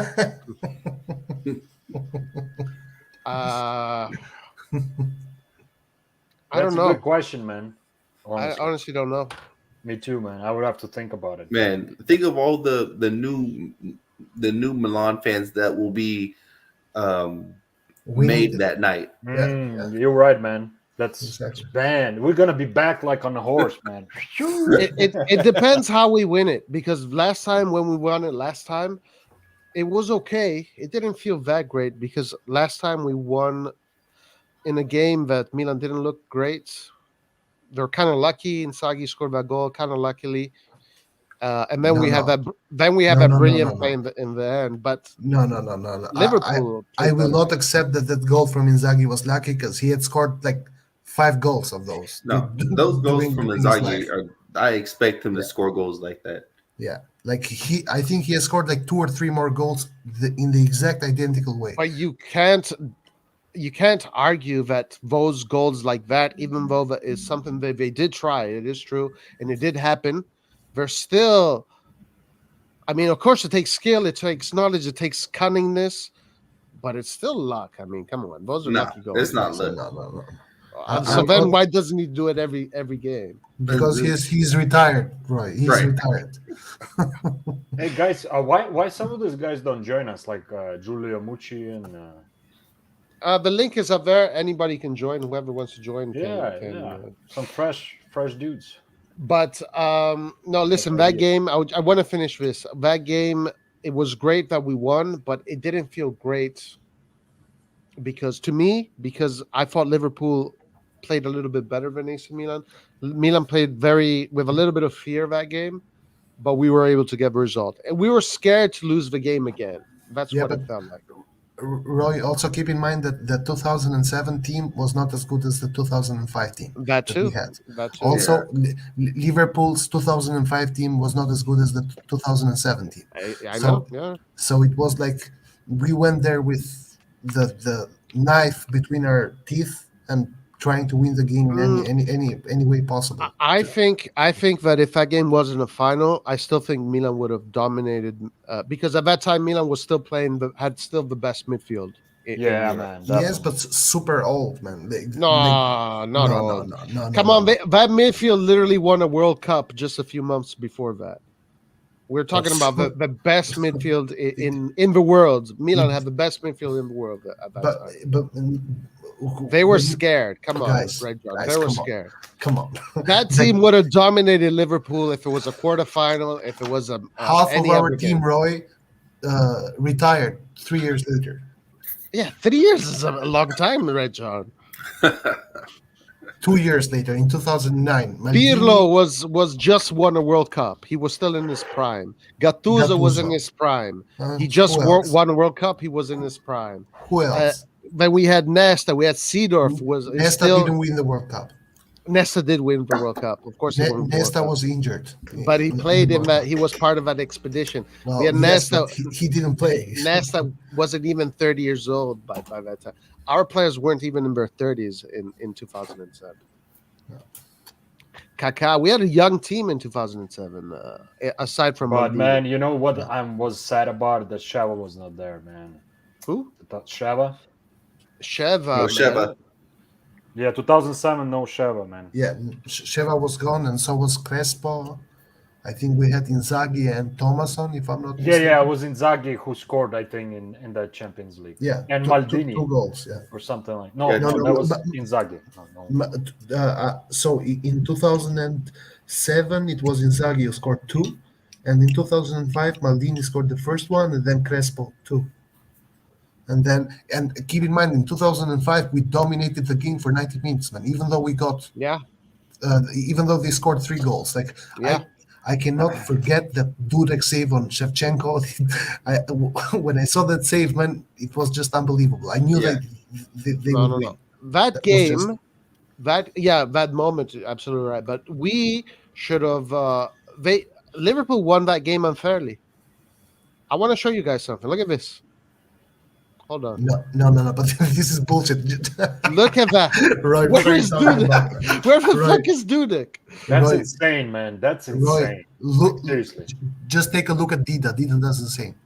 It was allowed back then. I Roy. saw Dida do the same too. I'll be honest. Yeah, it was. I think it was allowed at that time. was but- allowed. Okay, so let's say this: Dudek really took advantage of it. Dida not so much, but I mean, look at how far up he's literally close to the small box line. Yeah. But it was allowed. It wasn't like something. I think we lost that game because Dida made mistakes. Like Dida had this prime for like 2 years, and after that he declined. Incredible, man, incredible. In the Gerard shot, Dida was like he should have not conceded by that shot of Gerard. You He know, fucked up. I still have a scar after that miss from Sheva, man, on my heart, man. But you should have a scar because Sheva, in a way, kind of betrayed AC Milan. What's up with that? Yeah, No, I know, no, man. no, I remember that very clearly when he was standing with the Zut Kurva with them before he transferred to Chelsea, No. and he was trying to talk to them because they were pissed, man. I mean, obviously, I was pissed too, Listen, man. I was like, I don't what want are you guys doing, to man? say anything bad about Sheva, man, because he's the only Yo, time. Listen, Vasil, can you please explain that to me? Yeah, just the only time I've cried about a player leaving Milan was when Sheva left. Okay, like he was my favorite player ever. Okay, You know, guys, So- I have to say, the insight that I have, or like what I've heard from some people back home, journalists and stuff like that, it was Ibrahim. It was what's his name? This Roman Abramovich, the owner of Chelsea, who convinced him. He just threw. He was like he was trying to convince him for like 2 years before he moved. Yeah, but that was well known. That was well known. So I mean, like, but as a Milan fan, even though he's from my country and I love Sheva, he did really good with national team. I'm very upset that the way they just dismissed him, man. I was so pissed, man. But that's Oh, they fired him? they didn't fire, man. You know the way they did it. It's even worse, man. They should have just fired him. What they did, his contract was running out on June 30th. You know, the Euros ended. We went to the quarterfinals, got kicked out by England, which is whatever. I thought he left by himself. No. It's actually that's why like he has he had big press conference back home in Kiev, and he talked about openly. And he said, when we got back from Euro, I talked to the head of the Ukrainian National Soccer Association, and he was like, yeah, we'll talk about it a little bit later. He's like, okay, I'm gonna go on vacation. So he went on vacation with his family, came back after 30th, and nobody ever called him before that or said, okay, we're going to renew it, let's do this. The guy was just like, we'll do it a little later, I'm busy right now, and never talked to him again. this is unbelievable. Were the expectations in Ukraine to win the Euros or what? Because I think Sheva did a really good. No, man, no. really There's good no run. expectation. That team that we had is a very young team. There's some good players like Zinchenko, Malinowski. Malinowski is a good player. I wouldn't mind having him in Milan. Really good player, Yeah, he's a good player. Like he could be a very useful backup for Milan. I don't know about starting, maybe, who knows? Yeah. But he's a solid player. There's a couple younger dudes that the right wing, Mikhailichenko, man, he's very good. No, is he left? No, he's on the left. Sorry, he was even one time. Shava even proposed him to Milan, said, hey, you should guys buy him. He has great potential, but never happened. Now he went to Benfica, if I'm not wrong. The tall guy. He's now playing for Benfica. He played in Belgian league, and now he plays for Benfica. That's a step up after the Euro. I feel like sure. Benfica is a good, decent team. So we have some guys, but it's not top team. We're not Guys, top. thoughts on Colombo. The president of SPAL came up and said that when Masara decided to loan him to SPAL, Masara said that you are getting the best striker in Serie B. Wow. Yeah. Who said that? Masara? Yeah. He was saying the SPA president had a press conference today, and he said that when Masara was loaning Colombo to SPA, Masara said that you are getting the best striker in Serie B. Yeah, I heard that. I don't know. What is that? Is he trying to trick him? Was he trying to trick him? I don't think that's a trick. It sounds I like think- it sounds like a used car salesman to me. Yeah. Yeah, like the alternated diamond. Right. This is why you're a Juve fan. This is why you're a Juve fan. Then Right. This is why you're a Juve fan. yeah, that's some funny Pete, stuff. the link should be in the what you call it, in the pin message, in the pin. It should be pinned. Come on, do you really rate Colombo that highly, Lucas? Yes. You should see you should see the goal that he scored against Vicenza. I think it was Vicenza. Yes. His latest goal. You should check his latest goal out. You know who impressed me even more is Pobega, man. Pobega, I'm telling you, we should keep that guy. Yeah. Like, not unless we get some really good, I don't know, offer, which I don't know if that's going to happen. But man, that guy looks. I Also- really like. I was watching some highlights. I've been following him, and the last game that they played, he looked good, man. I heard that the Torino's president is already trying to buy him outright. He can. Excuse my French. He can kiss my hairy ass, man. Seriously, man. Wait, man! You don't use Manscaped? I knew somebody was All right, going to say that. all So, right, man, all right. We don't need it. I'm Eastern European, man. I have this natural coat everywhere, man. And that's what I call natural fur, man. So, like, what I'm Guys, gonna do. let's say hello to Pete. What's up, Pete? How you doing, my man? What up? What's up, Pete? What's How's up? it going, man? Well, all I got to say today is Nathan's got his Sunday night slow jams going on over there on his He cam. is chilled, man. He's just like chilling. He's man. chilling, listening to LL Cool J. Oh man, come on! Everybody loves LL Cool J, man. my shifts are like 12 to 15 hours each night, so I'm off the next 2 days or today and tomorrow. So Nice. Yeah, enjoy it, man. Enjoy it, man. Definitely. I'm not Enjoy hating, it. man. I'm appreciating, being jealous. Pete, what do you think about tomorrow's game? What information do you have about tomorrow's game? Anything interesting? Well, I'm worried because it's Spezia. I'm not worried because it's Mata. So that gives me a little solace. Last time we went to La Spezia, we had a difficult time, as we all remember. Right. But Yeah. I'm excited at the potential of Giroud playing, whether he starts or not. That makes me feel a little bit better.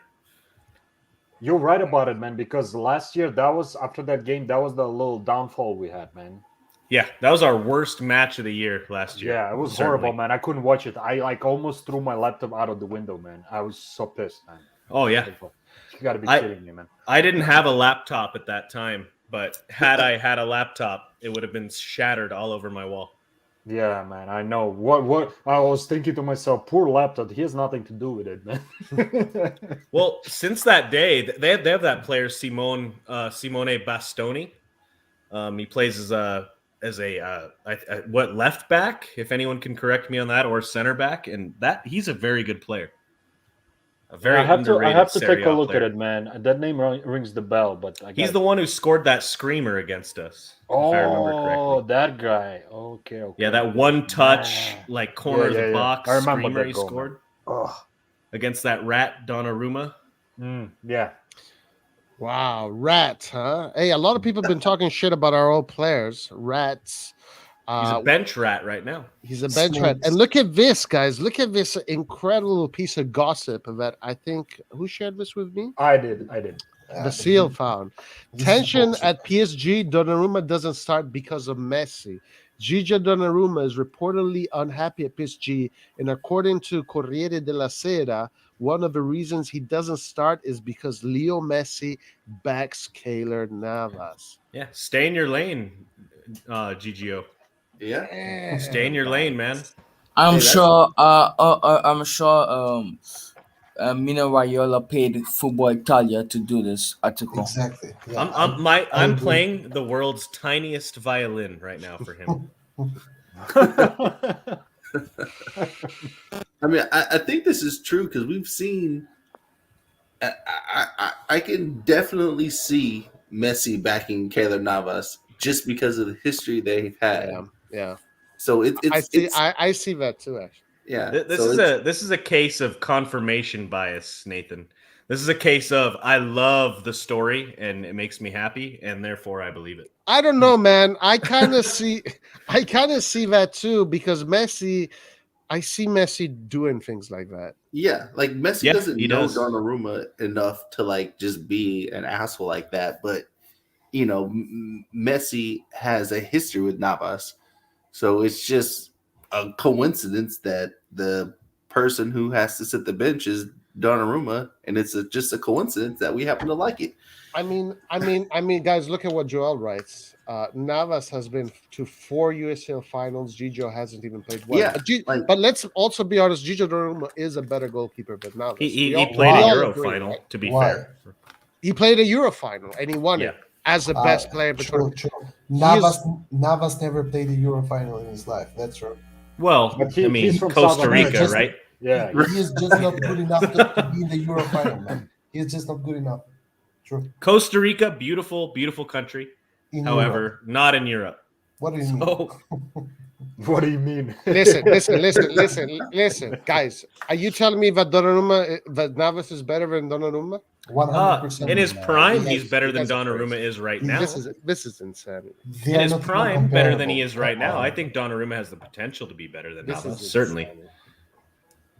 One of them has gotten second in Serie A. The other has won everything. So I don't know what we're talking about. Champions Leagues in a row, my man. Yeah. 3. So I mean, let's give it some time. Let's give it some time there. When Donnarumma goes to Juve, he'll win 3 Champions Leagues in a row. True. And Roy will be the happiest man on earth. Guys, I'm not a Juventus fan. Right? right. Nice try. I respect Juve. Try. I do not. You know what it is? I don't care about the tribal aspect about fans and that stuff. I have a lot. For me, Juventus is one of the great wonders of Italian football, and I cannot disrespect that. Yeah. Show us the Del Piero shirt, bro. That's what we want to see. The signed Del Piero shirt. I do have a signed Del Piero shirt. Yes. I know. I am honored to have a signed Del Piero shirt. I teeter, and the teeter-totter of my life is between hate and respect for Juve. So mostly hate. But I understand. Right. You can respect them for what they've done, even though they've done a lot of bullshit to get there. But I also fucking hate them. So there's that. Yo, Roy. Yeah. Can you screen share your fantasy team for week 6? No. Yeah, please do, Roy. Yeah. Please share. No. Hey, what are you trying to get at? Nothing. No. I think just it would be good for the community, for the YouTube channel, to see how well our fearless leader is doing. Yeah. Hold the phone. Guys. Yes, I did like shit in the freaking 5th round. But we have many rounds to go, and I'm starting to figure out what to do. Give me some time here. Yeah. But I just want to see like your week 6 team. Oh, I haven't done it yet. Well, you don't have much time. You got to do it tonight, bro. Yeah. I'm sure you're not waking up early enough for the deadline day. Guys, by the way, Lucas did win game day 5. So he talks a lot of shit, but he backs it up. True. You know, Exactly. he backs it up. Respect, I'm not gonna man, take. respect. I'm not gonna take that away from Lucas. Exactly. He likes to talk a lot of shit. He likes to, cause trouble. But good job, Lucas. Well done. I well done. You. I mean, at the end of it, it's guessing. You guessed the right players. Oh, this is right. Oh, this is right. This is why I'm the GOAT. This is why I am the GOAT. When I keep saying like Maldini is going to become this kind of player, I keep saying Colombo is going to become this. I kept saying Fiorentina with Italiano. This is why I'm the GOAT. This is why I keep saying I'm the most knowledgeable Milan fan. You have yet to be right about any of this, by the way. No, I was actually right. I was right.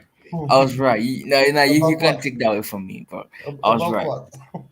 About everything.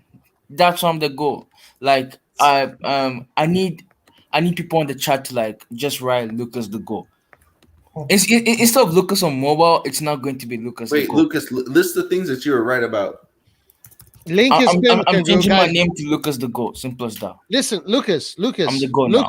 guys, Lucas. I mean, I know that you are a pain in the ass, and you like to troll people, and you say a lot of stupid shit. But you know your shit, like Yeah. you do. I know. But let's also be honest here. Fantasy League is literally guessing. Bro, nah. It's guessing. I didn't think Immobile was going to score this week. I didn't think Immobile was going to score. Yeah, I mean, how many choices do you have for you know which of the strikers are going to score? So the team that I put on this time sucked. Maybe next week is going to be the best team. I mean, Roy. You say guesswork, but you were being a pussy about making a Premier League fantasy league, or even I'm not going to listen. I am not going to waste a fucking second. Or even a Champions League. I don't give a shit about the Premier League. I don't give a shit about the other teams of the Champions League. I'm not going to waste a second giving my attention and my time to those teams. That is the only reason why. Okay, I respect that. How many transfers do we get, you guys? But you cannot take my GOAT status away from me. Okay, you're the GOAT. You're a GOAT. Lucas, 50% of the time, you're right every time. Increase the percentage. You're gonna have to talk to Paul Rudd about that. We did have a fact checking a duel earlier, and Red John did win that fact check. It was Lucas. Every and each one of them, by the way, not just one. Lucas also said Tammy Abraham is better than Zlatan. I mean, that is insanity. Like, why would you say that? I said the current Zlatan. I said this Tammy Abraham is better than the current Zlatan, the 40-year-old Zlatan that can't play. No. I remember that conversation. We're talking about a fit Zlatan in compared to a fit Abraham, Tammy Abraham. Yes, and I said a fit Zlatan, a prime Zlatan was better. That's what I said. A prime Zlatan was better, but this current Tammy Abraham is better than a 40-year-old Zlatan. And also, you were saying that Rebic was trash. That is true. Yeah. You saying that Salamakers was trash. All of you guys are saying that Florenzi is trash. All of you guys. Florenzi is trash. We've already established. And I never said he was trash. And I still back my point that Rebic is trash. Like all these games that he's done to assist, a goal against Juve, Liverpool. I still think it's trash. All right, I still think it's trash. You're crazy. I still think it's trash. You're absolutely insane, my man. I still think it's trash. A guy that scores against Juventus, a guy that scores against Liverpool is trash. It wasn't just me. I remember Red John's backing me up when I said Rebic isn't good enough for our Me? team anymore. Me? Red John. Zero chances. Zero. No, it was you. You said that. You said that. You said he should be sold next summer as well. When I was saying that, you said that he should be sold next summer as well. Even Nathan, look at the guy. He's staring at his TV right now, acting like he's innocent. He was the same guy. He was the same guy. That's why he didn't like Rebic. Did I once say I didn't say that? No, okay. but you're acting innocent. Okay, so don't acting bring innocent. me into that then if I did not. You are acting innocent. You're acting innocent. But I didn't. No, Red John, you did. You did. Zero chances. Even in Reddit, on Reddit, my tag is Rebic. So zero chances that I've said it. Okay. I still think we should sell Rebic next summer. Me too. But only if it means that we get a better replacement. Yeah. You know, I love my Croatian, bro, but yeah, if we get a good deal, go for it. It's not just me. It's not just me, right? You see, it's not just me, right? Like he's a fantastic. It will take a massive effort for me to backtrack on something I say. Well, you're going to have to backtrack on Florenzi and Red John. And plus, because those days is getting benched. Hauge is getting benched at Frankfurt. So oh shit. Has he played at all, guys? Are you guys following at all? What's going on with the guy? He's been benched for like the last 3 or 4 games. It's not 2 games. It's not 2 games, bro. It's been 2 games. It's not 2 games, bro. I'm going to check right now. I'm checking right now. It's not 2 games. He's been benched. He's been being benched, bro. Also, let me ask you this: how in the games he played, he has what 2 or so goals? That's still more than our right wingers. Yeah, so he's been benched for. I've never seen Hagway do what Salamakers did against Venezia. Yeah, I don't care what Salamakers did against Valencia. I want him to score. How good would have scored for Liverpool when we played Liverpool? Like, to be honest, he would have fallen apart. Hey guys, do we have a buyback, or do we have a certain percentage when they sell him? No. Yeah, we have a 15%. We have a 15%. 50? Yeah, 15%. That's good. Oh, Yeah. okay. Guys, For a how bench much would you sell Rebic for? How much do you think he's worth? At this 18 point, mil. 30. I'd say 30, 35 for sure would be considered. I know Milan would be considering somebody else. For like 30, So do you consider him at the level of who's 30, 35? Berardi. Berardi is 40, 35, 40. You consider him at that level? Nah, Yeah, Rebic. I think he is. Rebic is and better. Rebic and What? 35 mil. Yeah. Rebic Did you say is like Rebic is better? Rebic is like 25 to 30. I wouldn't say 30 to 35, but 25 to 30 is more where he's at. Rebic is like 20 million max. Rebic is like 20 million Rebic is max. playing at Milan, and that is peak. Berardi is playing at Sassuolo, and that is peak. So, addressing Jamal's comment there, who would we replace Rebic with if we had to sell him? I wouldn't want to sell him because I love the guy. He's our Croatian Ted Bundy. I would take St. Max. I would take Varashkelia, assuming that Leao develops a bit more and we could rely on him. I would take Varaskelia too, or Me too. Insigne. Yes, Oh my God. absolutely. Insigne, I would as well.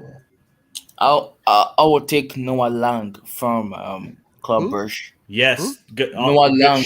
Good shout, man. Noah Lang from Club Brugge. I don't know these players. He's that one is good actually. He's a Saint Maxime, Dutch I know he's national good, team but I don't player, know him. Roy. I've never seen him play.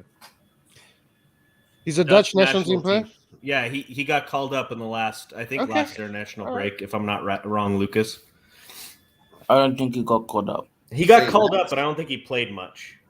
Transfer But market he's puts very him young. at Transfer market puts Rebic at 28 million pounds. That's Rebic is not sniffing 20 mil. Rebic is like 20 million max. Yeah, but Lucas, you gotta understand. He got second place. He's getting 10 goals this season. Yeah. So regardless of what you might think, these people go off of statistics. So Yes, but Milan isn't selling Rebic for 28 mil. The If West if Hams, Milan the if West Milan needs to Hams of sell, the world, the West Hams of the world will see 11 goals in a season and salivate and take him. yeah, oh, okay, I know, I get that. If West Ham come for Rebic for like 30 mil, I'll 100%, 100%. Yeah, sell you have him. to understand the Premier League sets a lot of the standard for the market, right? So, what Premier League sets as a price for a player, that's the top, right? You could sell Rebic for less to a Bundesliga club, but the standard is set by what a Premier League club might buy him for if they're interested. So if we were better at selling players, we would take advantage of that fact, right? Yep. Well, I think you're. Yeah, I don't know. I mean, it is hard to if you don't sell him in England. I don't see big teams coming for Rebic, to be honest with you. It would have to be this summer because what is he like 28 or something? He's 27? 27. He'll be 28 by the end of the season. Yeah, so it would have to be this summer to get that to command. But who would buy Rebic? Like, which team would buy Rebic? He's like Juventus. mid table to Europa League level Premier League, and then top table Bundesliga. Yeah, that's what I was saying. The Teams. Bundesliga would be a good place. Yeah, he's already been successful there, obviously, and obviously Serie A would be good if they could pay that money, obviously. But I'm sure Juventus will buy him just so he stops scoring against them. it would take Juventus like 6 months to negotiate a fee of 30 million. Yeah, they will just loan him for 5 years and then pay 30 million in the next 10 years, just like they usually do. Yeah, but hopefully we're not like Fiorentina and we don't accept bullshit like that. Or Sassuolo. Yes. Here. How about this one? Just to put some more shit in the air. I think one of you guys, I think Red John, you said that Rebic wouldn't have hit form until the second half of the season. Yeah, I've been saying that for years. How about that? Well, like, what are you telling me here? Well, he obviously hit form right away. Well, I think And a I'm lot of happy that's about it. I think a I lot of think that Nathan said second that half and Lucas said that. I think some of that second half stuff is bullshit. I think a lot of it is not like last season, not playing a lot in the first half of the season in lieu of Liao playing. And then the season before that, it was under Giampaolo, and we know how much of a disaster that was. So Giampaolo. I wouldn't make too much of that first half. Well, hey, Yes, but I agree. fact is that I agree with you. Rebic has scored 11 goals in half seasons, both Yeah. previous seasons. Yeah, and that So hey right man, now, I'll take it. right I'll now take he it. has the potential to score 22 goals if he keeps the same rhythm. And a player that scores 22 goals, you guys are talking about selling him somehow. So I have I'm no not, idea. dude. I'm not selling him. I'm saying how much I'd sell him for, and if we had to, what I'd replace him with. But Yeah. I'm not fucking selling Rebic. Hold on. I would If still he- sell Rebic. If he scores 22 goals, I'm then, not selling him then right now. you're not selling him. If he scores No, 22 I'm goals. selling him. I'm selling him But regardless. why? If he Why? scores 30 goals, I'm still Listen, selling him. No. Listen, the most important thing in football is goals. A guy that gives you 22 goals, you do not sell. Why would you? No. Unless you buy someone that Rebic- guarantees you 22 goals. Rebic has at max in his career is a one season wonder. He's in. What? Yes, if Rebic scores 20 goals in one season, he's never going to top that ever again. So far, he's a I'll two-season sell- wonder. Like in Rebic Serie A. has scored Oh, 11 goals each season he has played for us. Dude, Yes, 10 yes, goals- but 10 both goals seasons a he has season- only played 10 6 goals months. a season. I'm taking it no matter what. I'm taking Exactly. Go How look many- at Lucas. How many go, did Lucas, Yao score? Lucas, go Lucas. look at like the stats of like a Crespo or a Kaká, some of their seasons, and see how many Inzaghi. goals they scored every season. Go I'm and look taking up fucking how 10 many goals a season. Inzaghi has scored. 10 goals a season. Yeah, I'm yes, taking yes, yes. But Rebic in his prime, should be scoring 20 goals if he's No, Milan caliber. no. Yes. Rebic plays as a left winger in the 4-2-3-1, man. No, he plays as a striker right now. He's playing as a striker. Yeah, and he's doing pretty fucking great, isn't he? And he's doing pretty great. But even the Yes, striker yes, is not his main but position. yes, I agree with your takes and all that. But whatever you say won't change my mind that Rebic should be sold. Hey man, if there's a really good offer and we have a really good alternative, maybe. But right now, that dude is dead in his prime, and he's a fucking serial killer. Look at him when he scores a goal. He does not a facial expression. He's a cold-blooded killer. So And he's a team player. And he's a team player. So now we rate players. We rate players according to their acting skills. No, I would take him over a teddy bear. We Certainly. rate players according to the goals they score. The fact is that in the last 2 seasons, Rebic has been our highest and second highest goal scorer. Yes. Yeah. We're not Juventus. We're not going to get rid of one of our best goal scorers and expect to have goals come out of thin air. Yeah. I agree, but I just think we can get a better player in the market. And he's experienced, right? Like so he's not young, but he's not old either. He's right in his prime. I think give him another season. If he doesn't perform, great. Let's fucking sell him. But Hey, how many years he has left, guys? That's my question. 4 years at least. Not 4 3 years. years. 3 years. 3 he's years. on 3, I no think. way. 3 or 2, Yes. man, something like that, probably. Or 2, man. When players hit 30, players don't die, man. They are still they can still walk. Yes, but this is Rebic that we're talking about. This is Rebic, not Ronaldo. We have been hearing Roy talk about Florenzi, 30 years old, failure for the last 5 years, that he is a god. Now somehow Rebic, the guy who has scored 22 goals in the last 2 seasons. It's because Florenzi's Italian and Roy like hits on every Italian player. His Like deal, he hits on the whole team. Like he there was this Instagram model. Listen. There was this Instagram model. Wait, Roy. Okay, whatever. Let me finish. Just go ahead. Let me finish. Go Roy. ahead. There Do was this Instagram model that hit on the whole basketball squad. All right. So basically, Roy is basically the Instagram model, except. All right, I muted it. Hold on, I muted it. Listen, Florenzi in a few months is going to kick ass, and all of you guys are going to regret everything you're saying about it. Yeah, of course he is, right? Of course he is. Just Hey, like guys. he scored 2 goals against Venezia. Guys, against Venezia, he wasn't at his best. He's not my favorite in that game. Yeah. However, had he scored that header that he had open on goal, he should have fucking scored that header. Had he scored that header, we'd be singing different tune. That header wasn't even close, man. I know it should have been a lot closer. I'll be like, granted. But what about that great play he had in the middle of the park when he did a 1-2 with Salamakers, lay off with the chest, Salamakers 1-touch back to him, and 1-touch pass Florenzi through the channel, diagonal into.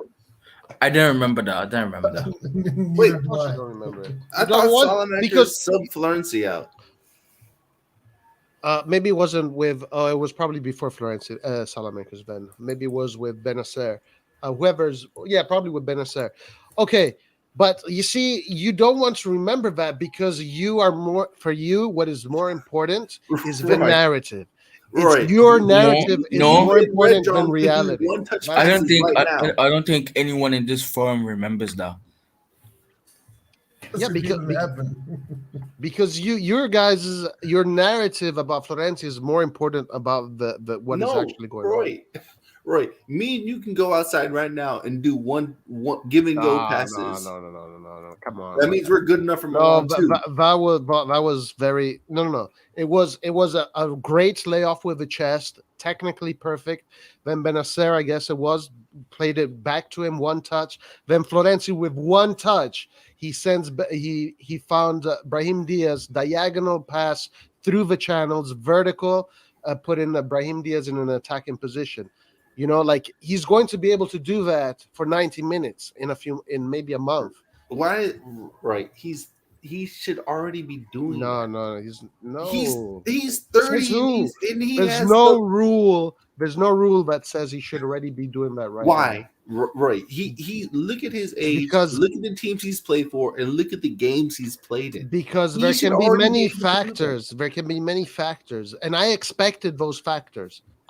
That's why I said that Florenzi, 2 months, maybe in 2 months we'll see him. So next month, in a month from now, we'll see Florenzi. I expect him to be playing a little more confidently than he has been. That's where I sit. I honestly, guys, don't understand all the hate on this guy. I'm not hating him.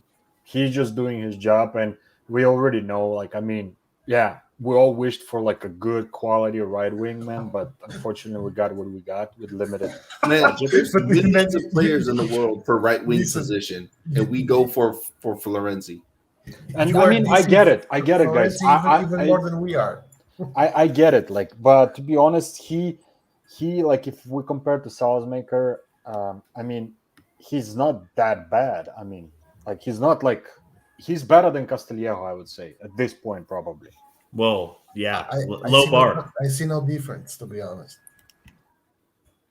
But we shouldn't do. be hating on because I've been reading all this hate on Reddit and stuff. It's like, come on, guys. I mean, They're yeah. hated on Florenzi on Reddit too.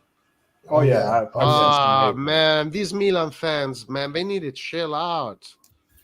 Man, I don't care. Florenzi is not good enough to play. Is not good enough to deserve any sort of praise right now. Well, and that's the thing, Nathan.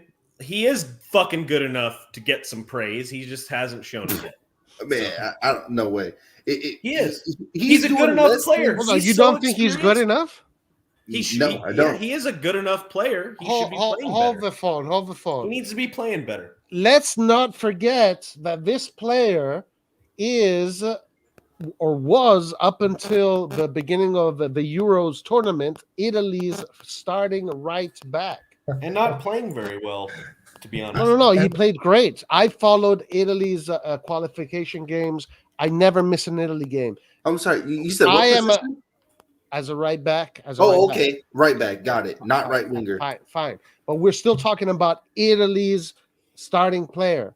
Okay. Come So on. he should still We're be talking better then. about one of the best in his role. So basically, you're saying he also has lost no his spot tactical during the flexibility. He to lost his succeed. spot because he got injured.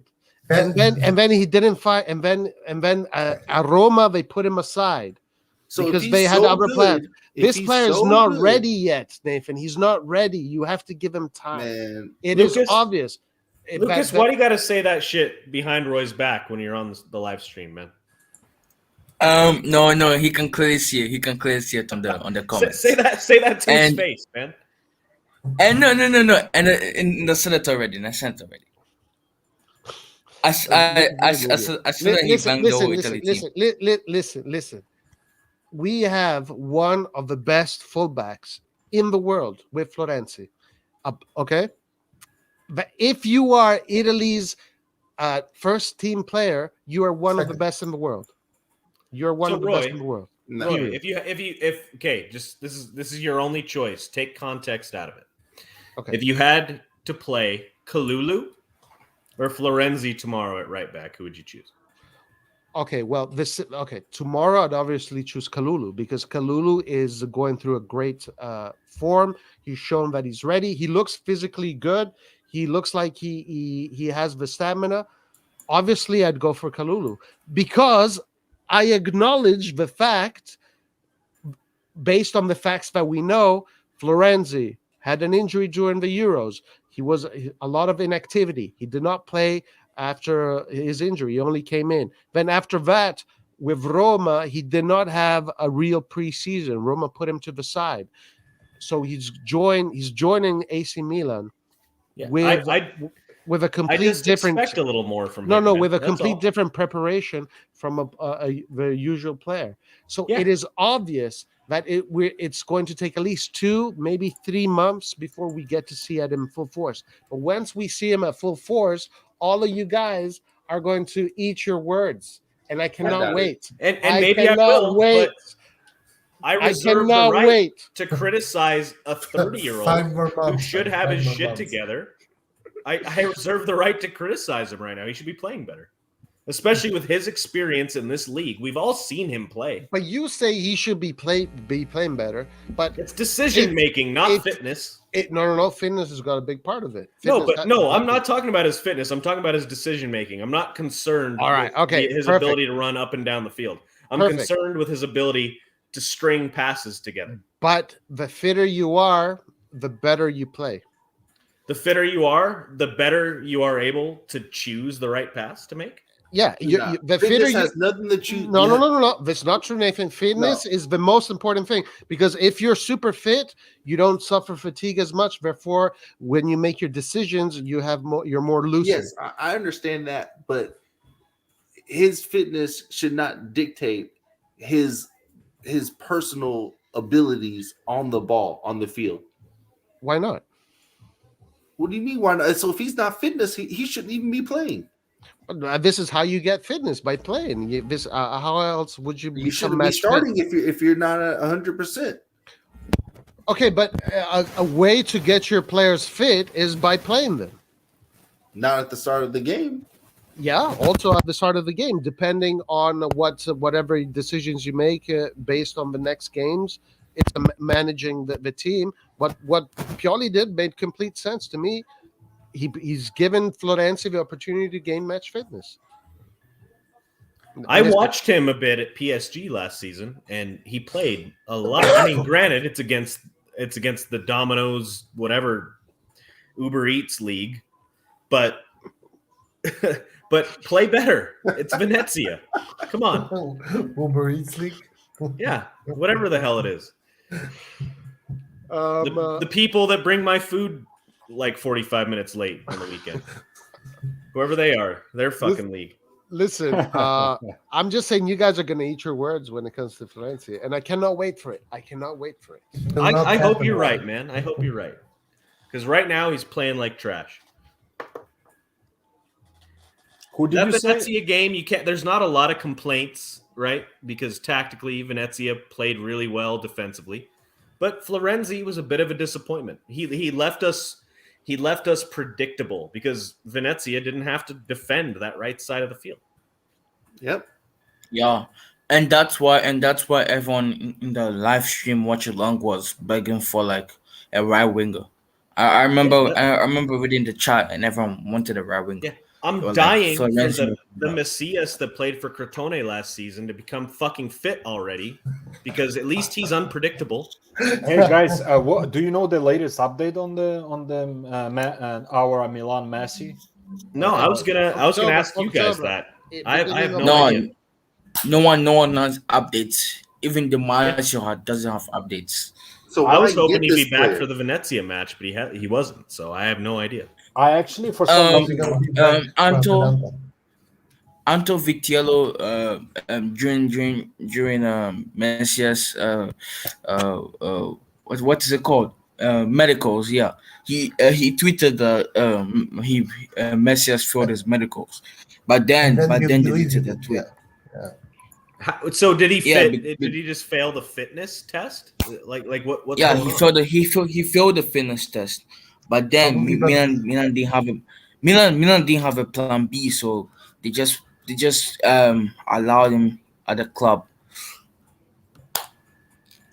I have a good feeling for some reason for the night. And the reason why we didn't get Favre is because Castillejo was being a bitch. Yeah. Regarding Messias, if Milan can get this player the match fitness they need him to be, because I know that Milan, a level of athletic, your threshold has to be really high, because you have to play super high intense when you defend for Milan, and also when you attack, etc. If they can get him at that level, then I think we have a serial killer in our midst. Because I think so too. Why are we playing ifs and buts instead of at least getting a person who can play? Well, that's a whole different topic. That's yeah. But what are your feelings, guys, about this? I know we haven't seen him yet, but blah blah blah. But do you have a good feeling about this guy? Do you think he's gonna do pretty good? Messiah, Messi. I don't think he's going to get redeemed. He's here on an option to buy, and Yes. he's not going to get redeemed. That's all. That's what I'm saying. If we see him play consistently, he'll get redeemed because he's a good player and he works his ass off and he wants it. But I don't know that we'll see him played consistently just because of how I don't Pioli think so is. either. Pioli has his favorites that he plays every game, right? That he'll sub in and sub out. I'm concerned that he won't be part of that. Yeah, but the thing is, Pioli also plays the guy who's more informed. Like that, we have to give it to Pioli. It's not like he has favorites. With for example, with Castillo, we would play him because he was the only option. Like, what do you want had to do? Hage still who could play the right side Bro, why do you like Hauge so much, bro? because he was more prolific and had better stats than our right wingers combined. Nathan, Does the thing Hauge is, does Pioli- Hauge give you 15% of his salary to talk good about him or something? No, he only gives me the stats I need to worry about: goals and assists. Yep, he does. He did produce. I agree with that. And that's the only thing I need to know. Salamakers didn't do much. Castillejo didn't do much. Krunic didn't do much, and he still played them because those guys were favorites. So why is he getting benched at Frankfurt? I don't care about Frankfurt right now. I'm telling. He's getting benched on Frankfurt. He has 2 goals. Nathan, he has 2 why- goals. Also, Frankfurt. Andre Silva has turned into the new fucking Robert Lewandowski at Frankfurt. I don't give a shit. Yes. That dude was terrible at New York. And at Leipzig he does 0. Yeah. So I don't want to use these types of comparisons. I only want to talk about what was done at Milan. And at Milan, Hage had better stats than Salamakers, Krunic, and Castillejo combined. Plain and simple. So and, No. I kept saying Not yes, he combined. did. And I kept saying You're talking about specific kind of stats. Other stats, not so much. the stats that we needed from our wingers are goals and assists. No, he didn't have combined more than Castillo and all those guys. Not combined. He didn't How play many as goals many did they minutes, have? also, Lucas. Like, to be fair. Yes, because he's not a good player, and I keep saying this. He's not Milan caliber. He So if had he's one not a good game. player, how He do you- had one good game. He basically had one good game in his European life. Which We one? signed him for 4 million, and everyone starts jacking off him. Like, come on. What about the Sampdoria match where he came in very late and got us the tie when we really fucking needed it? Salvage 4th first place of all- for us. First And of all, then- he was in the right position at the right time. That goal come wasn't No. that you just goal want to hate him just wasn't. to hate him because he's not. No. Leao. Listen. Guys, That can goal. I say something? Hold The on. goal was Order. beautiful. Order in the room. Hold Guys, on. you see, this is an example of where narratives are more important than reality. What you're doing right now, Lucas. Your narrative is more important than reality. Like, you're just spreading misinformation, bro. All right, sorry. Go ahead, guys. Also, Okay. I just want to say this: the goal against Sampdoria was not an easy goal. It was actually a beautiful goal. Yeah, it was. That was a really, really It was a tough beautiful goal. goal. Yeah. They had 8 men in 2 lines just sitting there defending all game, and he's the only one who could unlock that. Hey, guys, So I have to- Krunic is the next De Bruyne because he scored a free kick against Verona. No. I never no, said listen. that. Hey man, you're putting words in my mouth. Never spoke about Krunic. We can have a different conversation about the Bosnian Player of the Year. hey man, Krunicinho, man. Nobody touches Krunicinho, man. Come on, he's our Krunicinho, man. Come on. Look, at the end of the day, we're talking about options. Like, even right now, we could have used Hage right now because we can't even rotate the left wing. Okay. To end this Hauge conversation, I'll give Hauge 2 more months. I'll come back to this topic But could in we 2 not months use Hage right now? and see if it's no. Let me speak. I'll give him 2 months and see if he's still getting benched. If Hauge is still getting benched on Frankfurt, then Nathan, you okay? I don't want to use your money because like I don't know where you are financially, but How don't yeah, you don't have anything financially, so I can't count on you to give I me have, any money. but I I only have care. bread. I have I only bread, care bro. about Hauga I in have the tons of bread. context. I only care in the context of what players bring and produce for AC Milan. 'Cause that's my Exactly. team. So I don't give a shit about an Eintracht Frankfurt player anymore. Hey That guys, doesn't I have matter a to me. question. It's I have a over. question. I have a question because looks like you guys are following somewhat Hager and Silva. So I know from what you guys saying, Hager is not doing that great. And how about Thiago Silva is yeah. He's doing shit. Silva is playing like garbage because he's playing in a 1 forward system and he needs to be in a 2 forward system. Same as he played with At us. Leipzig, they have a lot of creative players, but Silva is simply not at that type of level. And you can see it. You can easily see it. It's the same reason Piontek struggled. Well, with what's us going as on well. with Piantek, guys? Do you know where is he right now? That dude? He's a bench player at Hertha Berlin. So Yeah. he is a shit player. I bet Hertha Berlin are so pissed off that they bought him from us, man. Yeah, they spent they- a lot of money on No. that dude. They shouldn't be pissed off. They shouldn't be pissed off. We should be pissed off. We signed I this am guy for pissed like off. 30 million. I We signed was this guy pissed for like off 30 about million, that. bro. Yeah, absolutely. That was Yeah. a dumb, He that was a he really started dumb off move. when he started off. He looked great though. Yeah, but that's because teams hadn't figured him out yet. He's another player who needs to play in a 2 forward system. Yeah, he's the reason I'm glad we didn't buy Vlahovic this summer, right? I mean, no, come on. Vlahovic is No, different. they have the same trajectory right now. When we No, got no, Piontek, he was a machine. Vlahovic No. is more talented than Piontek. Mm, Like you Vlahovic don't is know more that. talented. You don't know. I'm that. just saying we need don't know to be more hesitant when we buy these one season wonders. Let's see. Yep. Vlahovic Wait, may be a wonder kid. We don't know yet.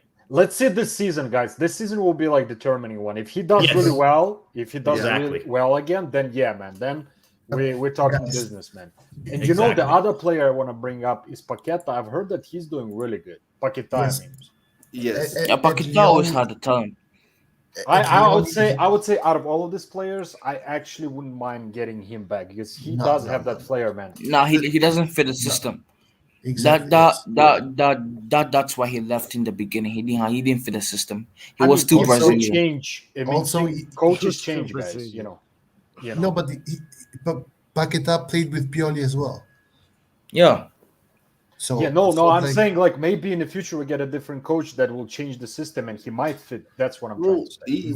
Then- Paqueta also it was a lot of mentality for him. He Yeah, was homesick. He didn't have like France, in France or in Lyon. He has a lot more Brazilians. Brazilian friends and all that other stuff. He just doesn't have the same connection at that moment in time when he was at Milan. you know, I've noticed that. I don't know if But you guys- also, let's also. Sorry, Vasil, you go. I just want to say, I don't know if you guys will agree with me or not, but I've noticed a lot of those young Brazilian players have this kind of moments where they're homesick and they have a hard time adjusting to Europe. It's not just Paqueta, man. Like, so it's pretty common. One thing about Paqueta, though, that I noticed, I don't know if you guys noticed, but tactically, sometimes he was a player that took too many touches when he didn't need to. And maybe that was a part of his game that he wasn't able to fix soon enough. And then he got caught in the transfer market tornado. I just feel, man, I agree with you. And I just feel like he was trying too hard. Sometimes he could have just played simple, but he was trying to do all these tricks. I don't know why he was doing, maybe to impress, or I don't know what the reason is, but there were occasions where he could just simply pass the ball, but he would start doing these flips, man, and turn around and twist, man. It's like, come on, man. I mean, And he got a red card. He got a red card in one of the final games of the season. He I remember slowed that the red game card. up. He also got a yellow card for doing a rainbow flick versus PSG. Yeah, but that's stupid. That's just the referees is a moron. What do you say? That was just stupid, and I don't know. There's a clip on Twitter where Paqueta got a yellow card for doing a rainbow flick in a game against PSG. Why? It's 'cause- Why would he? Why would you? Because the why would- referee is in France are like high school refs. Wait. He just did So the no. wait. Say Nathan, properly. Nathan, you just exposed yourself. What? Last stream you were bragging about playing in the high school league, and now I never said I played in a now high school league. Oh my God! I Please, never No, said no, I you played were in a high saying- school league. you were I saying said I you grew play. up playing club soccer. I also played high school and I played college. Are you Yes, happy now, Lucas? yes, and you just said the Yeah, The the French officiating referee- in high school is not the The same level as even club soccer for youth players. You would know this if you actually played, but you don't. yeah. So So my moving question is on to why? the next part because you don't know. What Yes, you're talking about. My question is why do you brag about playing in high school league? Let's I never guys. said high school league. Okay, let's guys focus on Vlahovic, man, Yeah. because I think it's going Listen. nowhere, man. Vlahovic is the kind of player which Vlahovic is the perfect replacement for Ibra. Mhm. Vlahovic is perfect. He does first. Vlahovic is perfect for Gianpaolo because he doesn't play too Brazilian like Paquetá did. Exactly. Yeah. Oh yeah, right, man. Yeah, I forgot Oh, about that. That was Jean ridiculous, Paul, man. il maestro. Where the hell is he now, man? That Gianpaolo, whatever. Man, he managed somehow to almost relegate. He's Torino. jobless. He's jobless right now. No one is gonna take him. That's only like big mistake that Maldini really made to me, man. That freaking hiring this guy, and obviously a little bit of contract renewal, but I don't think it's fully just him, you know. But Vlahovic is perfect, dude. The problem that I have is if Vlahovic does too good this season, we just will not be able to get him. Yeah, but Red John, what do you think? What if Pellegrini like really just breaks out this year? Then we keep Pellegrini. But the problem is that I doubt the 20-year-old Pellegrini is gonna break out this season. I mean, you Yeah, never that's know. why. That's why I think we need to sign him for 6 mil. Like no, or even just extend his loan. Yeah. Yeah, because our two main forwards they can't stay healthy for more than 2 weeks at a time. So Yeah, but also Pellegrini, like his record has shown that he cannot stay healthy for 2 games in a row. He Yeah, has been but injured he's- 720 games, man. Do you know what it means or not? Pellegrini 720 games. Yeah. would have No, scored a days, goal. not games. Pellegrini Days, would have I'm scored sorry, a goal days. against Venezia had Salamakers pass that ball to him. Yeah, he Yeah. was open, man. He was ready, but I mean, Wide open. but either way, man, it worked out for us, and I enjoyed that celebration of that little magic man Diaz, man.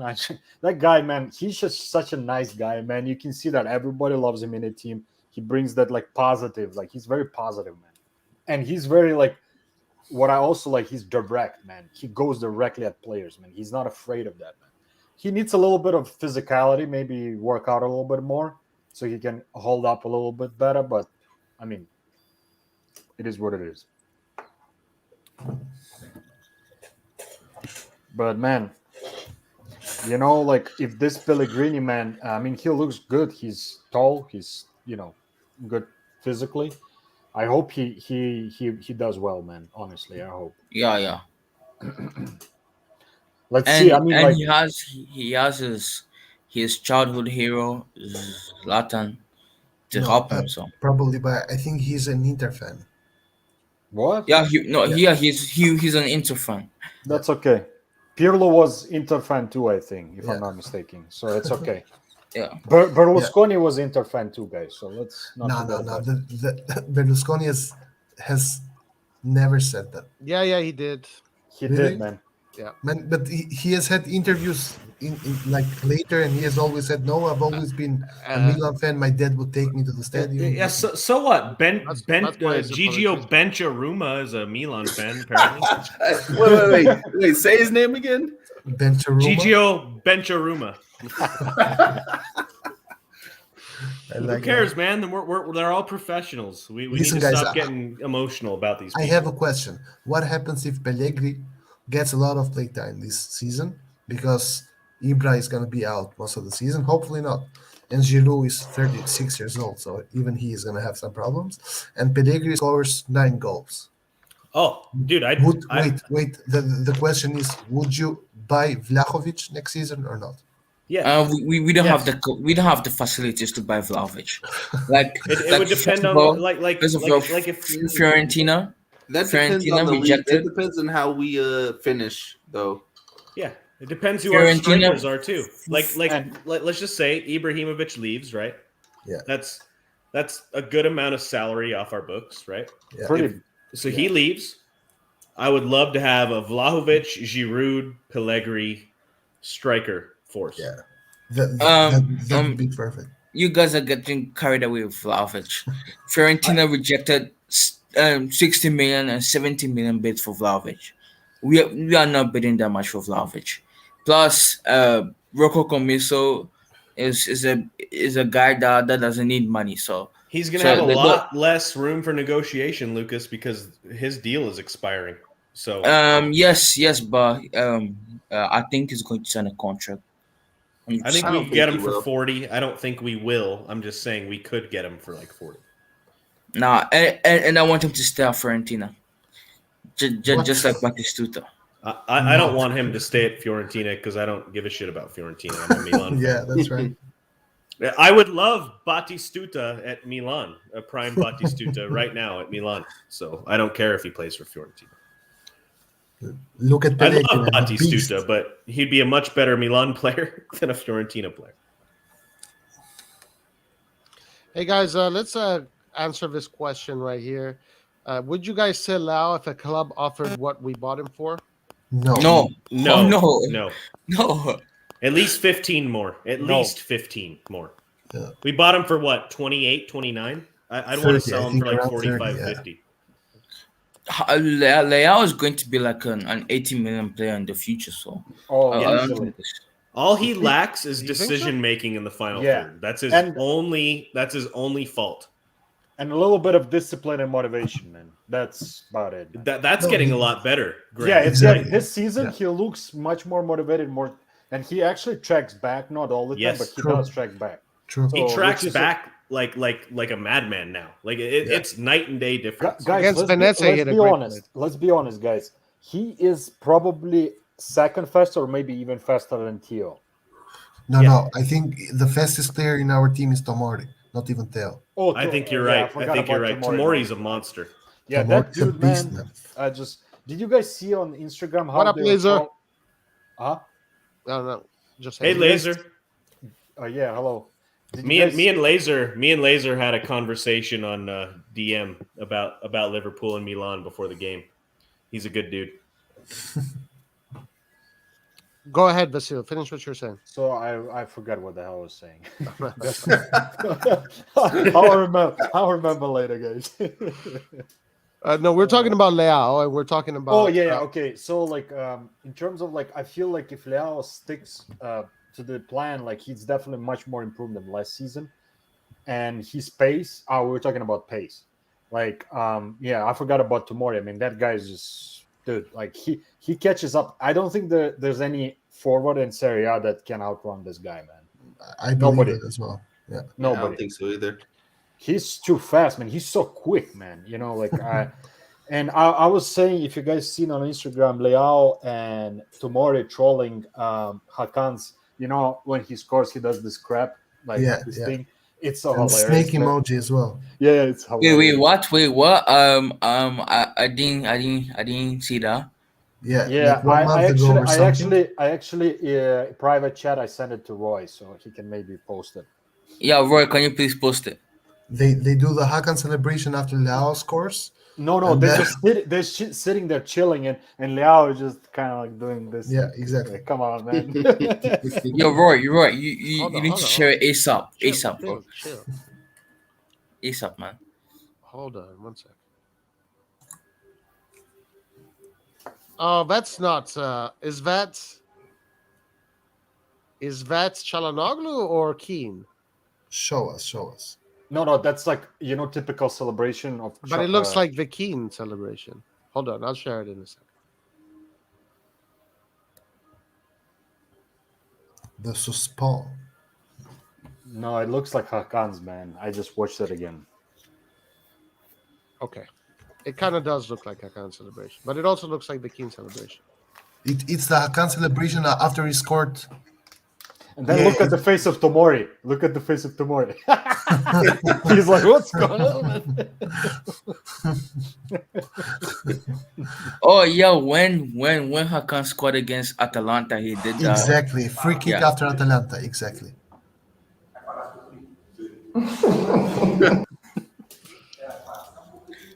Oh, so wait, so they're mocking Yes, they're mocking the way he danced, That right? is definitely Yeah. 100%. Yeah. And also the snake emoji. Yeah, The yeah. You snake see that? emoji, Man, dude. I That's love fucked that, up, man. man. That's fuck. When did he put this up? That's my guy, man. Show them. You know. But that's let me good. what they. But I was already a Leao stan. Now I'm a Leao lover. Yeah. No, I love this Oh kid. yeah, man. that's Like, 100%. He's towards super Yeah. talented, man. Super Yeah. talented. Yeah, that's 100% towards Çalhanoğlu. Both of these players are the future of Milan. So Oh yeah, I mean, shit, man. I'm so happy, man. I'm telling Unless you, man. unless they don't sign the contracts, of course. But I I want mean, to know let's from not Lucas. go that far. I want to know from Lucas. How do you said Leao will be an 80 million player? Of course, How do you everyone think in Portugal knows that Leao. No, everyone in Portugal when he made his debut in Sporting knew that. They were saying that Leao was going to be the next Ronaldo.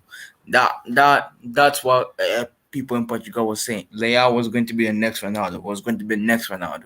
He went to France. Then people in France started calling him the next. People in France started calling him the Portuguese Mbappe. That's why people in France started to call him Portuguese Mbappe. Portuguese Mbappe. He came to Italy. Italy, there was less media coverage of him.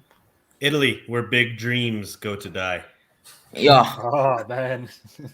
No, Uh, he came to Italy, a league especially that when doesn't give you the type of freedom he wasn't used to getting before. especially getting better, especially when though. he scored. Especially when he scored against Fiorentina. That goal, that solo goal against Fiorentina. People still didn't talk about him like the way people talked about him in France. And now this season, people still don't talk about him. I think in Italy the standards are higher. I think he needs to show 20 goals a season or something. Yeah, he just needs he needs a finishing product. He needs a finished exactly. product. He needs to score. Yeah. It's decision making. It's small. Exactly, yes. It's small decisions in the final third. Do Yeah. I pass? He needs Do to I have dribble? more games like the Do I Lazio shoot? game. He needs to But have look- more games like the Lazio game. Just- That's why I think he should be shifted from a left winger to like a second striker. Nah. Well, he Yes. actually at Leo, he was a shadow striker. You know, I think it might work, but I think he still prefers the left side, man. That's where he's the most productive. I feel like from just analyzing different positions he played, and I feel like that's his fit. But that decision making, if he improves that, man, this season, this guy is gonna be a monster, man. Mark my words, man. Especially playing in Italy, he has a lot more yeah. room when he plays out on the left, right? Oh yeah, like he will outpace all of them. Maybe I don't know who can catch up with him. And but- Osimhen. And he's Osimhen. really physical. Leao has gotten a lot stronger. I've noticed. Did you this see year. his bulk? He bulked up, man. He Yeah. looks like powerful right now, man. Yeah. I like it. I like it, man. I love Yeah, it. he's like Seabiscuit now, man. Mhm. He's- Seabiscuit. He was a My Little Pony last year, and now he's Seabiscuit. Look at Turning that. into a Look thoroughbred, how huh? easy he just goes, man. Yeah. He just goes. People and they can't bounce catch off him, man. dude. People try to tackle him, look they at just that. bounce. Try to catch that guy, man. Like seriously. Here we go. Oh man, See, but like, that's I what love- I'm saying. He's each game he should be looking to beat his man one on one. and he can do it. You know that they Exactly. that's the he fact. can do it. He can He do can it. do That's like exactly 2, the 3, point. man, not just one. He can like Yeah. dribble 2, 3, man, easy. With So- the pace, and you know what? What also another thing? He's very long. He has long legs, so he can just he's like a hockey man, like just whoop, whoop, and go, man. Look at that, man. So No, you guys remember last season, first match against Spezia? It was at home. He scored 2 goals? Yeah, Let's hope. 2 goals. Let's hope. 2 top I goals. don't know if he's starting this match because they're saying Maldini might start in his place. Let's Oh. hope Leao comes on, kind of like Teo did during the Venezia match, and just fucking brings a spark to the whole thing. Actually, I see don't that mind. happening. I see that happening. Yeah, I don't mind Yeah, me actually too. Maldini starting, man. It's actually going to be interesting to see, man. I'm actually curious to see that. Yeah. Because Yeah. he needs some minutes too, man. I mean, You guys are going to see a generational talent tomorrow. Trust me. Oh, dude, Lucas, you and I won't disagree on the amount of You know talent my what? boy P, Leao P, has. P, That P, dude is P, a P. madman.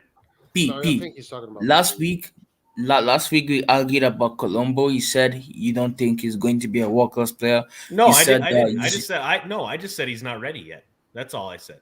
I didn't say. I think he could be. He has the physique, man. He's a big boy.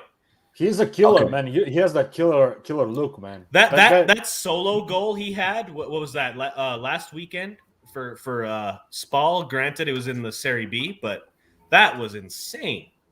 Yeah, and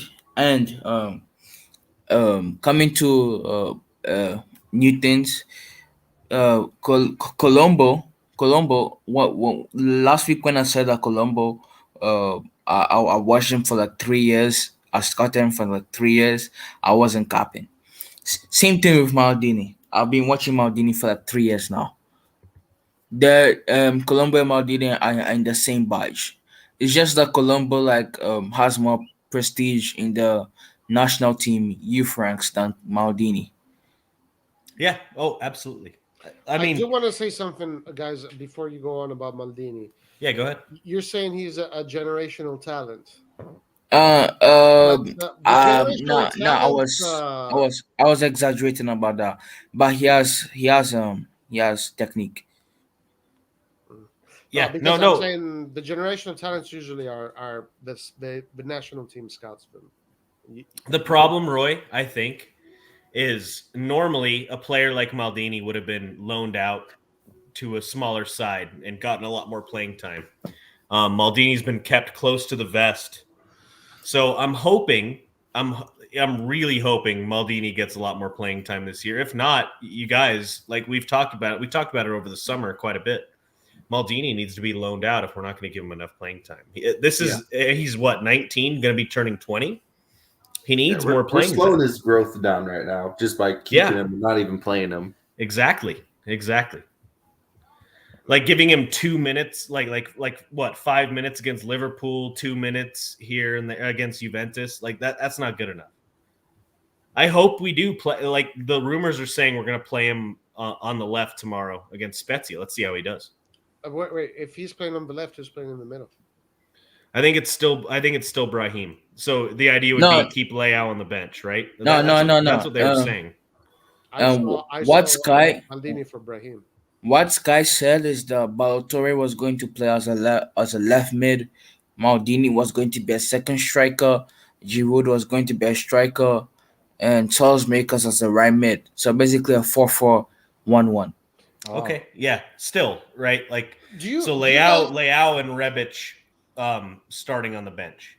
Do you guys understand that if that's the formation that he's going to use tomorrow, all the creativity can only come from one player in that formation, and it's Maldini. That's a lot of responsibility on Maldini for tomorrow. I doubt he's going to do that. Well, Roy, I don't think he's going to do that. No way. If you noticed when Salamakers, I know there's a lot of Salamakers hate here on the stream, but if you noticed when Salamakers came out against Venezia, when we were on the front foot the entire game, right? We were attacking the entire match. Salamakers had a lot more freedom to roam forward, and there were some decision-making mistakes that I criticized, but he had a very, very good match for the time he played. Of course. I think he could have a similar effect against Spezia, depending on how they play, and I think Maldini could as well. Oh, there's a lot more freedom there. Banking on Salamakers being Ronaldinho again tomorrow. No, that's Pioli, not me. I'm not Stefano Pioli. I'm not banking on anything. I am. That's if Salamakers knows what's good for him, he won't disappoint me. Yeah, I agree. I agree with that. He needs to show his class because he's the starting wing tomorrow. He's the wing who always plays. He needs to show his class. I agree with Nathan there. If he If plays like he Maldini's played starting, against, Salamakers needs to fucking go out there and prove something. I mean, if he plays like he played against what's the Venezia, man, shit, man. But let's be honest about something here, guys. If he played like he played against Venezia, he'd be winning the Ballon d'Or if he does that every game. This is the first time we've even seen him do something like this. Yeah, and I think Nathan, he's young, right? And he got license to do that against a Venezia. And he should have license to do that against Spezia. He should have license to do that every game. We shouldn't have trouble like we did last season against Spezia, and we shouldn't have had trouble then. That game pissed me off. I don't even want to talk about it. The last time we played at La Spezia. But Salamakers needs to show me something this match. I really need to see something from him. If there's going to be something from him offensively, it needs to be this match. Because he's starting on the right, and there's a lot of responsibility. He's the winger who starts matches, who has the experience, who knows the team. He needs to show me something. Like, imagine having that version of Salamakers on the right dancing through people, Leao on the left dancing through people. It doesn't matter how good your defensive shape is. If you beat 1 to 2 people, your whole shape gets thrown out the window. And then if you have both sides of the field doing that, you're gonna create so many more chances. Yeah, or Nathan, as you and I spoke about, I don't know if you remember, it was like very beginning, it was still preseason, as you and I spoke about, like Salamakers doesn't need to be that guy for 90 minutes a match. He needs to be that guy for maybe 15 minutes a match to keep the opposition defense honest. Right. Because when we run into trouble against teams that sit back, it's when they know we're going to attack down the left or the middle, and they know that the only thing coming from the right are desperate crosses. Exactly. And so if you give a team something to think about on left, middle, and right, they're going to be in trouble. But if your right winger does nothing but stop and pass the ball backwards, you don't need to be worried at all. You just need to be worried about one side of the field. Yeah. And I think Salamakers has the ability. I think he has the ability. He's young, but I think he does have the ability. And hopefully Macias has that ability as well. So we can hopefully Salamakers can fill in that gap as the starter, and Macias obviously is going to bring that hunger. That dude, if nothing else, that dude has hunger, right? He's going to try. He's going to take men on. So hopefully Salamakers can learn a little bit from that. And I think he is. I mean, the Venezia match showed me that. Yeah. So that's why I said I'm going to hold Salamakers to that standard, because he showed me the type of high level he can get to. So that's what I'm going to hold him to. And this next game is the best time for him to do it, because it's not against, like a Liverpool or someone like this. Well, Nathan, against Liverpool, Salamakers, the moment he got forward, he passed to Leao. That pass opened up Rebic for that run that Leao was able to pick out. And that first goal was scored because Salamakers found that pass. Right. And so that tells you, and it tells me what we've been saying the entire time about Salamakers is when he's able to get forward, it keeps the opposition honest, and it can take them off guard as well, like it did against Liverpool, and that opened Liverpool up for that first goal. So he's capable. He's fully capable. Yeah, it's just whether or not he has the confidence just to do it. Like he can't be afraid of criticism, because I know a lot of players might be afraid to do something because their teammates might get on them. Players who think like that are players who are not remembered. Do you know who needs to be recognized right now? It's my man Roy for bringing up all the relevant highlights as we're talking, buddy. Thank you, Roy. Good looking out, bro. The other thing, man, I love is that Maldini, Dynasty, man. I love that, man.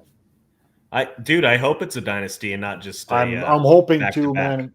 I'm just hope. I my hope. That's the last thing will die. Is my hope, man. So hopefully, man.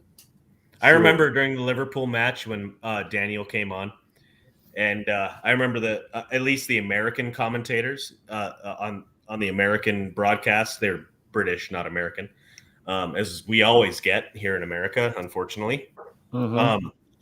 They came on, and they were like, "This must be a really proud moment for Paolo Maldini," and they panned over to Paolo Maldini in the stands, and he had a stern fucking look on his face. He was like, the look on his face was like, "You better make me proud." I mean, You've can had you an imagine? easy life. You've had an easy life, Daniel. You better make me proud. But still, the shoes he has to fill, that pressure, man. I'm sure it's wearing on his shoulders, man. On the young Maldini, man. You know what I Yeah, mean? absolutely. You How, know- how badass would it be if someday he's our number 10?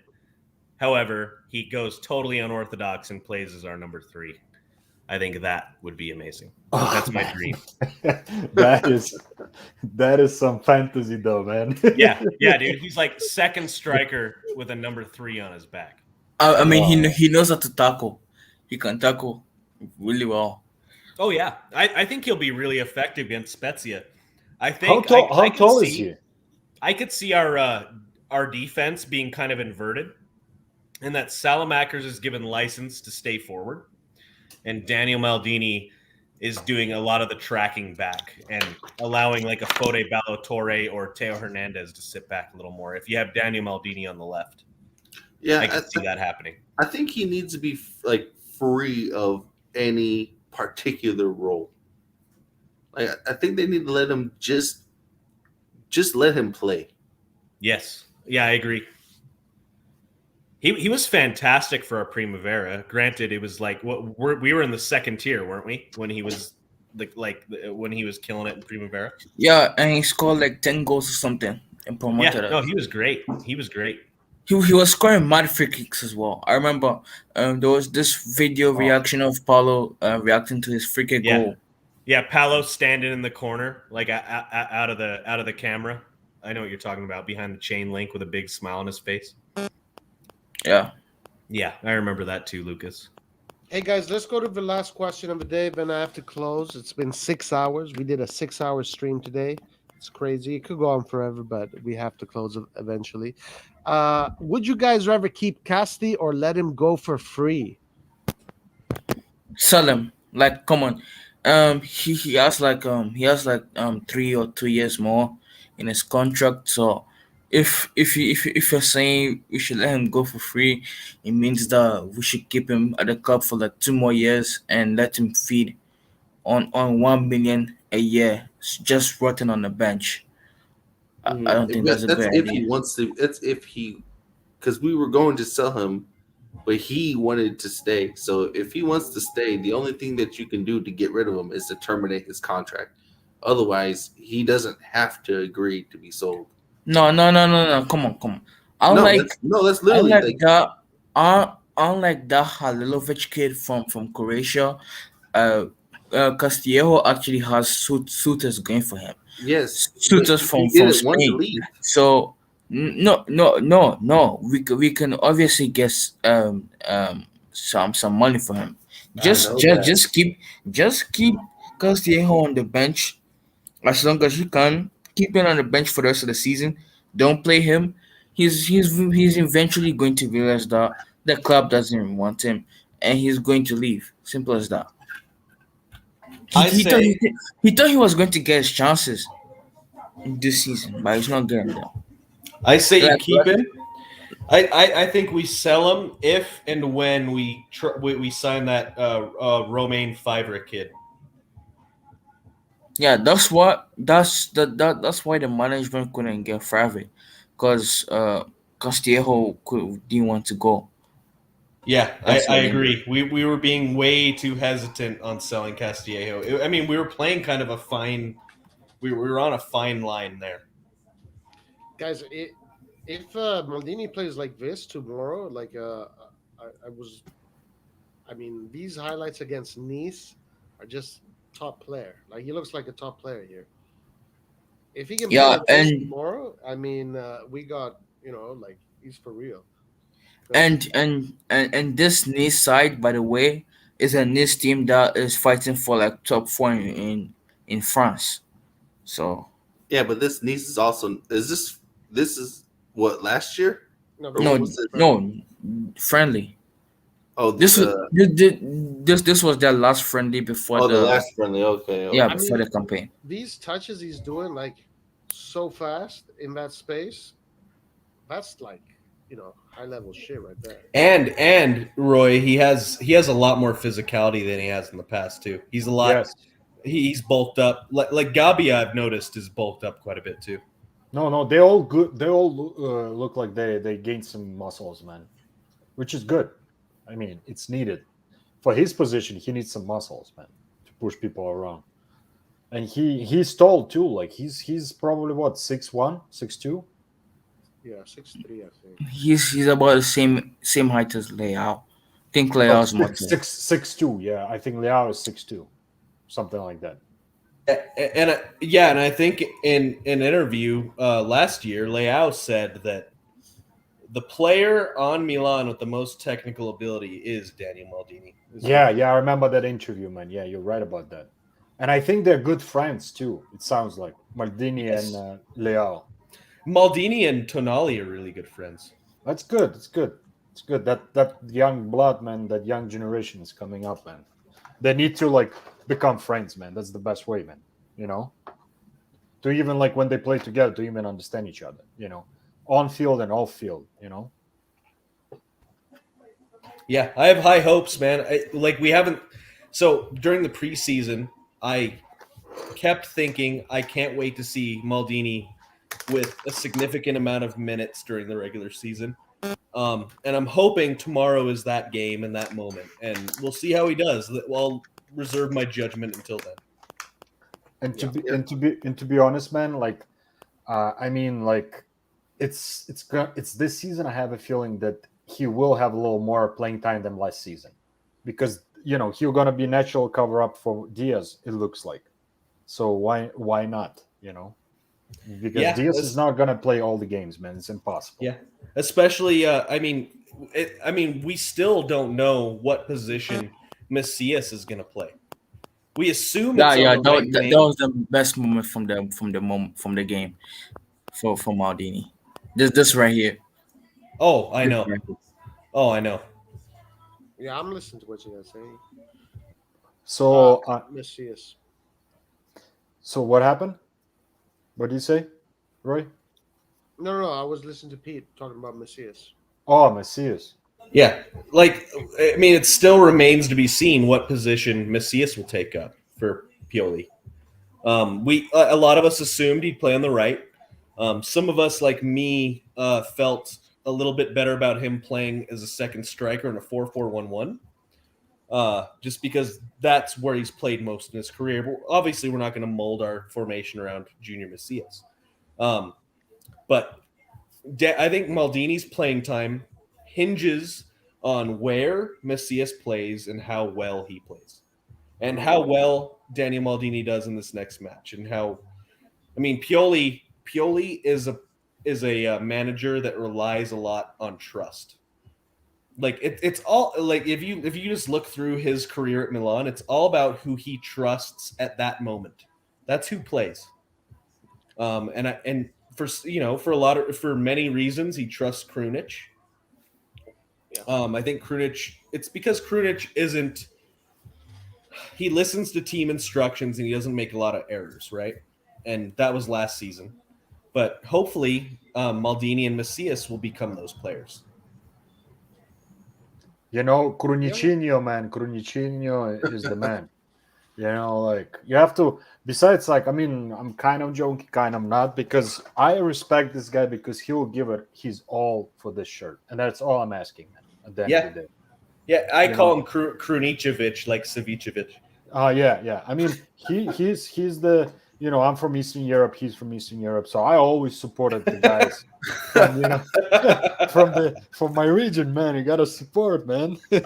Where are you from? I'm from Ukraine. But Okay. I Right live on. I live in United States, Yeah. Midwest. So you're baby. a Sheva supporter. Oh, come on, bro. All right, Like guys, listen. In tradition of the forum, we're going to close out with predictions of the Serie A matches. Let me set that up right now. Yeah, can you set it up? Yo, Bro? Roy. What happened to the quizzes? Yeah, we'll do them. We'll do them. What quizzes, man? Them quizzes, we'll do them. All right. So we'll leave Milan for last. Yeah, let's do that. Hey, Pete. While Roy is doing his thing.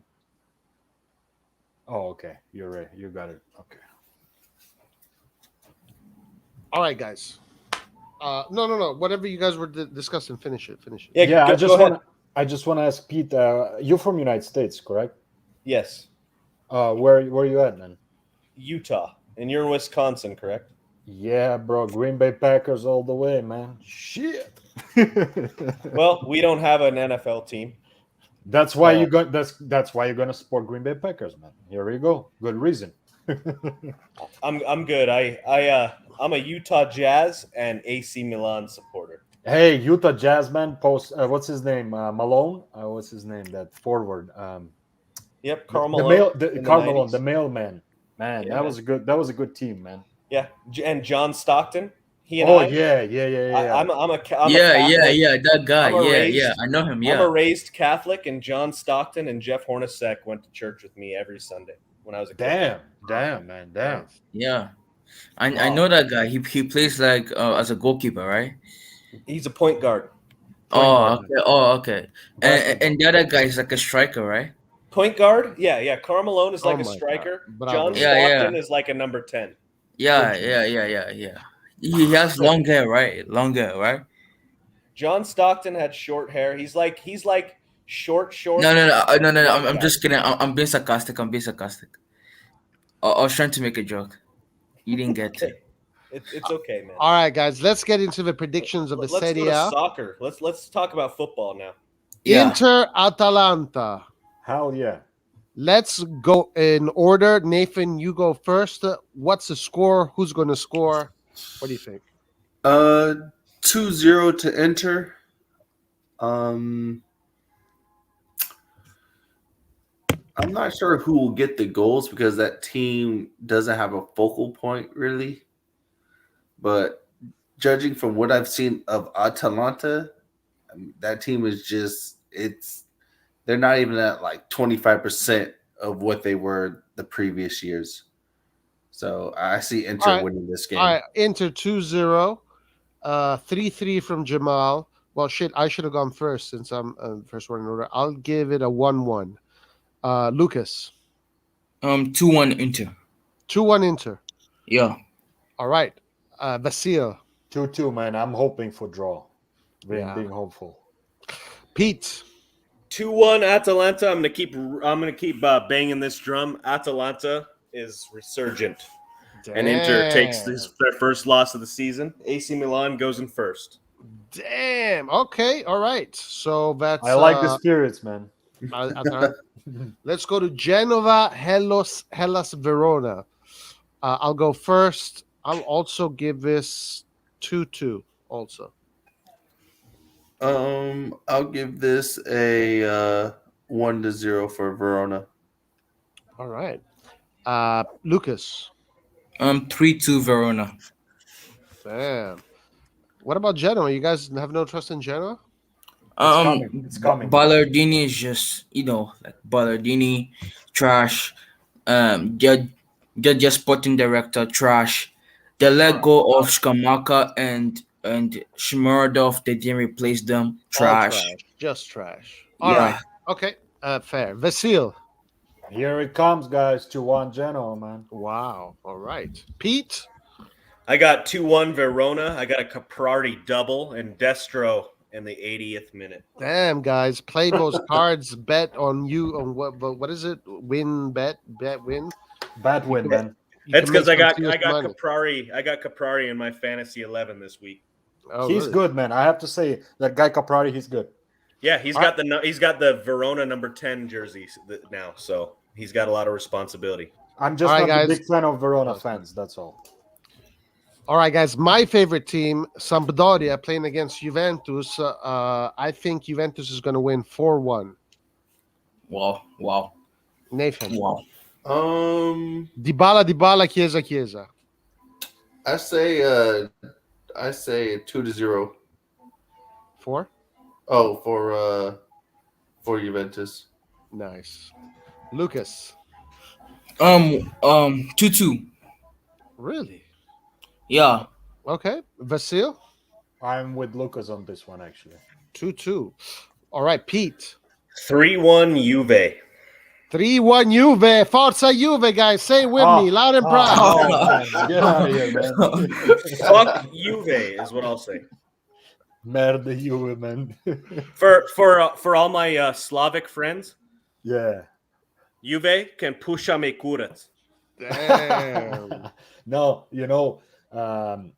Juventus это kurvena komanda, блядь.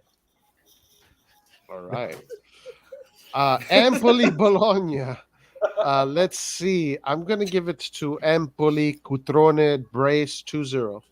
Nathan. Ooh. I go with 1-1. 1-1. Yeah. All right. Lucas. 1-1 as well. 1-1. Yeah, Vasil. To be honest, man, Bologna hasn't impressed me this season. 3-0 to Empoli, man. Damn, 3-0. Yeah. All right. But they still have a good team. Yeah. They have. I'm not in any way, but I'm just stating the facts. To me, they haven't impressed me so far. So Yeah. All right. I think they need a coach like Fonseca. yeah, Fonseca would be good for them, actually. I think. Yeah, they have great attackers. All right. Pete, what do you say? I think 2-2. Bologna's defense has fallen off a bit since the departure of Tomiyasu. I've got Cotrone, Bairami, Orsolini, and Barro scoring 2-2. Damn, you're a very detailed guy, man. See. Guys, I watch every game, guys. No, that's cool, man. That's cool. You watch or every at least single game? listen- You watch every single game? And the ones that are smaller, like the Empoli Bologna, I'll listen to while mowing the lawn and working and shit like that. Are you serious? Damn, bro, I live for the Serie A. I don't watch that EPL bullshit. Guy, we got it. We got a real Serie A fan here. Respect. I'm telling you, love the man. Serie Big A. respect, bro. I watch every gonna game I applaud you, can. man. Well, We gotta meet up, man, and have a beer, man. I'm telling you. So I can Dude, shake your hand. when Milan comes back to the States to play a game, no matter where it is, you and I, let's go watch that shit. Yeah, like, hey, during the Nate, preseason. you're from US too, man. Yeah, let's do it. Yeah, man. We should go meet up, man. I'm Have a in. good time. all right. So, what about Sassuolo Salernitana? I say hat trick from the best player in Italy, Berardi. Easy game for Sassuolo. I Yeah. love Berardi. 3-0 I'll for take me it. too. 3-0. Yeah. Nice. Who do you have scoring? I want to. Berardi will probably get. I would say get 2 goals, and then what's the youngsters forward? Raspadori. Yeah, Raspadori. That player is interesting, huh? Youngster. I hate to say it, Raspadori. I really hate to say this. Raspadori would be the perfect Lautaro Martinez backup at Inter. Yeah. There was you're rumors that Maldini wants to swap Colombo for Raspadori, which I'm not doing it. Not doing it. No, man, no. Not doing it. Yeah. That sounds like I don't like a that, man. fucking devil's bargain there. I'm not happy. I know having it's it. Yeah. just no. I hope it's not gonna happen, man. All Yeah, right, me Lu- too. Lucas. It won't. Tuto Sport probably likes that. I hate to be that person, but I think I'd take that too. Oh fuck, dude! That's way too much. I don't know. Colombo, Yep. the way that man is built, he's a brick shit house. Yeah, telling but you, it's a killer, Battaglia man. was also built too. Raspadori is like C level, like low grade Del Piero, very low grade. Well, the reason why I would choose Raspadori is because the modern game is geared towards more either Endurance? support or false nine strikers. Yeah, but I'm looking at the way Milan plays, right? And Yeah, Colombo but I fits the mold. don't think our end game formation is going to be a 4-2-3-1. No, but still, Colombo is not a slow player, and he's very quick. So I don't know about I think that, we'd but- regret that. I think we'd regret that. I think Colombo's ceiling is better than Catrone's. Yeah, me too. I actually agree to that 350%, man. Yeah. Even though Colombo's- man, I love Cutrone, man. I think that guy. Cutrone peaked too soon, and I think Raspadori peaked a little bit too soon. We'll see what happens. All right, Who's next? Lucas, Sassuolo Salernitana. 4-0. Skamaka hat trick and probably someone else. Damn. All right, Vasil. 5-0 big comeback of Sassuolo. Wow. I actually enjoy how they play. I enjoyed that game against Roma. They were just unlucky, man. Berardi too, and what's the name of that big lad? Scamacca? Scamacca, man. I actually like that. I like that player, man. Yeah, he's basically an older Pellegrini. And he's more Milan skillful. fan. And he's Milan fan too on the top of it. Oh, I'm not sure about that one. No, that's what I'm not sure too, but I've heard it somewhere. But maybe it's a bunch of bullshit. All right. Yeah, Okay. he's a Roma forward. fan. Let's move on. Pete, Sassuolo Salernitana. 3-1 Sassuolo. I've got 2 Berardi goals. I've got 1 Juricic goal. And I've got Simi getting off onto the score sheet for the first time this season for Salernitana. Damn. All right. You know Juricic, man. I actually like that player, man. Me too. He's a good player. He's very underrated. All right. What about Udinese Fiorentina? Udinese not looking good at all. Fiorentina looking a little bit better. Fiorentina actually looking pretty decent. I'm gonna give this a 1-1. 1-2. Udinese 1, Fiorentina 2. Nathan. Yeah. Same thing. 2-1. Udinese 2 or Fiorentina? Oh yeah, sorry, Fiorentina 2. All right. Lucas, what about you? 3-1 Fiorentina. All right. Vasil? Everyday Fiorentina, man. 3-1. Man, you see, he's a Fiorentina fan, guys. 3-1, man. Vasil is a Fiorentina fan. I like their colors, man. All right. Pete. Better Fiorentina than Juventus, right? Exactly, It's the man. greatest club in the world, man. I've got a lot of belief in the way Udinese plays defensively. Last match day was an anomaly. I go 1-1, and I've got Samardzic, the player that used to be linked to Milan from what was that? One of the RB teams, and Vlahovic scoring 1-1. My man Vlahovic, man. Really? Yep. Was it Lazar Samardzic? He's a midfielder for Udinese. He played for RB Leipzig, I think, or Salzburg. Oh, And, I think and Milan was linked to him. He's a very good player. He's already scored once this season. How old is he? Do you know how old he is? He's like 19.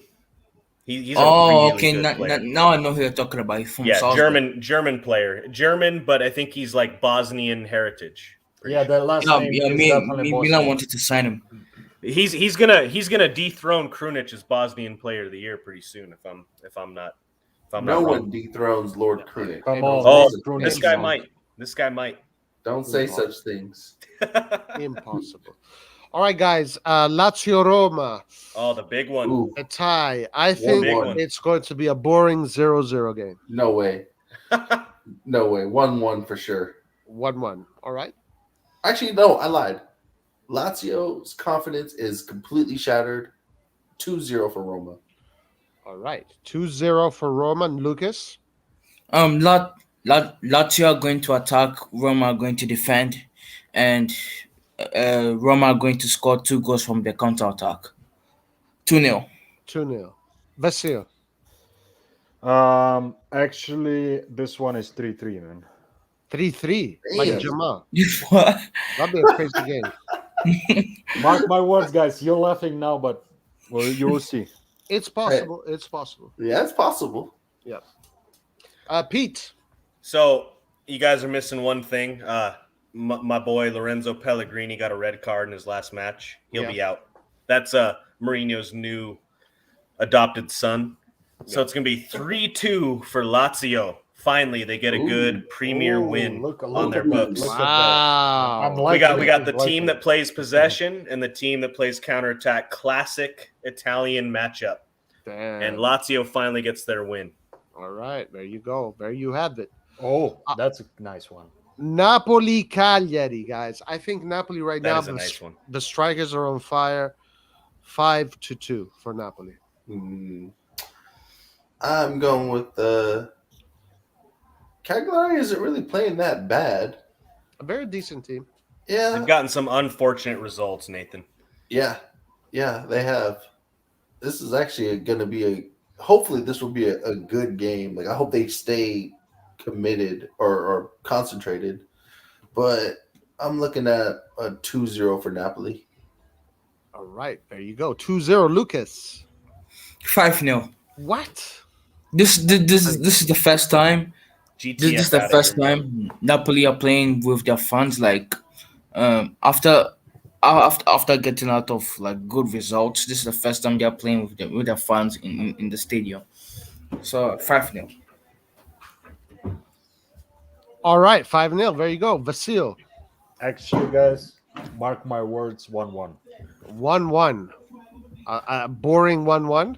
Yeah, it's gonna be one of those off games. I don't know why I just have this sense, man. It's possible. Pete. I've got 2-1 Napoli, and my boy João Pedro will get a goal in this All game. right. Okay. Venezia Torino. Venezia, a team that surprised me the way they played against Milan. Very organized defensively, and even at the San Siro, for 90 minutes, they kept playing short from the back. So that's pretty cool. Team that wants to grow.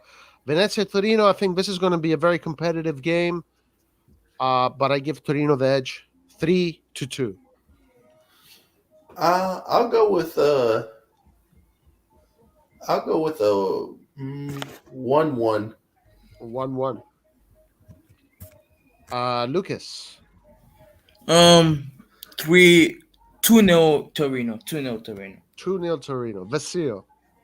I just want to, before I make my prediction, I've noticed that probably Pete is Calgary fan, man. He likes Pedro, so I do. João Pedro is a very good. He's a very good player. So very underrated. We all have second teams here. Favorite second team. No. Hold on. I don't have a second team. I only have two. You might be onto something, Vasil. I don't even know that consciously. You might be right. Yeah, that's what I'm saying. Like, I mean, I some have people... 2 number 1 teams, and that's it. Oh, Juventus and Milan. I got you. No, Milan in Italy. Then Juventus is a team that I admire a lot. I respect Juventus a lot. My prediction, guys. I actually like this Torino much better than last season. Oh, they're really good. There's some spark, man. This Juric dude, I'm telling you, man. This coach, he's gonna do well with this team. And 3-1 to Torino, man. 3-1 to Torino. All right, Pete. So, be inspired by how amazing Milan was. Venezia will find a way to score 2 goals. Gianluca Busio will score a goal, and the new Thierry Henry, Thomas Henry, will score a goal. Is he Thierry Henry's son? No, he's just he's white. He's a white dude. He's a white dude. He's white Thierry Henry. He's the white Henry, and he'll score a goal. But Torino will score 3, and much like Tomori being the center of Milan's defense guarantees a win, Pobega being the center of their midfield. Pobega, yes, for Torino. All right. No, I mean, like I'm telling you, this Torino looks much better, man. They're gonna be in top 10 easy. This. Can you show the standings, man, for a second? Yeah. One, Napoli 15. Napoli, Inter, Milan, Roma, Atalanta. Let me go a little bit. Let me do this so we can see a little bit more. Yeah. So you can see. There it is. Oh shit. Yeah, the previous one that you had. There it is. Yeah, it's pretty good. Okay, so where's Torino? So Torino number 9. As I said, I think they're gonna be in top 10, and I think Fiorentina actually gonna be playing Europa League next season, man. For sure. Me too, and I hope they do. They play good football. I like it so far. And let's look at Thank the you goal for- scorers, guys. Look, Ciro Immobile 6, Edin Dzeko. Everybody was saying Lukaku. Well, looks like Dzeko is just following Lukaku's footsteps. He's good Basile, player, there's man. my boy João Pedro in second, bro. No, João yeah, Pedro. yeah. Look at that guy. Look at that. And- No, and actually, I like him, man. I like him. This guy. And look I at like him. Martinez. Inter has 2 attackers in the top 4. And we don't have nobody, man. We don't have nobody, guys. Yeah, we're man. just a bunch of scrubs over here. As usual. As Antonio from the IFTV says, we're gonna just take those scrambles. Just keep on. Yeah. I Bro, love bro, that guy, man. I love that guy. man. Did you guys hear the IFTV are now official partners of Serie A? Yes, Yeah. yes. Paramount Yeah. Picture is Wow, sponsoring that's them. awesome. Like the Paramount TV or that app is sponsoring the IFTV. Actually, they're one of their sponsors. I'm very happy for those guys. I like those guys. Yeah. Yeah, they did a great job. I've been watching them for like 5 years now. Hey guys, but check this out. Not only Inter has Dzeko and Lautaro Martinez in this, they even have Correa. I actually like that guy. I honestly wanted him in Milan. This guy, man. We only have Giroud, guys. That's it. That's Well, good. That's good enough. The thing you're not seeing, the thing that those stats aren't showing you is that our goals are spread throughout the team. Yeah. Which is good. Yes, which is it's a really good sign. We didn't have that in the past, you guys. So And look at Niko Kalinic, man. 2 goals. Look at that guy, man. fuck that guy. Look at him. He found his team, man. Hellas Verona. That's his level. He was the reason why we sold Are the next Andres Silva. Shevchenko apparently. Guys, look I at remember- Cagliari, man. Cagliari is. I remember the days when Gattuso used to bench Andre Silva for Kalinic. Oh my days. Yeah. Because I mean, Andre Silva missed a lot of chances when he did play. Nah, he barely got any chances. I mean, No, yes, especially in his first season, he barely got any chances in Milan. Kalinic folded like a cheap fucking Yeah. tent. yeah. Cutrone was better than both of them Agreed. Yeah. coming from the bench. Silva Navo is a top player, guys. No, Silva now at Leipzig is performing like how he was when he was at Milan. Or But he's scoring yeah, lots of goals. yeah. That's But how. anyway, he's guys, performing. look, just because we got to close soon, but look at how awesome Milan looks up here with that nice 13 points. Top Yeah. of the group. Only you know 2 what, goals you know what conceded. looks even better, guys? No fucking Juventus, man. Oh yeah. That's even better, man. Oh, Makes me feel good. it's a new era. I think the is air correct. even smells cleaner. But listen, guys. Juventus, in a matter of days, is going to be up here between 6 and 7, and then they're going to be here between 5 and 4. That's where we're going to stay. Yep. Yeah. And the refs will once again be sniffing their farts. And Yeah. yep. All right, guys, let's move on to the last prediction of the day: Spezia versus Milan. I do not know. I do not know what to say. If Milan wins, I think we can win the Scudetto. If Milan does not, if Milan ties or Milan draws or loses, we're going to regret these games more so than any other kind of games. I want to say 3-1 for Milan, but I don't say that with confidence. Nathan. 2-0 for Milan. I think our defense is just like no matter who we put back there, we're not getting scored on. Like everything is going pretty well for our defensive line. Amen. All right. Lucas. 1-0 or 2-0. For Milan or Spezia? Milan. Can Spezia win this game? I mean, Yeah, Milan absolutely. can win at some point, but it's just not likely. Yeah, they can win, but Thiago Motta is a bum as a coach. I've been watching that teams Not gonna play, and they just don't have an idea. Like I actually wanted Thiago Motta to succeed, but they just don't have any ideas.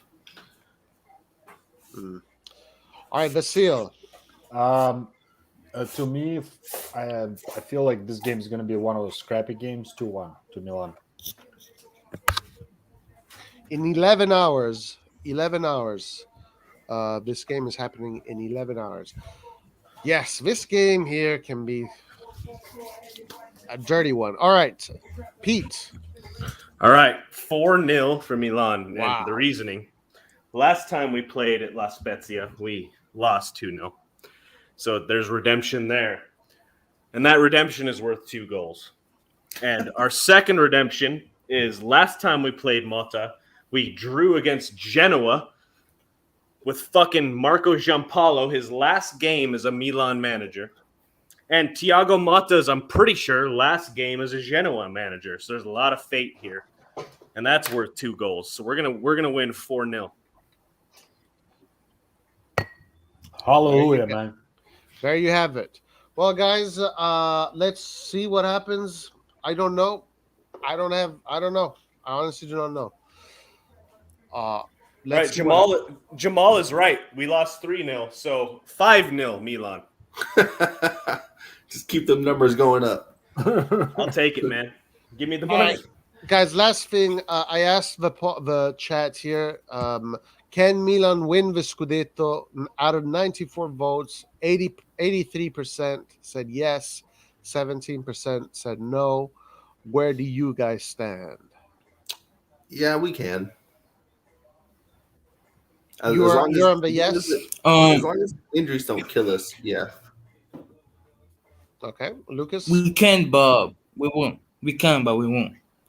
Mainly because of our attack. You can clearly see that we don't have any players in the top scorer list, and we need a like a 20 goal per season player to win us the Scudetto, and we don't have that, and that's the only reason I don't think we'll win the Scudetto, unless we pull off a Fabio Capello and only concede like 15 goals the whole season. I mean, our defense is pretty solid. All right. Did we concede the least goals? What are the statistics? Yeah. We're with Napoli with Inter, I think, with least goals. Or no, Napoli with Napoli. 2 goals. Okay, so I asked Lucas, Vasil, can Milan win the Scudetto? It's gonna be a tough one, but if I have to say in percentage at this point, right now, it's looking like 55% yes, 45 no. Okay, so you're in the yes group. Yeah, I'm in the yes group. All right, perfect. Pete, can Milan win the Scudetto?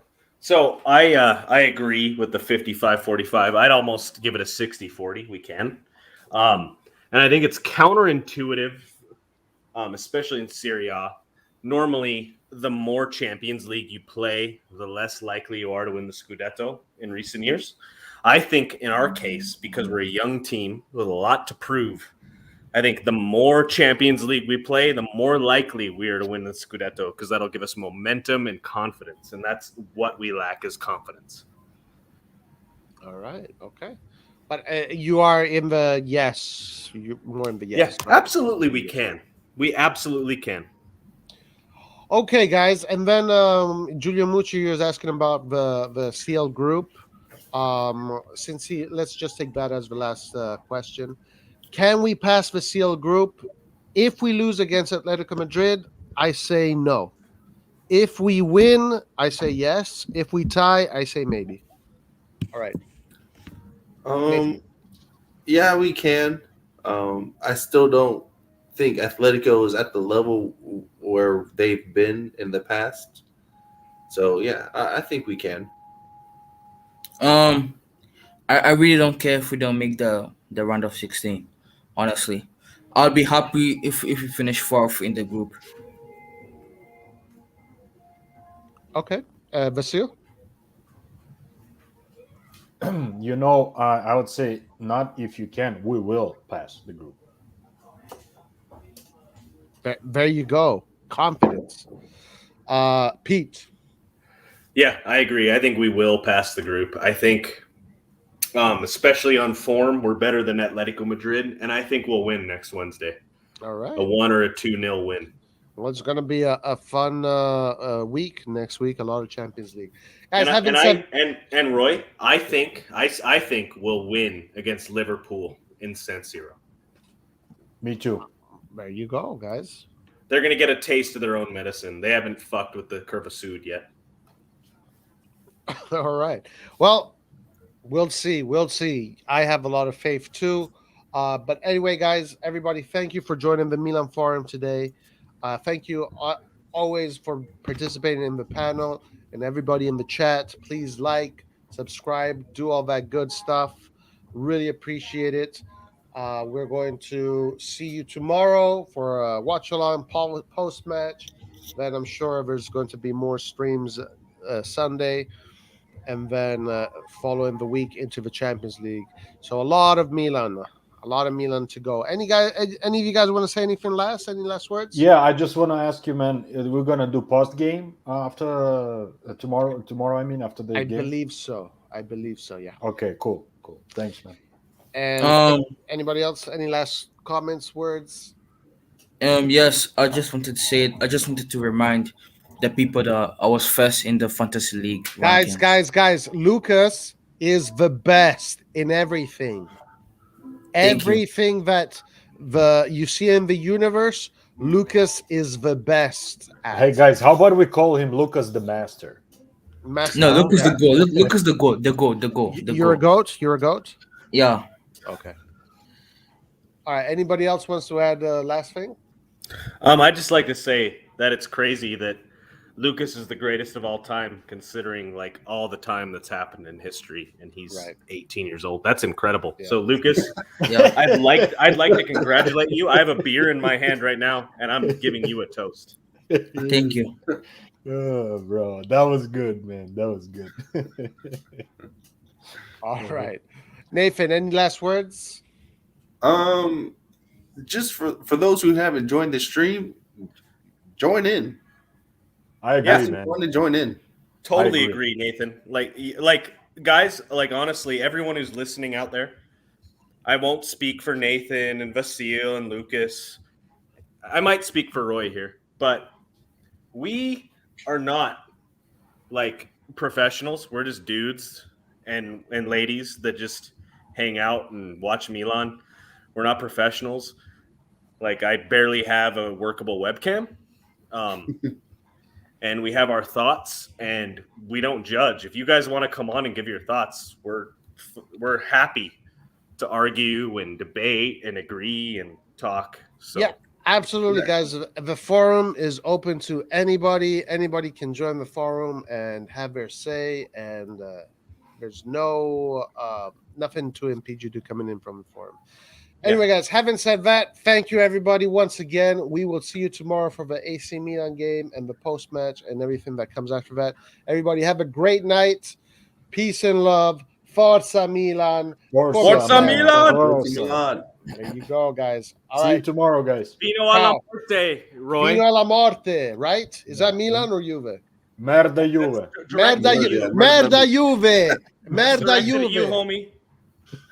No, am I good now? Look, I'm saying Merda Juve. Do I get some points back? You have to timestamp it and put it on the Juve channel. Yes. Put it on the Juve channel. You're slowly gaining the trust, man. All right. Not only are Juve garbage, they're also now confirmed racists.